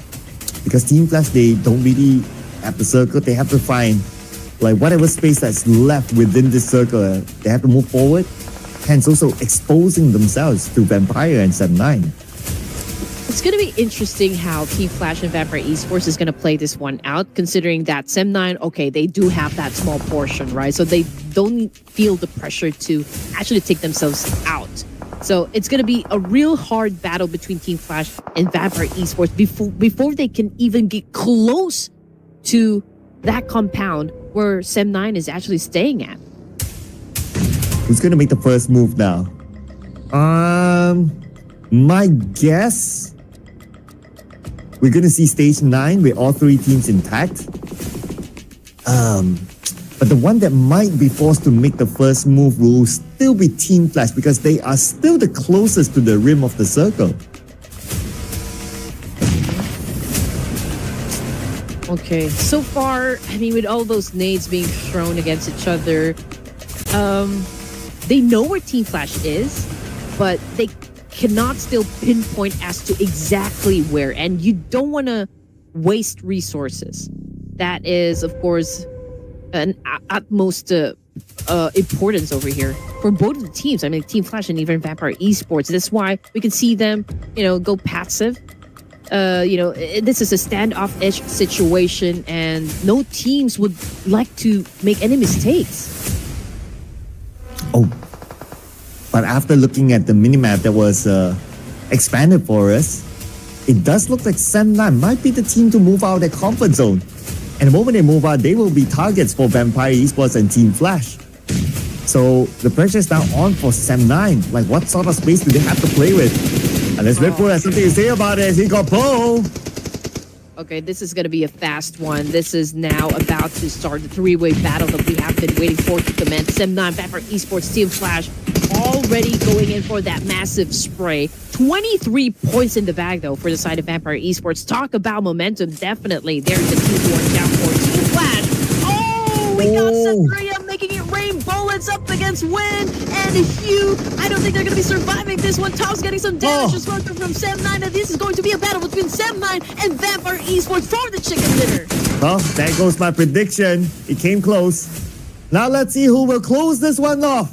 between Sem9 and Vampire Esports. Here comes the nades by Sem9 putting pressure back on the Vampire Esports, but Vampire Esports they respond back with their own nades as well.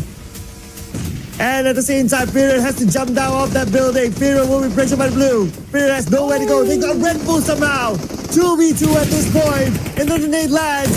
And Trumps goes down. Looks like Sem9 is on fire. Man, and we are all wondering, like, which of the 18 teams is going to be bagging 2 chicken dinners for the night? And it looks like, well, it is Sem9 for match number 10 here in Erangel. Woo! Sem9 with their 2 new signings, Amazal and Fex in the lineup together with the original members, Yuhai and Piran, scoring 2 chicken dinners today, and we have 2 more rounds to go. So who knows how many more points or how many chicken dinners can Sem9 bring? Not gonna lie, it's a very interesting roster, and I think we're getting a taste of like what they can do in the battlefield, and it has a lot of potential. Sem9 definitely is making some waves, for each and every one of us, and everyone's kind of enjoying all of the action they're getting from Sem9. And just look at that, we got Amazal, we got Satria, Fex, and Yuhai over here, and just like what you said, it's they're moving like they're this well-oiled machine, at least for day number 2 of the grand finals. And again, we are waiting for other teams to step it up. Yeah, and 6 eliminations, not the highest of numbers, but the chicken dinner is still a chicken dinner. But because Vampire Esports, they scored like what, 20-ish? Was that 22 or so? 23 eliminations. Surely they would have collected more points than Sem9. And we were saying just moments ago that, okay, maybe this team actually will be the team that will set the most numbers in terms of elimination points. But then again, well, there's Vampire Esports topping exactly just that. And let's see again if that number is still going to go high. I mean, 23 elimination points is just like really outstanding, phenomenal even. So I do wonder if, there will be a team to do just that, for the remaining matches. Vampire Esports, Sem9, 4 Tribes, Team Flash. So these are the teams that did well for match number 10 in Erangel. Looking at the number of throwables on screen, Vampire Esports, well, they dropped 33 nades for this game. Wow, 33. They were busy for sure. I mean, for you to gain 23 eliminations, you would have to use a lot of utilities. And there's no one else to compare, except for the 2 players of Vampire Esports, Red Bull and Schweppes. With Red Bull, the latest signing of Vampire Esports, 8 eliminations, and the original member of Vampire, Schweppes, with 5. But Red Bull also did a lot of work on the damage department, 1,021. But Schweppes, I guess he played a little bit more of the assisting role, getting 8 for himself. I think it's quite clear for us to see who's going to be the MVP this round. I feel like, Red Bull has been doing a lot, for Vampire Esports. I think he's pretty much down with the consistency and even like just having the motivation to gather as much elimination points, for this tournament. But okay, it's Miala. Okay, very obvious. 13 elimination points for this guy. Man, for this match alone, 1,500 or like 1,590 damage output, 29 utilities used in this match. So he was the one leading the charge, I guess, for every engagement that we've seen so far Vampire went through. Yeah, the peak performance of Mela, and this is what he's able to show, right? Bringing in the points for the team. Basically, he scored more than half of the team's eliminations, if you kind of think about it. And because of their whooping 23 elimination haul, we have 3 representatives of Vampire Esports here. Mela, Red Bull, and Lazarus. And we still have IQ here as well as our top performers with 4 eliminations. Yeah, 4 Thrives, I believe, also stepped up, at least for this round. Okay, no chicken dinner just yet, but, I think it's very promising for the side of 4 Thrives since the aggression is there. 8 elimination points, for this round. A total of 9 for 4 Thrives coming in at 3rd. It's quite of a huge gap compared the 3rd and the 2nd place, but there is that momentum going on for Vampire, Sem9, and 4 Thrives, and even Team Flash. Vikings, I guess this is not their best round, but we've always seen Vikings Esports when it comes to Ruthless Invitational or even like Clash of the Giants, they always perform. And we'll see the overall points on how exactly the performance is. But before we get onto that, some of these match stats.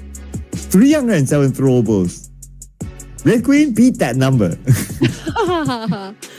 Oh man, I mean, we love seeing this number go high, right? I mean, if it's just 100, if it's just 200, we always push, the players and the teams to, hey, maybe you can go use some more nades, some more smokes, and just really throw it in the games because we want this number to go really, really high. It continues to be a meta, not gonna lie. Team Flash still at the top here, but we already have a second team to cross that triple-digit score. That would be the boys of Vampire Esports with that massive play once again. Sem9 coming in at third with 76, dethroning Tribe Aeromacy, but we just won rank. So, I mean, Tribe Aeromacy obviously still doing great here. Same thing goes for The Savior, currently tied up with Alpha Gaming. And Fourth Wives was able to reclaim their original spot, which is, of course, at top 8.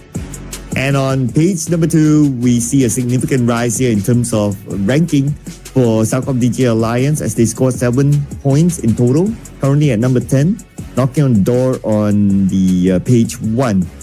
And not many changes at the very bottom. We still have Dora at number 18. They were eliminated very early after being chased down by Alter Ego.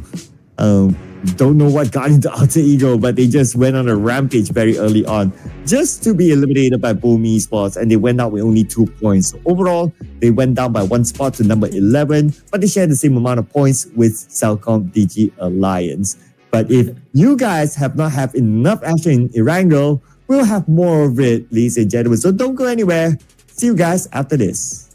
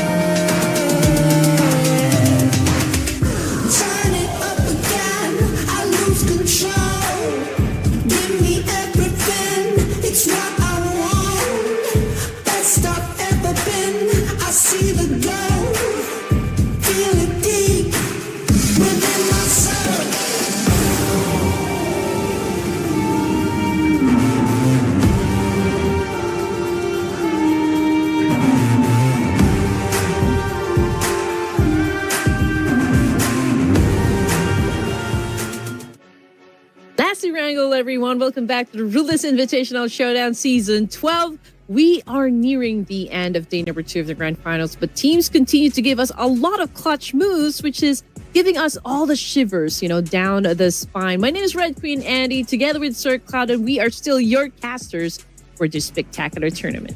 Oh yeah, 2 more rounds for the day, but we're not setting the match point yet because that will happen tomorrow. But what's happening right now is Sam9 scoring 2 chicken dinners, 1 in each map, and the rest of it by Team Flash and also Tried Messi. Now, coming back into Erangel, it's going to be the last Erangel for today. We have to start to wonder who will get the chicken dinner. Maybe this is a clue. Oh, yeah, maybe we can see, any of these teams that's flashed on the screen will be taking the second to the last chicken dinner today. Okay, I'm checking. The Saber, Vapor Esports, Sam9, all strong teams. So the numbers all favor Team Flash, right? But I don't know. I feel that they are starting to chill. Yeah, they're starting to chill. We haven't seen the best of Team Flash since their chicken dinner earlier today. So I don't know. Team Flash starting to be that team, I kind of agree with you. I mean, so far Team Flash have been quite quiet. They are focusing more on getting those placement points, I guess, but not really getting into any engagements. I mean, just as aggressive as we've seen them, right at the beginning of the matches. So perhaps, there's a little bit of a downtime or slowdown onto the side of Team Flash. But then again, this is something that we have to do, Sir Cloud. Oh, we're back at it again. Okay. Let's put some... let's go with a triple. My boys, Sam9, let's lock it in. Wow, triple chicken dinner. Triple. Man. Yeah. Okay. Now that you've spoken, I think this time I'm going to go with Team Secret. Oh. I don't know. I just felt like, okay, maybe it's time for me to go with Team Secret. Interesting pick. Why? I'm not sure. They're the first team that I saw. So you went eeny, meeny, miny, mo. Yeah, I mean, Team Flash. Team Secret, Vietnam. I mean, D-Saber's doing great. Vikings, not so much yet.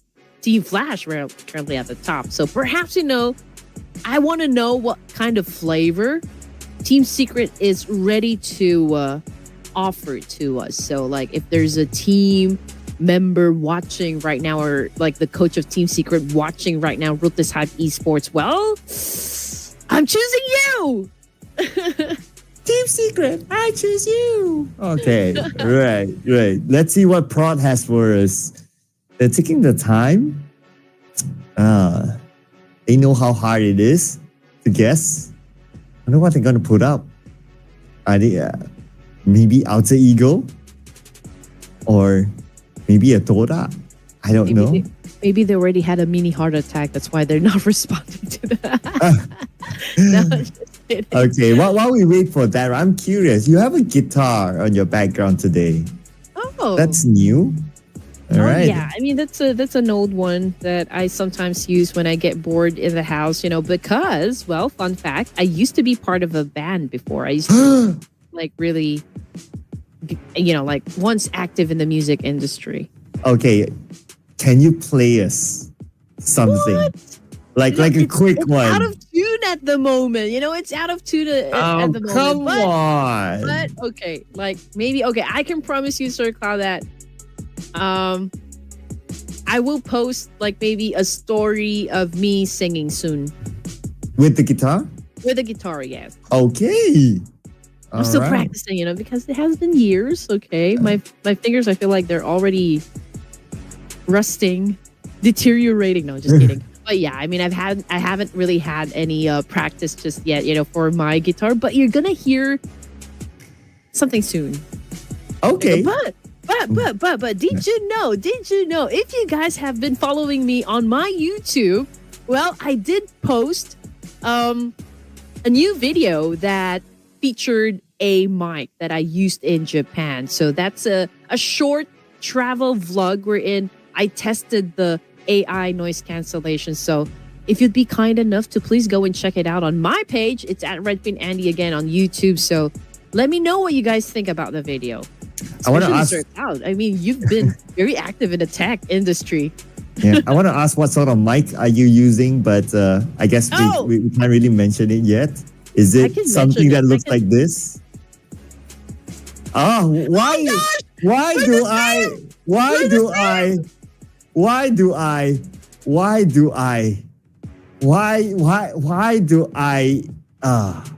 do I suddenly know?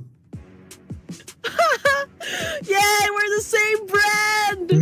Yes. So you've been asked to review it too, like give your opinion about it. I think like for me, it's really a great mic. You know, for the price and versatility, I think this mic really delivers. Okay, they're not sponsoring the show, so no, they're not. so if you want to know more, you can check out our socials, right? That's down here, yeah, down here, down there, you know. So yeah, so you see how I deliberately like turned the logo away, yeah. So yeah. Oh, sorry. Just putting it out there, you know, because it was really a fun experience. I mean, not gonna lie. I mean, I tested it out in Shibuya, you know, the busiest intersection or like the crossing in Japan, and also in Tsukiji Market. So I did try the noise cancellation, and it worked out perfectly well for me. Okay, not sponsored, ladies and gentlemen. So we'll if you want to know more, you check out the socials. Okay, we don't want to get in trouble. So yeah. So anyway, we also want to point out the fact that production took BTR. Another very interesting pick, I must say. And just because you guys have points already, you know, you guys can just pick technically anyone. But I need my points, so come on, Seb9, come on. I think you are suffering from that curse that I once suffered during the last season. Oh no! But hey, I mean, it's all fun and games. Again, you know, we are encouraging everyone to come. Please participate. You know, let us know, like, if you are rooting for a certain team. You know, we want to know. We want you guys to make a lot of noise down there in the comment section while Sir Cloud takes a rest. You know, he's trying to sleep it off. Yeah, sleep it off for now because, well, we're not sure if his team is gonna win the fight. I'm ill now after looking at my prediction points. I don't feel well. I don't feel well. Can somebody, you know, give me the points? Oh man. Okay, come on, 7-9. Without further ado, let's get to the countdown, people. Yeah. Thought we should get it soon. But let's take the flight. Let's take the flight. This is your captain speaking. We are ready to fly. Because I heard the voices in my head, you know, saying that, you know, we probably will start soon. So anticipating the countdown. But since we have more time, what sort of new toys do you have behind you? I noticed like there's another new toy behind, like towards your right. Oh, like the blue one? Oh, is that new? Oh yeah, that's new. That's the golden snitch. If you guys are fans of Harry Potter. So I got that from Universal Studio, Harry Potter Castle. You know, if you're big fans of Harry Potter, then that is a collectible that you don't want to miss. So it's a golden snitch. It's the one that you catch in every Quidditch game that will absolutely give you the victory. Pretty much just like what a smash rule is. That is a golden snitch. Wow. Can't believe you got that. You have to tell me more about it. Like, does it fly? Like, what does it do while we fly into the map, quickly? Oh, well, it does fly. And it's obviously very small, so it's hard to look for it, to catch it in every Quidditch match. But like if you're a seeker, like if you're part of the Quidditch team for any of the houses in Harry Potter, so like you're just the one that's supposed to find the golden snitch. If you catch that, that's an automatic 150 points. So almost instantaneously win the game. And is that playable or is that just for display? Oh, that's for display. That's a collectible right there. All right. All right. I wonder if you could play actually real life Quidditch or something with it. I want to. Okay. Perhaps so. But Quidditch is the one that where you use the broomsticks like they fly. So I don't have a broomstick. I don't have a Nimbus 2000 or a Fireball for that matter. You know what? The boss of Sem 9 is teasing me right now. Boss Tommy just text me and say that you locked Sem 9 too late. I was like, yes, I know. Ask them for another one. Oh man. Drive Aeromacy. Okay, early engagement right now up against Alter Ego Ares. Again, Alter Ego Ares had an early elimination as well to the previous match, so this is going to be an interesting fight. Hot and fast inside hospital. Here we go. Tribe Aeromacy, Alter Ego. And Alter Ego, today they have been really hungry. Looking for those eliminations. While this fight is happening on the elimination field, we have Tora and the Vikings as well fighting. Now Delta gets Badru. He's out of bullets, but he does have a secondary weapon. And Tribe Aeromacy locks in one elimination point. Now looking for the rest of Alter Ego. Alva is on the rooftop together with Moana, looking to come down. Oh, the team's already suffering some losses over here. Moana going back and forth at the at the top of the staircase over there. We got Rosemary with a massive spray. Fortunately, did not connect with anyone, but Jaw has the opportunity to shut down Rosemary, but he needs to be careful because Rosemary knows exactly how to bite, and Jaw struggles a bit there when it comes to just taking him down, and obviously just backed away for now. Still dancing. They got Delta. And Alter Ego, they fight back. But Tribe Aeromacy still has two players. Anything can happen right now. Rick shows up and Rick gets one. Oh, Rick gets two! Two for Rick! One more to go from Alter Ego. That's going to be Alva against the wall. But that's okay. He will take down Rick. Now it's going to be Zio. The Wonder Kid against Alva. Oh, this is going to be a thing to watch. Alva right now playing Ring Around Rosie up against Zai here of Tribe Aeromacy. Alva holding to an S12K, which is pretty deadly. So obviously there's a need for Zai to be really careful at every step that he takes in taking down Alva in the situation. Okay, here comes the attack now. Alva taking in some damage. And this is still a dance-off between these two amazing players. 1v1, mono E, mono unfortunately took a massive damage from Alva. Well, that's the end of the line for the rest of Tribe Aeromacy. What a fight that was.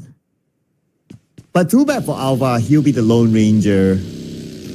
But that was a fight. I was also looking at the bullets that they have, right? Like Zio only had one bullet left in his shotgun. And that's why he was not really spamming. He was trying to really find that aim. So that gave the advantage to Alva in terms of weaponry, naturally. And Alva took advantage of that. Zio, he missed his first shot, and the rest was history. I mean, obviously before Tribe Aeromacy got eliminated, I think they did enough damage as well. I mean, even if they lost to a fight, I mean, like, they eliminated 3 members, so we don't exactly know how long Alter Ego Ares is going to be surviving, at least for this round. I mean, it's Alva, the last member. So I think it's still like a good fight that happened between Tribe and Alter Ego Ares. But, okay, we're looking at the situation. At the moment, we got at least, I can say, 40% water over here. So we got limited space. And it's going to be an interesting turn of events the moment that, you know, teams coming from the southwestern side heads their way towards the circle, or like in the middle of the zone here. So there will be a lot of collision that's definitely going to be happening in just a while.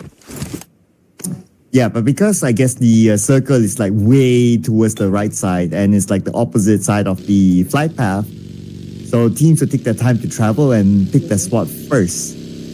Especially now that we have one team already eliminated, so that's lesser teams or lesser players on the battleground. But knowing these teams and the trend today, especially in Erangel, I think this situation won't stay quiet for long. I guess every decision that they make at this point in the competition is really being taken, into a lot of consideration, which is, again, only goes to show that everything that they do in the battlefield is very well thought of. But I'm not sure about what just happened with AZ Slumber. Yeah, Mizi is clearly too young to earn a driving license. Oh, yeah. So that happened. But his vehicle was blown up too, so I wonder if his teammates are close enough to retrieve him. BTR is close enough with Team Flash. And Boom Esports, they'll be fine. If any potential fights might happen at this moment, it might be between Team Flash and BTR, but we don't see anything, so I guess everyone's okay with their position. But looks like Tora found Brian from AZ Slumber. Oh no. Yeah, and that's a point right there and then. Brian already out. We're looking at Boom Esports at the moment. Currently in the middle. Close to BTR, close to Team Flash, close to even Dingo Savior. Flash waiting to happen. Boom Esports right now open fires against the Tops of Team Flash. Tops just getting information, not showing any interest or intent to actually taking up a fight up against Boom Esports. Maybe for now it's just information gameplay. Yeah, while they decide on okay, do they stay or do they move based on the rotations of other teams.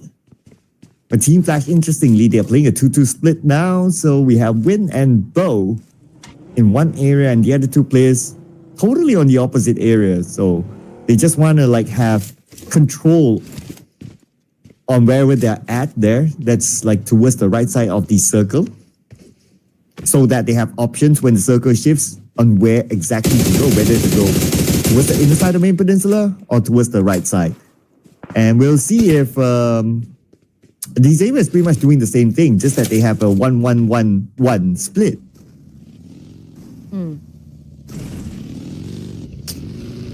Okay, so Todak, Vampire Esports, and even AZ Slumber about to head on over to the zone. So I do wonder, given that we don't really have that much space and most of the teams are already inside, will Todak and Vampire Esports find each other? Maybe, they could collide, but we're looking at talent at the moment and they are preparing for an attack so far. But okay, we got one of them getting knocked down. Oh, so these are the boys of Sem9. So Sem9's in the fight here. Let's see if they can defend their compound. And here comes from the side. It's going to be Vex. Vex gets a double. Achul on the other side. Sem9 doing so far so good. Still with the full squad against Talon. Only Achul left. And Sem9 defends their crown. This compound is theirs to take. Okay, very promising performance. At stage 2 here from Sem9, looking to dominate. Victory on by Vitality, currently still at the bottom of the leaderboard, but this is not going to help him now. This is actually already down on the floor. We got Razy doing a massive spray, trying to buy some time here, trying to pick up, I guess maybe coming up with an effective plan on how to pick up their teammate. But Redface took a hit as well from Doc of Team Secret. And now Doc also, well, 2 casualties, not even casualties just yet, but 2 players knocked down, zeros as well. So it's not looking good, for the side of Team Secret. But whoa, what a shot from Doc. Nice shot. Precisely done. But not out of it yet. Federalis with this nade. Sends it across, but Dog relocates himself, no longer behind the tree. And now they are going to fight in this warehouse, 1v1. Here comes a nade. Federalis counters with the DVS, and he will not miss that one shot. Federalis will pick up his other teammates. BTR will be back. You only got one shot. Do not miss your chance to blow. And Federalis just gave us that. Wow. No pressure whatsoever, being the last remaining player for the side of VTR. I mean, Federalis still was able to fulfill his role, and now he has a chance to pick up this teammate, which is absolutely great. VTR still coming at the top of that clash. 14 teams. We got Todak back on the screen here going up against RQ, but Swavel not interested to fight. Swavel not in the open. Oh, but he's forced to get down and fight. Frenzy, very low. But the follow-up is coming in by 9. Sorvel has to win this 1v1, and he will win this 1v1. But not out of it yet. As Frenzy is still looking at Sorvel. Okay, he has that time to heal up. But he has no time against the blue, and looks like Frenzy decided to move as well. And this is the time where Sorvel might get his revenge. Frenzy stop. But we continue on, and now they will fight within the blue. And that's even like a vulnerable spot to be in, so I'm not exactly sure what the plan is. But Frenzy was able to dodge that one. That gift, coming from Sorvel. And Todak, I'm pretty sure that, 9 over here is feeding the information back to Frenzy. He's probably telling, okay, this is what Sorvel is doing. But that was still like a great counter coming from Sorvel. With that nade, well, they perished. Nice solo defense, though. Gotta give it to him. Now let's see if he'll be able to continue on the journey with this circle that has shifted towards the high ground. So who's there? Celcom DJ Alliance in the high ground. Same goes for D Xavier, so they have a very good spot. Fourth Rise also playing by the rim of Prison. So it's not too bad as well. The next potential clash point. I'm still looking at the north, so Sorvel, T2K, they're moving towards him. Yeah, you're absolutely right. Pepper Esports has been avoiding conflicts, and now they've managed to get to the south part area of the zone, close to Sem 9, but I don't think they're going to be doing anything just yet. But as for BTR, they're still over at Lipovka.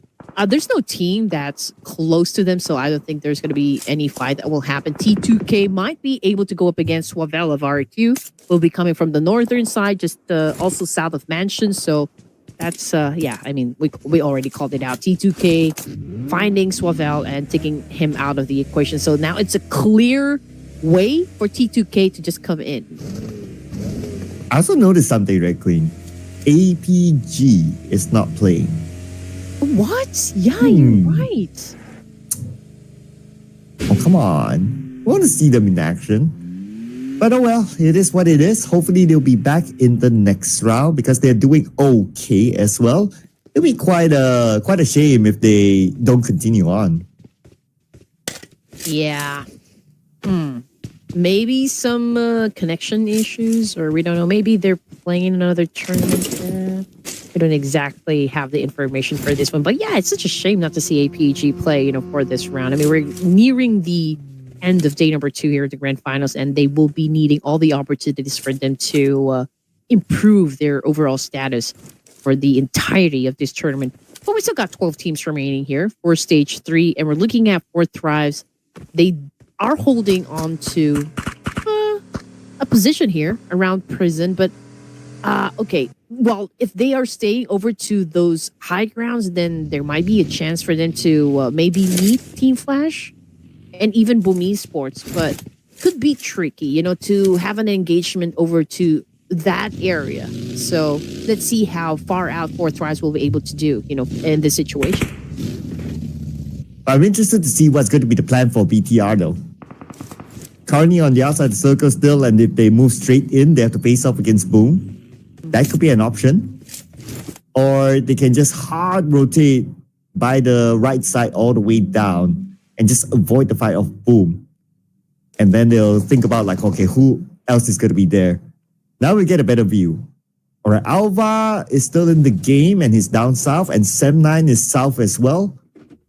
But the circle goes entirely to the high ground. Time to hike up, boys. Yeah, what makes it, I think, very difficult in this position, like, okay, if BTR rotates over to the northern side and they are going to enter Prison, it's low ground, so it will be easy for Fourth Rise and even Team Flash to annihilate them.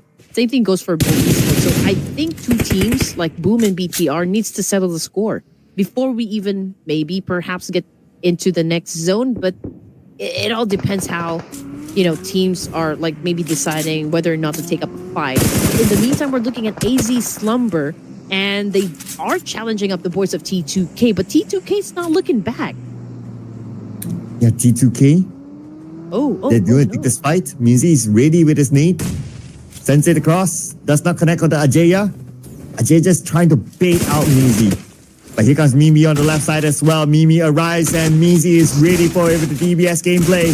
Now up against Ajaya. He will get a double knockdown. Now he needs to deal with Igneous from the back, and Igneous will make sure that Mizi doesn't secure any more points. Well, that was still like a great play. Imagine he was able to shut down not just one, but two players from T2K. And if it was not because of Igneous, that was the close call, you know, for T2K Esports getting eliminated. So, like, the knight in shining armor for T2K would be Igneous. We got Vikings coming into play as well. This time going up against Saber, and they're getting a lot of damage. Igneous right now facing the floor, courtesy of Hugh of Team Flash. And Hugh locking in his first elimination. Now looking for the remaining members of T2K. But Blue is closing behind them, so he has to decide quickly. But Rose, what a shot! Well, at least, you know, for Team Flash, they could still reset at this point.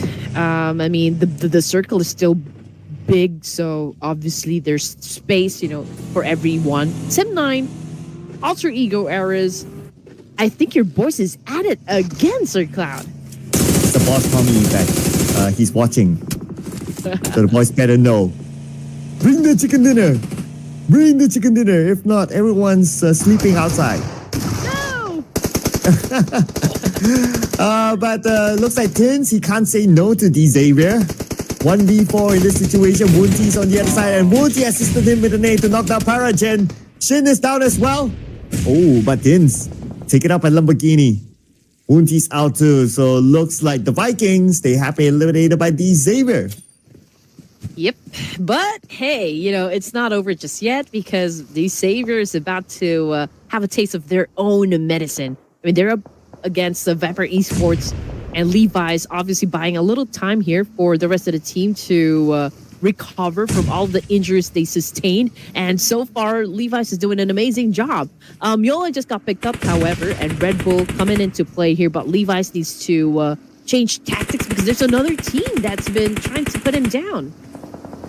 Let's see who will be put down with the circle. Now that it will shift again, might go straight up to the high ground. There's still a piece of prison inside there. If the circle ends inside prison, that's a very, very rare circle that I would like to see. Nobody wants to be in prison, okay? Not at all. I mean, it's not a very, very good spot to be in. And the Savior right now is going up against 4 Tribes. Lamborghini all over the floor at the moment. So Pathogen's pretty close to him. But yeah, I think Lamborghini was able to crawl back inside the house. So Pathogen can revive him. There's still time to recover at this point. 4 Tribes not being super aggressive just yet. I mean, obviously, they're holding on to their position so far, just really looking at the Saber at the moment, but not attacking yet. Vampire Esports, however, we can see like a continued spray coming from Dewey here, trying to flush them out as well, but Celcom DG Alliance about ready to also retaliate at this point up against Vampire. Oh, somebody's shooting Red Bull from the side. Another team. We'll check on them later because right now T2K is in action with only rules left. Up against Team Flash. Oh, wait. No, this is another area. Okay, this is on the left side. So we have Team Flash here. And 4 Thrives around the area. Let's see who will get that first knock. Everyone's trying to find a good angle here, especially Team Flash is still rotating around. There's a lot of fights about to go down. I mean, there's Team Flash, there's 4 Tribes, D-Saber, we got Celcom Digital Alliance, Vampire Esports, and even Sem9. BTR, I don't think they're going to be joining just yet. Lazarus, however, already cooking up a nade here. Can he be accurate? Wait. Road rage What? situation. Dewey being nasty. And what a way to take that elimination point from Celcom. That hovercraft was so slow. It was like moving at 1 mile per hour or something. But okay, that just happened. Anyway, Celcom DG Alliance did respond back by taking out Shrubs. And we have Red Bull here on the other side. And they got one. Oleo's down. While on the other side, Iftar now cooking up his nade. It's such a fight right now. And here comes Becky. Gets naded down. Mela is going to be the final player for Vampire Esports. It's going to be a 1v1 now. Mela with 50% of health against Iftar. Full health. But we have Sem9 coming in. Oh no, Sem9 again, probably gunning for the third chicken dinner of the night. Oh man, that could be amazing. But anyway, it's such a great momentum that we're seeing for Sem9. We got Vex back on the screen here, throwing a lot of nades. Obviously, they're dominating as well for the side of Team Flash. 5 elimination points now in the bag, but the fight is still between Vampire Esports and Sem9. We got Miola just down on the floor here, waiting for the opponents to come and strike in from the inside. I'm not saying anything about that. But anyway, these Xavier and Sem9 now, okay, in the fight. The snake by Yuhai, lobbed the cross. They're gonna go in for it, but there's so many other teams here. Look at the southern side, so crowded. There's still Iftar for Second DG Alliance, and then you have Mela from Vampire Esports there as well. While we monitor the situation of the circle, they will move towards Boom. Oh. I mean, this could be something great, you know, for the side of Boom Esports. They have most of the zone here, so they could apply a lot of pressure, especially for those teams that are still having to fight here down south of the map. So it's going to be interesting for Boom, for this round. Vampire Esports just got taken out. That was the last member, Miala. And, well, we will be seeing them play for the last game, but that was a solid performance. 5 elimination points in their pocket, and they got eliminated during stage 6, but from afar, man, that was a great distance to watch. Team Flash, was it? Team Flash was able to set that, right? Yeah, it was Team Flash. They had to butt him from that distance, locking another elimination point for themselves. And with the fact that Vampire Esports have been eliminated, so now Team Flash have the chance to widen out the gap. But the next opponent is going to be Boom Esports. Tops gets 1, 2 more from Boom. It's going to be Yummy and Pombit, the duo that has to do it against Team Flash. And Tops passing by. He's all right for now. Hey, Yummy, can you be Yummy up against Team Flash over here? S12K, okay, it's a great weapon of choice. Partnered up with an M416. But we're looking at Tops at the moment. It's been popping up those smokes. They tried to make it harder, you know, for the other teams to shut them down just because they can see where they are exactly. Oh, we got Bao over here trying to sneak an attack up against Boom Esports. Yummy is, of course, just really keeping a close eye on to like whoever from Team Flash is going to be making a move here. And Yummy holding hard on to his guns over here. But, okay, Bao already pushed up. We can see the spray at the top. Took most of the hit there, and now he's currently knocked down on the ground as well. Oh, and we have Boom Esports now. They managed to recover. So 3 players now against Bo, and it's 1 nade that they need to finish out the final play of Team Flash. Team Flash eliminated. Now we have 5 teams left. Top 5 here for the chicken dinner.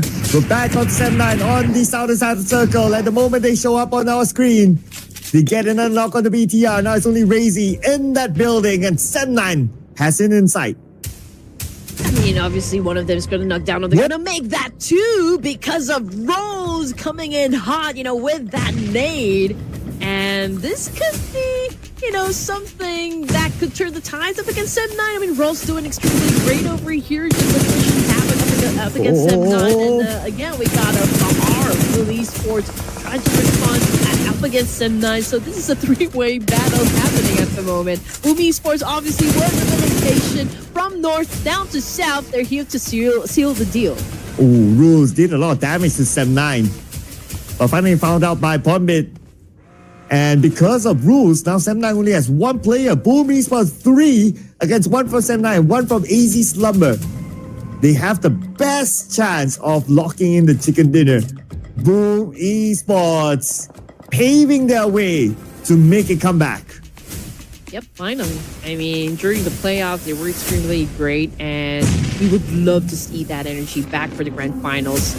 And now they do have really the chance to bag the chicken dinner over here. I mean, the moment that I've seen, like, okay, they got favored by the zone, they are occupying majority of it, and all they needed to do was just really apply a lot of pressure onto those teams coming from the south side to stay in their place and make it hard for them to penetrate the circle. And that's exactly what Boom Esports did. And now they're hunting down this last player remaining from AZ Slumber.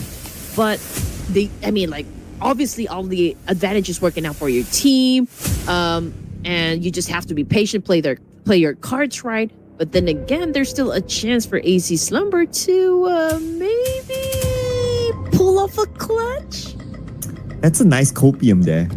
But Azmi, the final player of AZ Slumber, well, if he's able to pull off a clutch here, 1v3, it's going to be insane. We're talking about Boom Esports. And Boom, they're trying to locate him. They still have no idea where he's at. Oh, he sees one. Fajar. Fajar? Do you see him? Oh, pulls the trigger, gets into the vehicle just in time. But then again, Azmi has enough bullets in the chamber to knock him out, take him out. But that alerts the rest of Boom Esports. And boom, boom, boom, they go to claim the chicken dinner. Okay, that was a great play. It's just that he's totally outnumbered by the Wolfpack here. And again, what a great game for Boom Esports, stepping on the gas and taking up their aggression up a notch, which we all love about Boom Esports. And again, they've done extremely well, during the playoffs and showed us a little bit of that energy back into day number 1. But then again, for day number 2, getting a chicken dinner, that was a top-notch gameplay from Boom Esports. Whew. What a round this was. Lots of fights that happened around the hillside. But at the end of the day, it was Boom Esports that stayed away from all the fights and show up at the very end to claim their chicken dinner. Now, how many eliminations did they get? Let's check this one out. It is a total of 7 eliminations. Not the highest of number, but a chicken dinner is a chicken dinner. And I'm sure Boom Esports wouldn't mind that. Oh, for sure. Now, this is quite interesting because day 2, and we can see a lot of teams still showing us interest of really performing great, for their fans and for all the matches here. Again, we always look for not just the winner chicken dinners, but also all of those 1v3 clutches, 1v4s, the surprising movements, coming from players, and just how effective, other teams with their new roster and maybe even setting up their new chemistry and synergy for the team as well. So everything's coming into play. And again, we're almost done, for this day. We're about to jump into the next match, the final match, for day 2 of the grand finals. And again, we can't wait to start, the final round. But before we head on to that, we're looking at Boom Esports, Sem9, Team Flash, and even Bigatron by Vitality because, well, these are the teams that did well for the Erangel match 11. And it's also nice to see BTR up here, right? Finally, we're starting to see some level of momentum or some level of consistency from BTR. Thanks to also Federales who won that warehouse fight that gave BTR the chance to continue to survive this round. But we're going to compare head-to-head between the number 1 team and the second place team. Thanks to Azmi as well. They managed to climb up to a second place finish, and that's AZ Slumber with 1 elimination. But I totally understand that because for the most part of this round, AZ Slumber, they have been playing with 1 player. So for the fact that he's able to survive to a second place, that's not bad. Oh, that's not bad at all.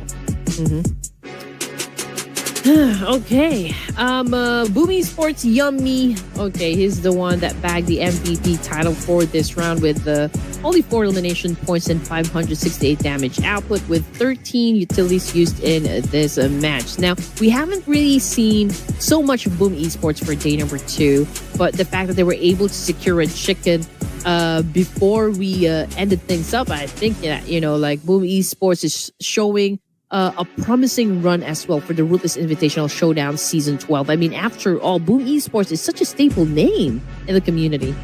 Yeah, I know, right? They are multiple-time PMSS Southeast Asia champions as well. So there's always a level of expectation that they are able to perform. And glad to see them able to perform this round. And that includes Yummy here. We also have 2 players from Sem9, though they didn't score the chicken dinner. But they still got a lot of elimination points. So we have Fax here together with Yuhai, and Federales definitely deserves a mention after saving his team at the warehouse fight. Oh, for sure. That is a part of the highlights. I am really sure of that one. Boom Esports 17 points, 16 for Sem9 and Team Flash with 10. And as for Vikings, again, this is a round that well, it's definitely gonna feel the hurt so far because they exited the game empty-handed once again. Same thing goes for Talon Esports, but I guess most of the teams was able to kind of show us a little aggression, but not on full blast just yet.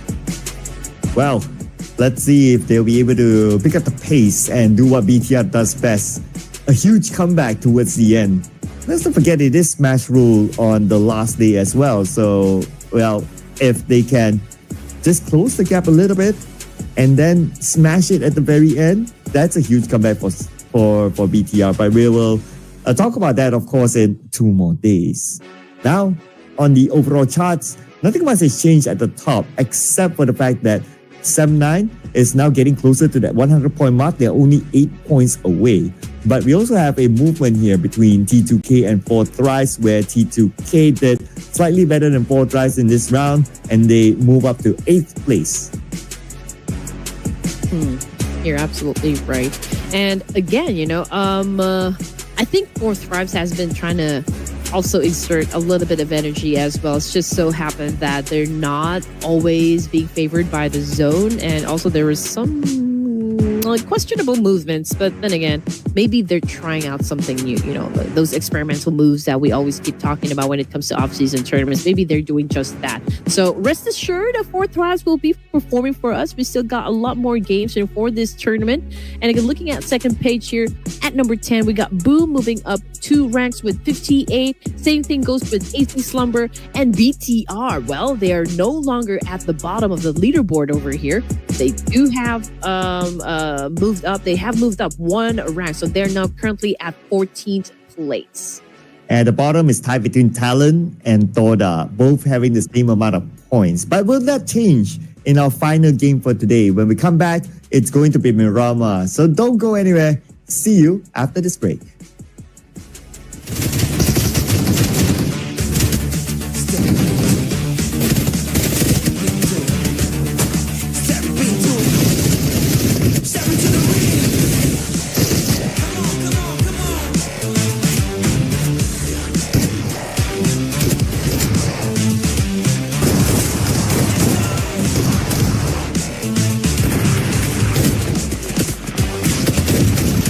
Step into the ring.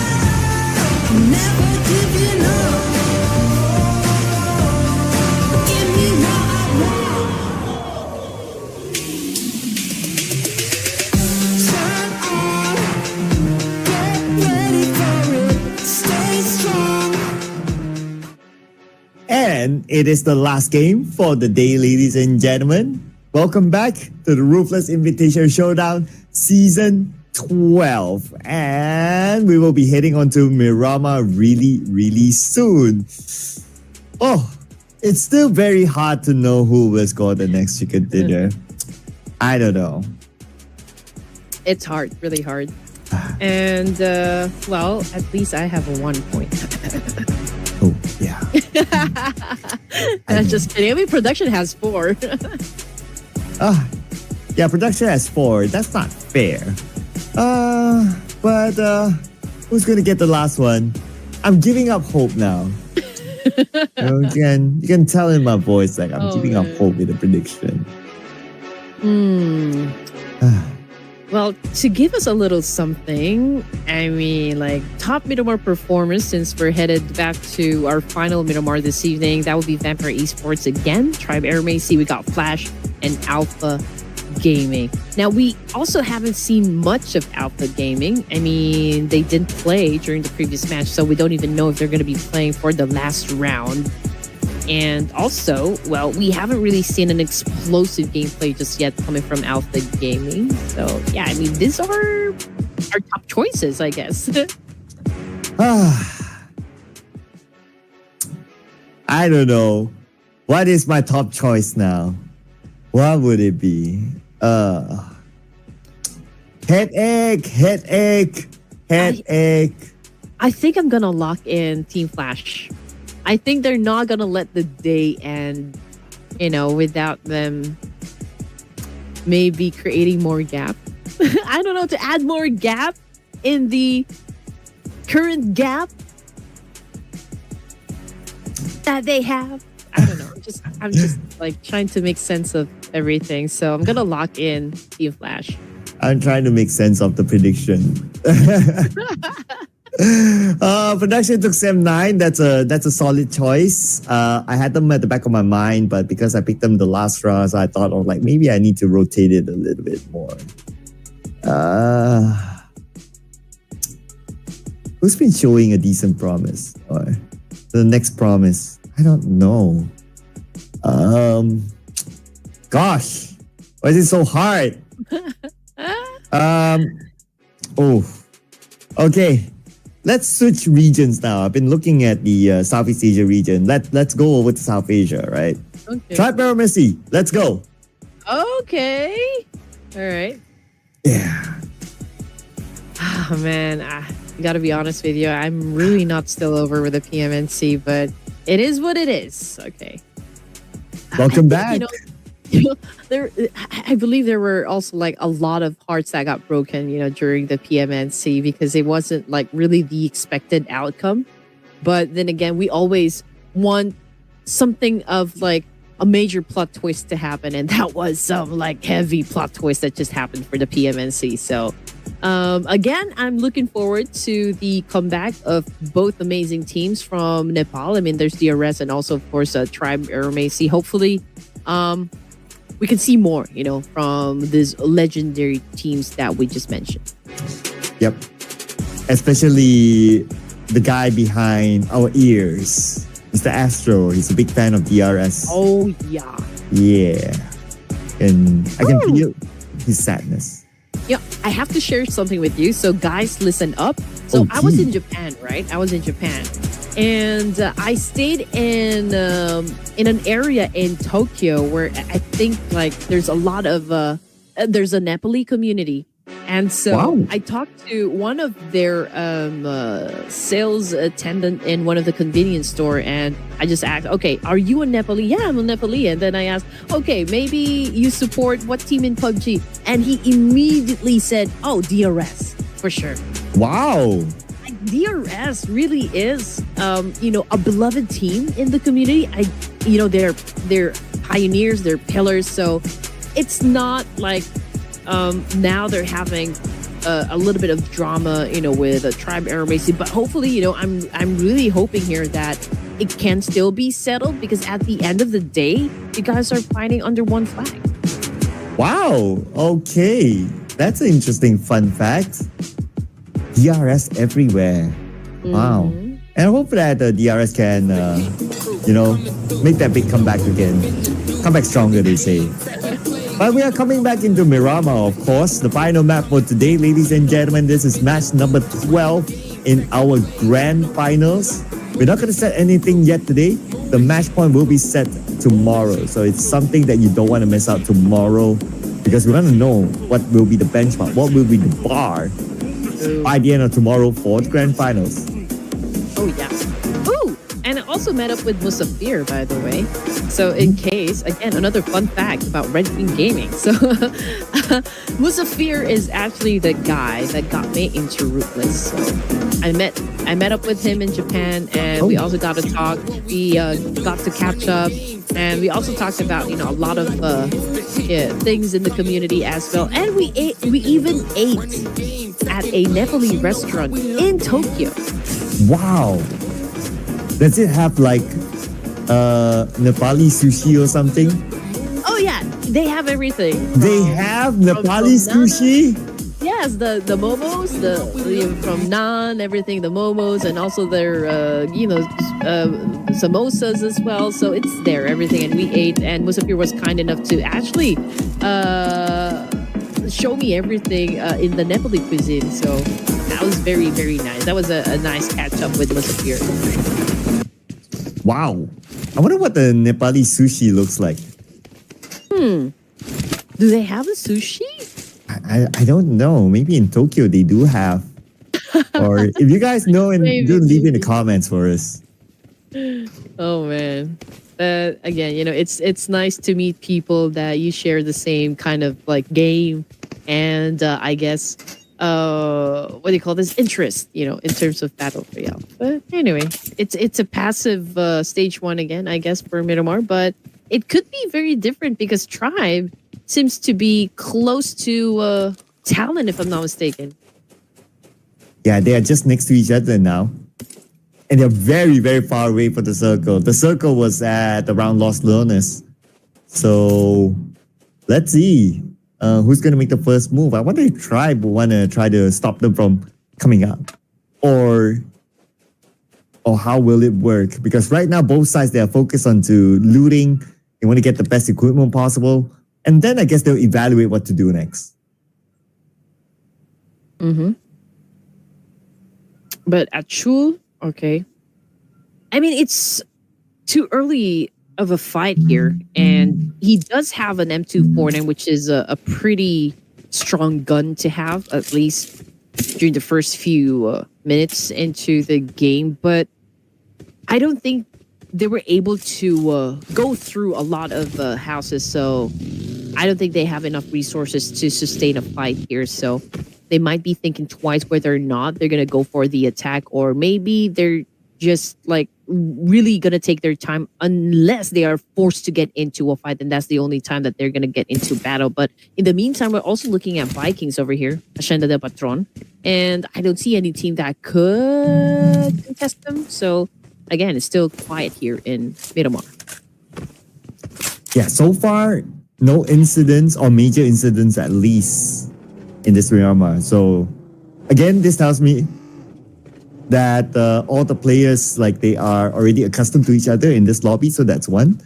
Another is that they're starting to probably think to themselves that, hey, you know what? We're edging closer to the very end. Like, we're pretty much at the halfway mark now.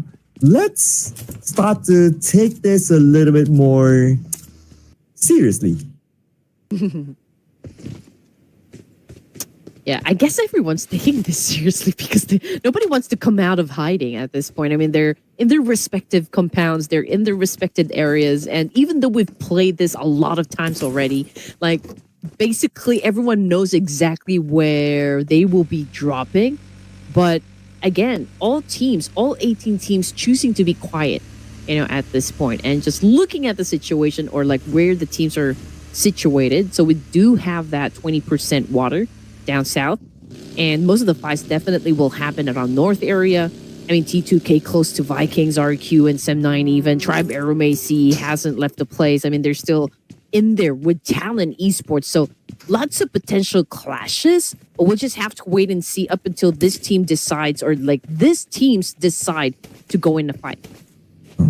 And that fight at the north is still not started yet. Has still not started yet. So I don't know what's running at the back of their mind right now. Like, do they want to leave? Do they want to fight? Are they willing to fight in the blue? That's still okay because it's stage 1.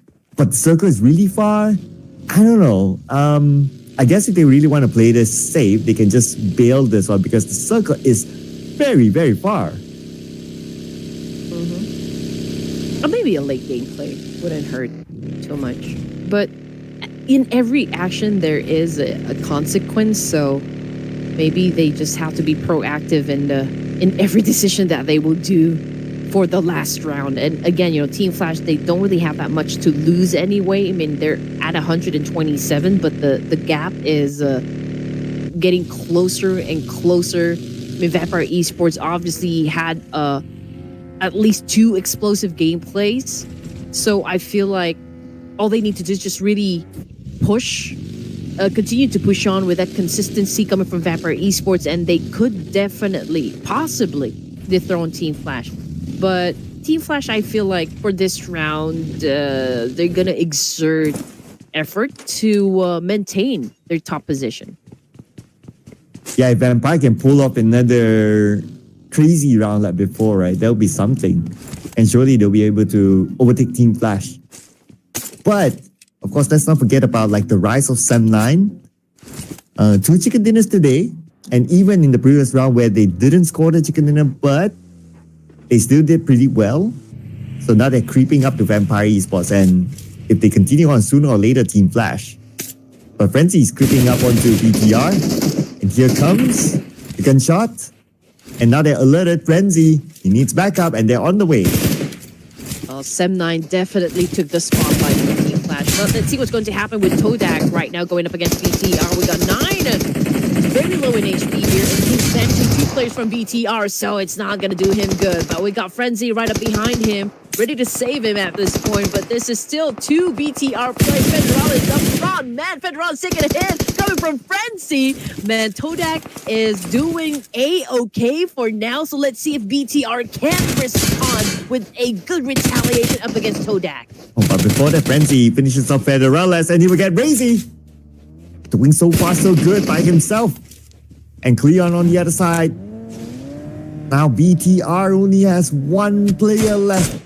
And where is he? Okay, Vexy is here. Oh, he's all the way up on this high ground. But I doubt he can do much. Yeah, I don't think so as well. But Cleon right now, popping off those smokes. Of course, he needs to hide his teammates. But unfortunately, 9 took a major hit. D-Saver might be collecting some points here. Yeah, Todak might be deleted eventually because we're down to its last surviving member. D-Saver capitalizing on the situation. They're definitely going to hunt down this last remaining player. He's getting flushed out. Currently, we got Levi's trying to dance it off, but he does have all the advantages working out for him. And here comes Lamborghini with a massive spray as well. I mean, oh man, I don't know what Clem is going to do in this situation. Yeah, surrounded by the spider webs of D-Xavier. And there goes. Toda eliminated number 18, 2 elimination points. While the circle updates itself and moves towards the right side of the map. Now, the 2 teams that we saw earlier, Talon and Triper and Messi, I noticed that they're on the move. But now they have to face probably other teams that have secured their spot around the circle. So potentially they might have to be prepared to fight. It might be. It might be. So RQ right now obviously going for rotations. Okay, same thing goes for T2K. They will be coming from, again, the northern side. So I do wonder if they're going to be passing over to Los Leones. That could be a deadly spot in the map right now. I mean, just by the sheer volume of teams headed towards the same direction, I feel like, most of the edges of the circle over to the north and the west will become a bloodbath over here. And Azmi, the guy who survived to a 2nd place finish for AZ Slumber, seems to be pretty much here alone. Oh, so I also want to drop a fun fact as well. You know, the word slumber is a street slang in Malaysia for relax. Somewhat of a relax. I need to give more context, but yeah, the closest one word I can think of is relax. So you use it in the context of like, oh, he eliminated a guy just like that, and you can go like, oh, he slumberly eliminated that guy, something like that. Ooh. Yeah, like it was a piece of a cake or something. Piece of cake. Like something easy. Yeah. Something easy. Oh, that's interesting. We learn something new every day. Slumber. Okay, that's a slang street word. Yeah, it's a street word. I feel that I didn't give enough context because I've never tried to explain this. But I'll try the next time. I'll have a think about it. I think I get you. Like when you say like someone is in deep slumber, but I feel like they're always sleeping. So like you can't. It will be hard for you to wake them up. Like when someone falls into a deep slumber. So I guess like maybe that's the root word, or like maybe the whole reason for it. But I mean, let's just check. I mean, for this round, who's going to be, like, which team is going to be put into a deep slumber over here? And these are the teams that were on the very, very outside when we started the round. Well, on screen, we have, oh, wait a second. Oh, APG is back. Okay, I'm glad they heard our plea for them to come back here. Yeah, I thought they weren't going to play now. But okay, Alpha Gaming, one way to make their presence felt is to go up in an engagement. And right now we're looking at the boys of RQ, and then Swabel trying to defend himself. Unfortunately, that was up against East, and East was just a little faster on the trigger there. But he took some damage as well coming from Lapar this time. And Alpha Gaming, I feel like they have a chance. They stand a chance here up against RQ. But RQ is going in for it. I thought that they would leave, but no. They want revenge for their two fallen teammates. And here they come, and Doc is ready. Doc gets one. One more to go on the other side, but Doc is pretty low as well. East will take his place instead. And they will finish off the remaining members of RRQ. APG is back. They have it down. Okay. They know that it wasn't really a good rounds for them, at least for Team 2. And I think, you know, missing actually that previous round will hurt them a little, but then again, they could still bounce back. RQ, however, got eliminated with only 2 points in the bag for them. D-Savior with 4 at the moment, and they continue to ram up some more. Lamborghini actually holding on to most of the number here. Pathogen, okay, was able to spot a place here, but just look at what's, you know, like coming from behind. That will be the voice of Alpha Gaming. So will we see them clash? Right in the middle of the circle, we might see a few other clashes here involving Team Flash. They're back to playing in the middle of the circle. Right in front of them is going to be Vampire Esports. I'm sure Team Flash wouldn't mind eliminating Vampire since they are the closest contender. AR. Munti! Okay, out of nowhere. Okay, he got spotted by Zayu and took him down in an instant. So, no confirmation just yet if Munti had already been taken back to the lobby. Also, T24 from 4 Thrives took a major hit from Celcom Digi Alliance, but that is a confirmation coming through. T24 is now eliminated. T24 out. Diplomacy still in the game. Still, crossing my fingers on this one. And Celcom DJ Alliance. Oh, wait a second. The moment will switch over to D-Xavier. Mr. Handsome Lamborghini on the ground. And was that Alpha Gaming, I believe? It happened so fast. You blink and you miss again moment. Okay, everything's happening so fast. But that's how we want it. Like, that's what the action is all about when it comes to PUBG. But anyway, okay. Situation, map feed everyone. Triberu Macy, oh man, I think, you know, the fight between them, Talon Esports, and even Vikings is about to go down. I mean, just look how close they are inside Los Leones. And of course, there's also that pressure wherein they need to take up the fight because the Blues are after them as well. Delta shows up. Triberu Macy coming in with Rick. Down, but they will be able to recover him after winning this fight. And their next opponent is probably going to be Talon. It's waiting for them just across the city. But they're not in the circle yet though. They've been running away from the blue for the longest time. But same goes for Talon as well. Oh, Team Flash loves to be in the middle of it all. I mean, they're currently settled in there, for stage 4. AZ Slumber has been taking in some hits. No Key bleeding out there in the open. And 4 Traps is close with Alpha Gaming.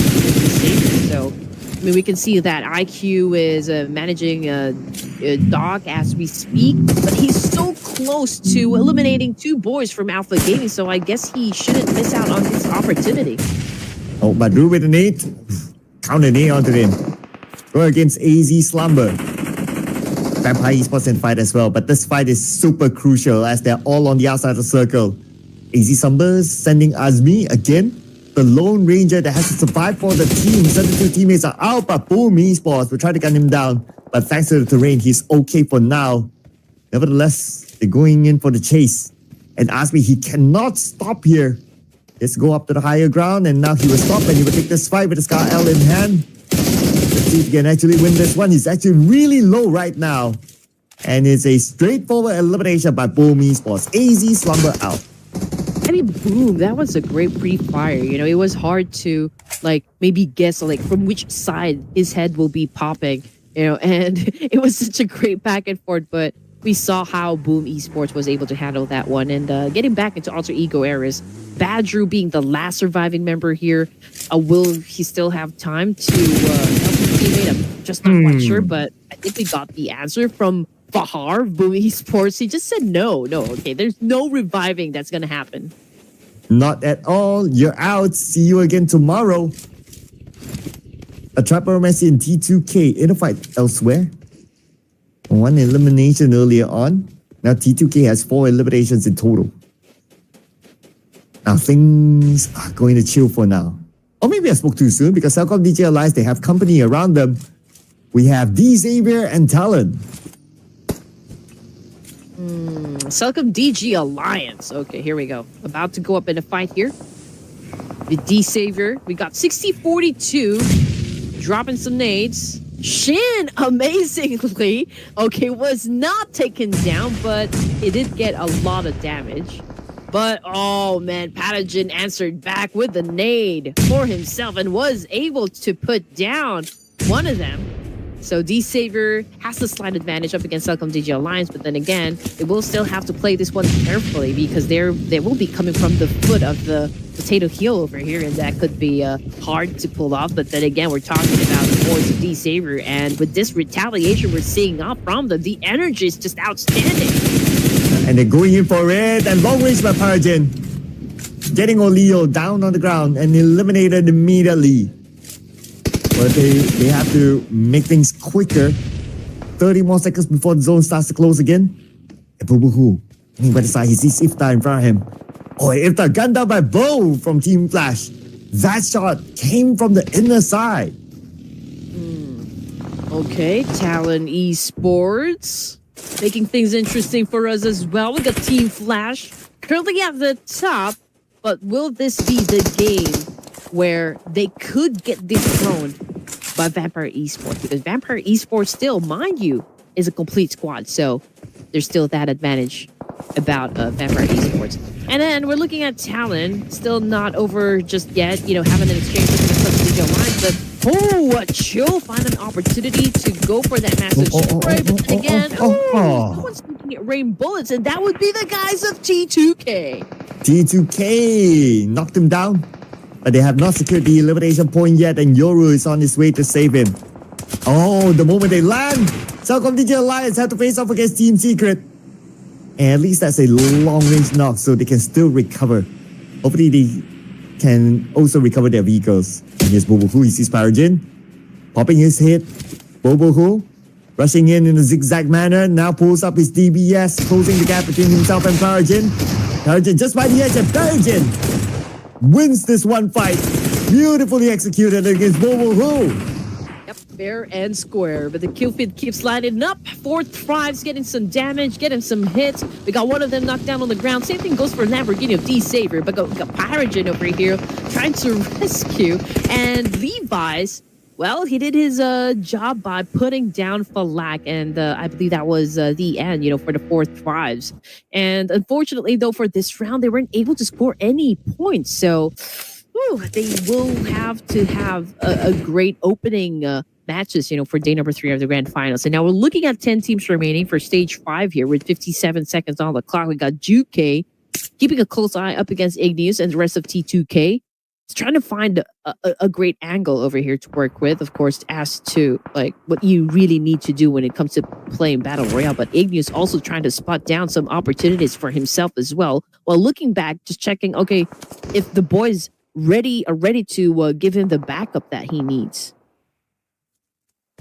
And let's see what sort of backup that Rules will have. Because right now, Yoru shot him down, but it's also one of those long range. And if you look at the minimap, Rules is being picked up. It should be okay. And they're in the circle, so that's fine.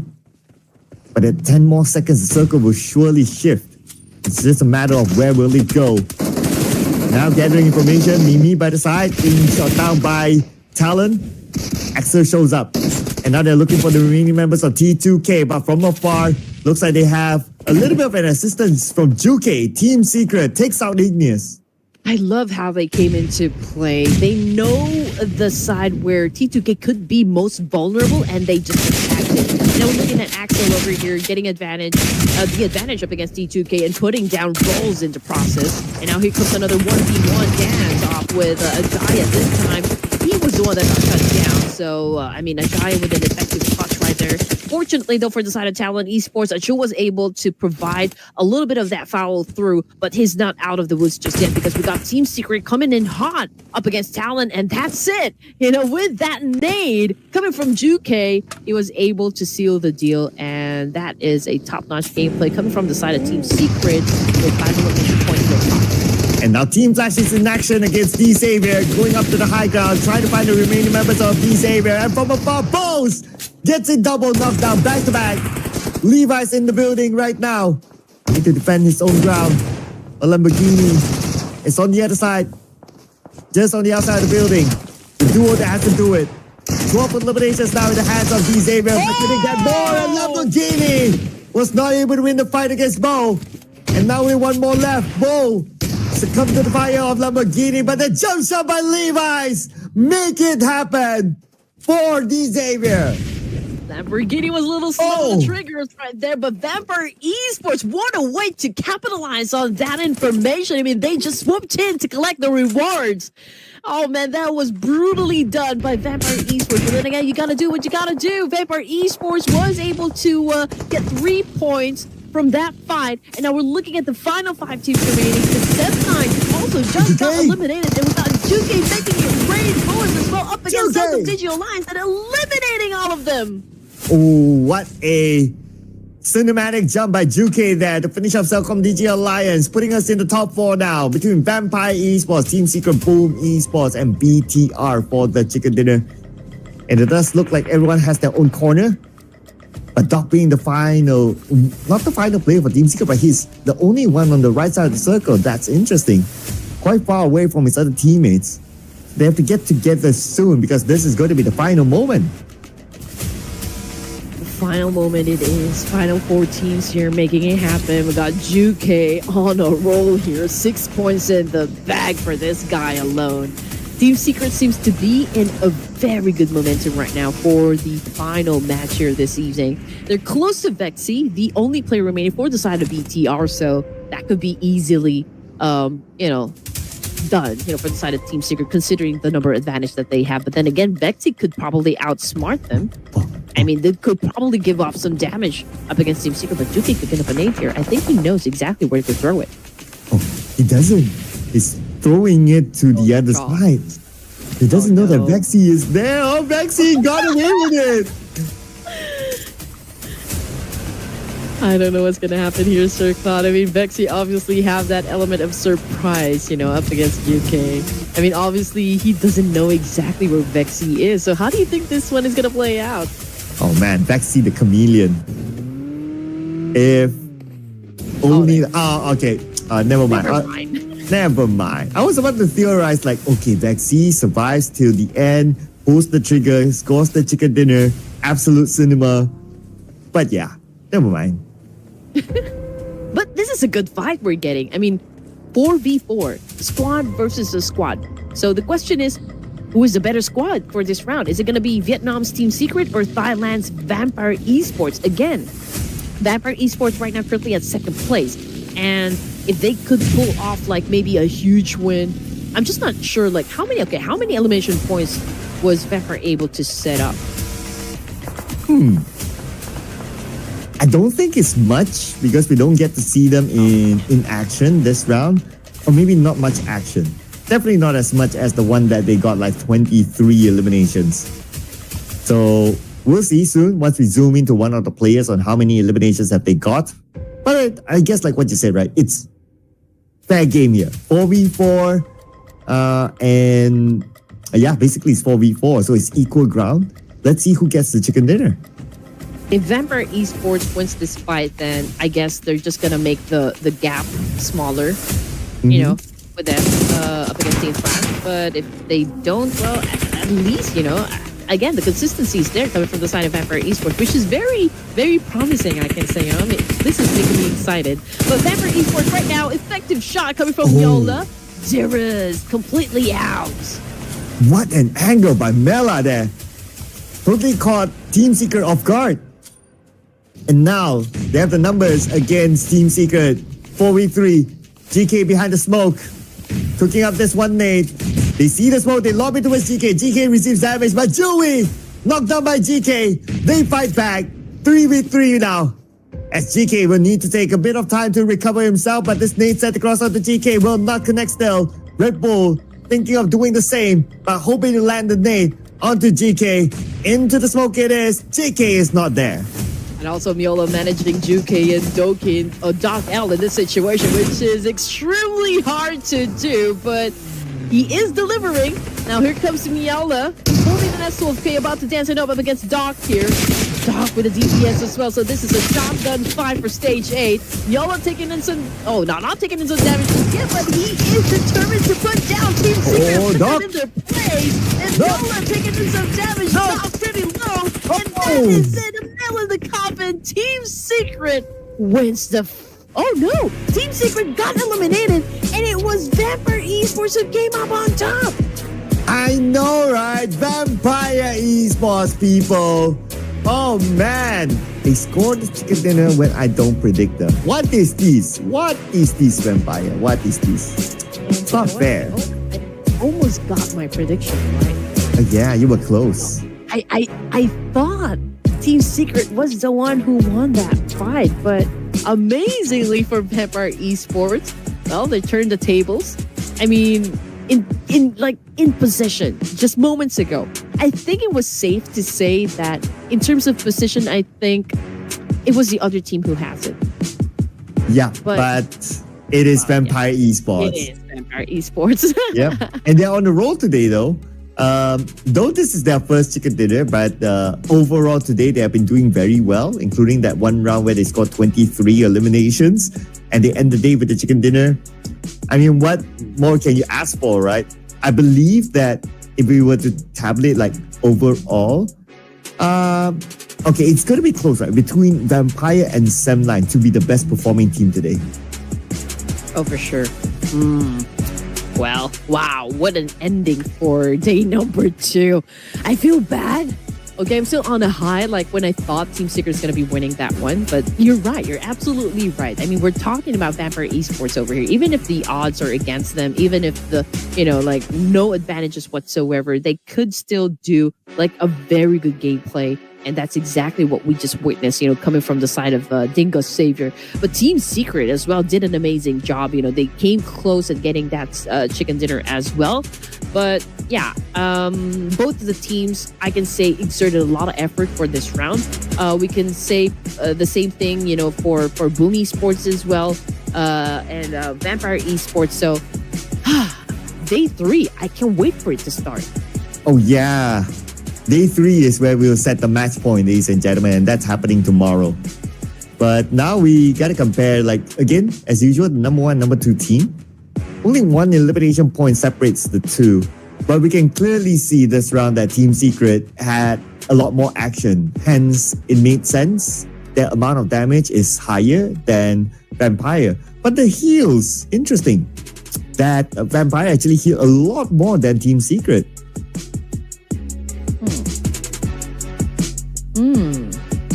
Oh, you're right. Okay. Maybe they've taken a lot of damage, from all of the fights that they've been through. But they're so good at, with the whole resetting stuff, and I guess it did them well. It paid off.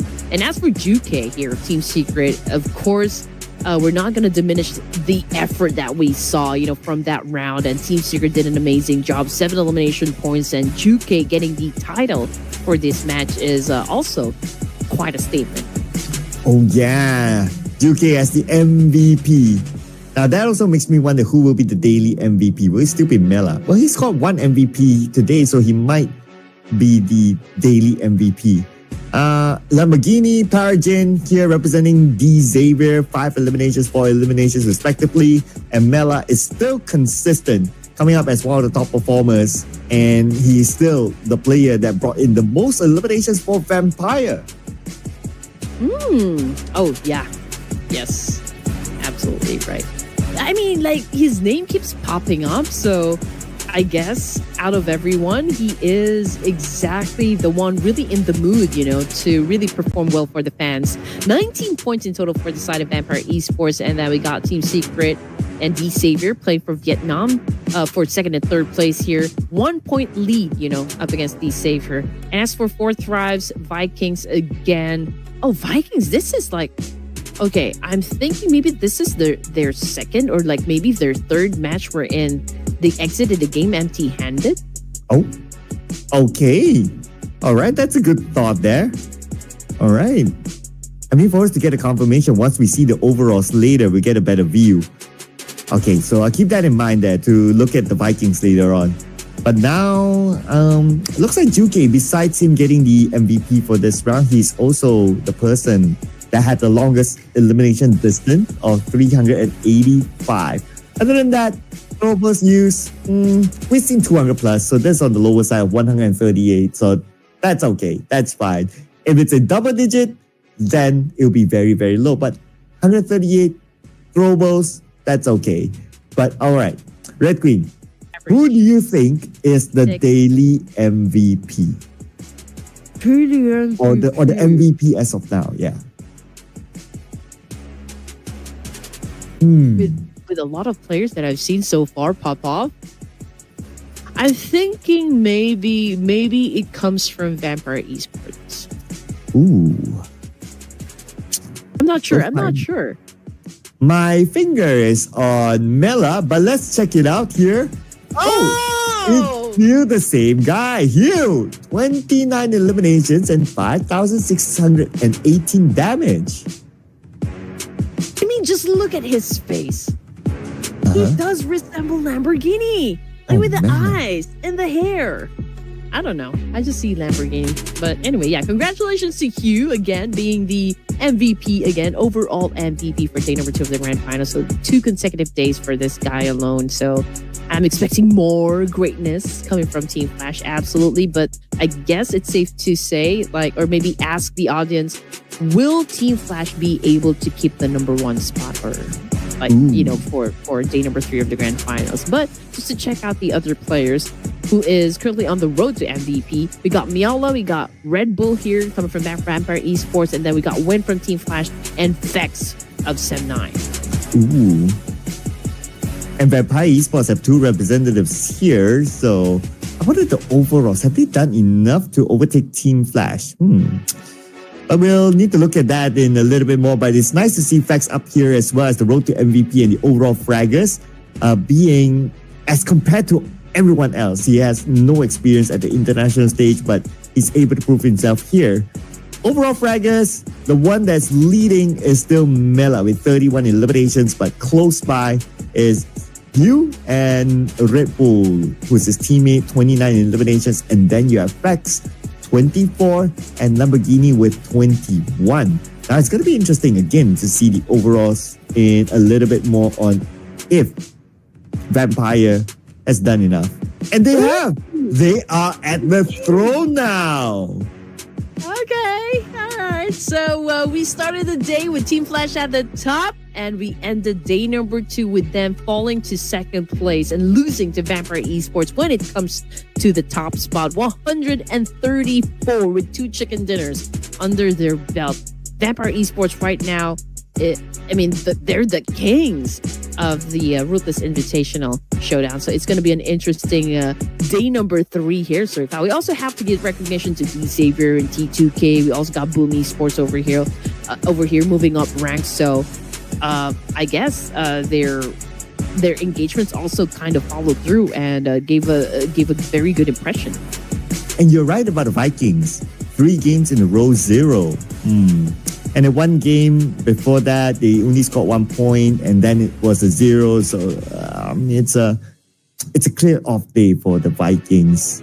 By the bottom is still, unfortunately, Toda, 30 points. They're only 1 point behind Talon. So they can easily swap places by tomorrow after the round. Of course, they have to perform, that is, but the points are that close. You know, for Team Flash, I feel like they started off really strong. Even with day 1, you know, it was, everything's working out for them. Even the formula, you know, when it comes to their strat, their overall synergy, I think it did them good. But somehow, at some point for day number 2 of the grand finals, they kind of just faded. You know, the energy went down. And, again, with the massive gap that they've had so far before we even began the matches, that was a huge advantage. But Vampire Esports was able to do something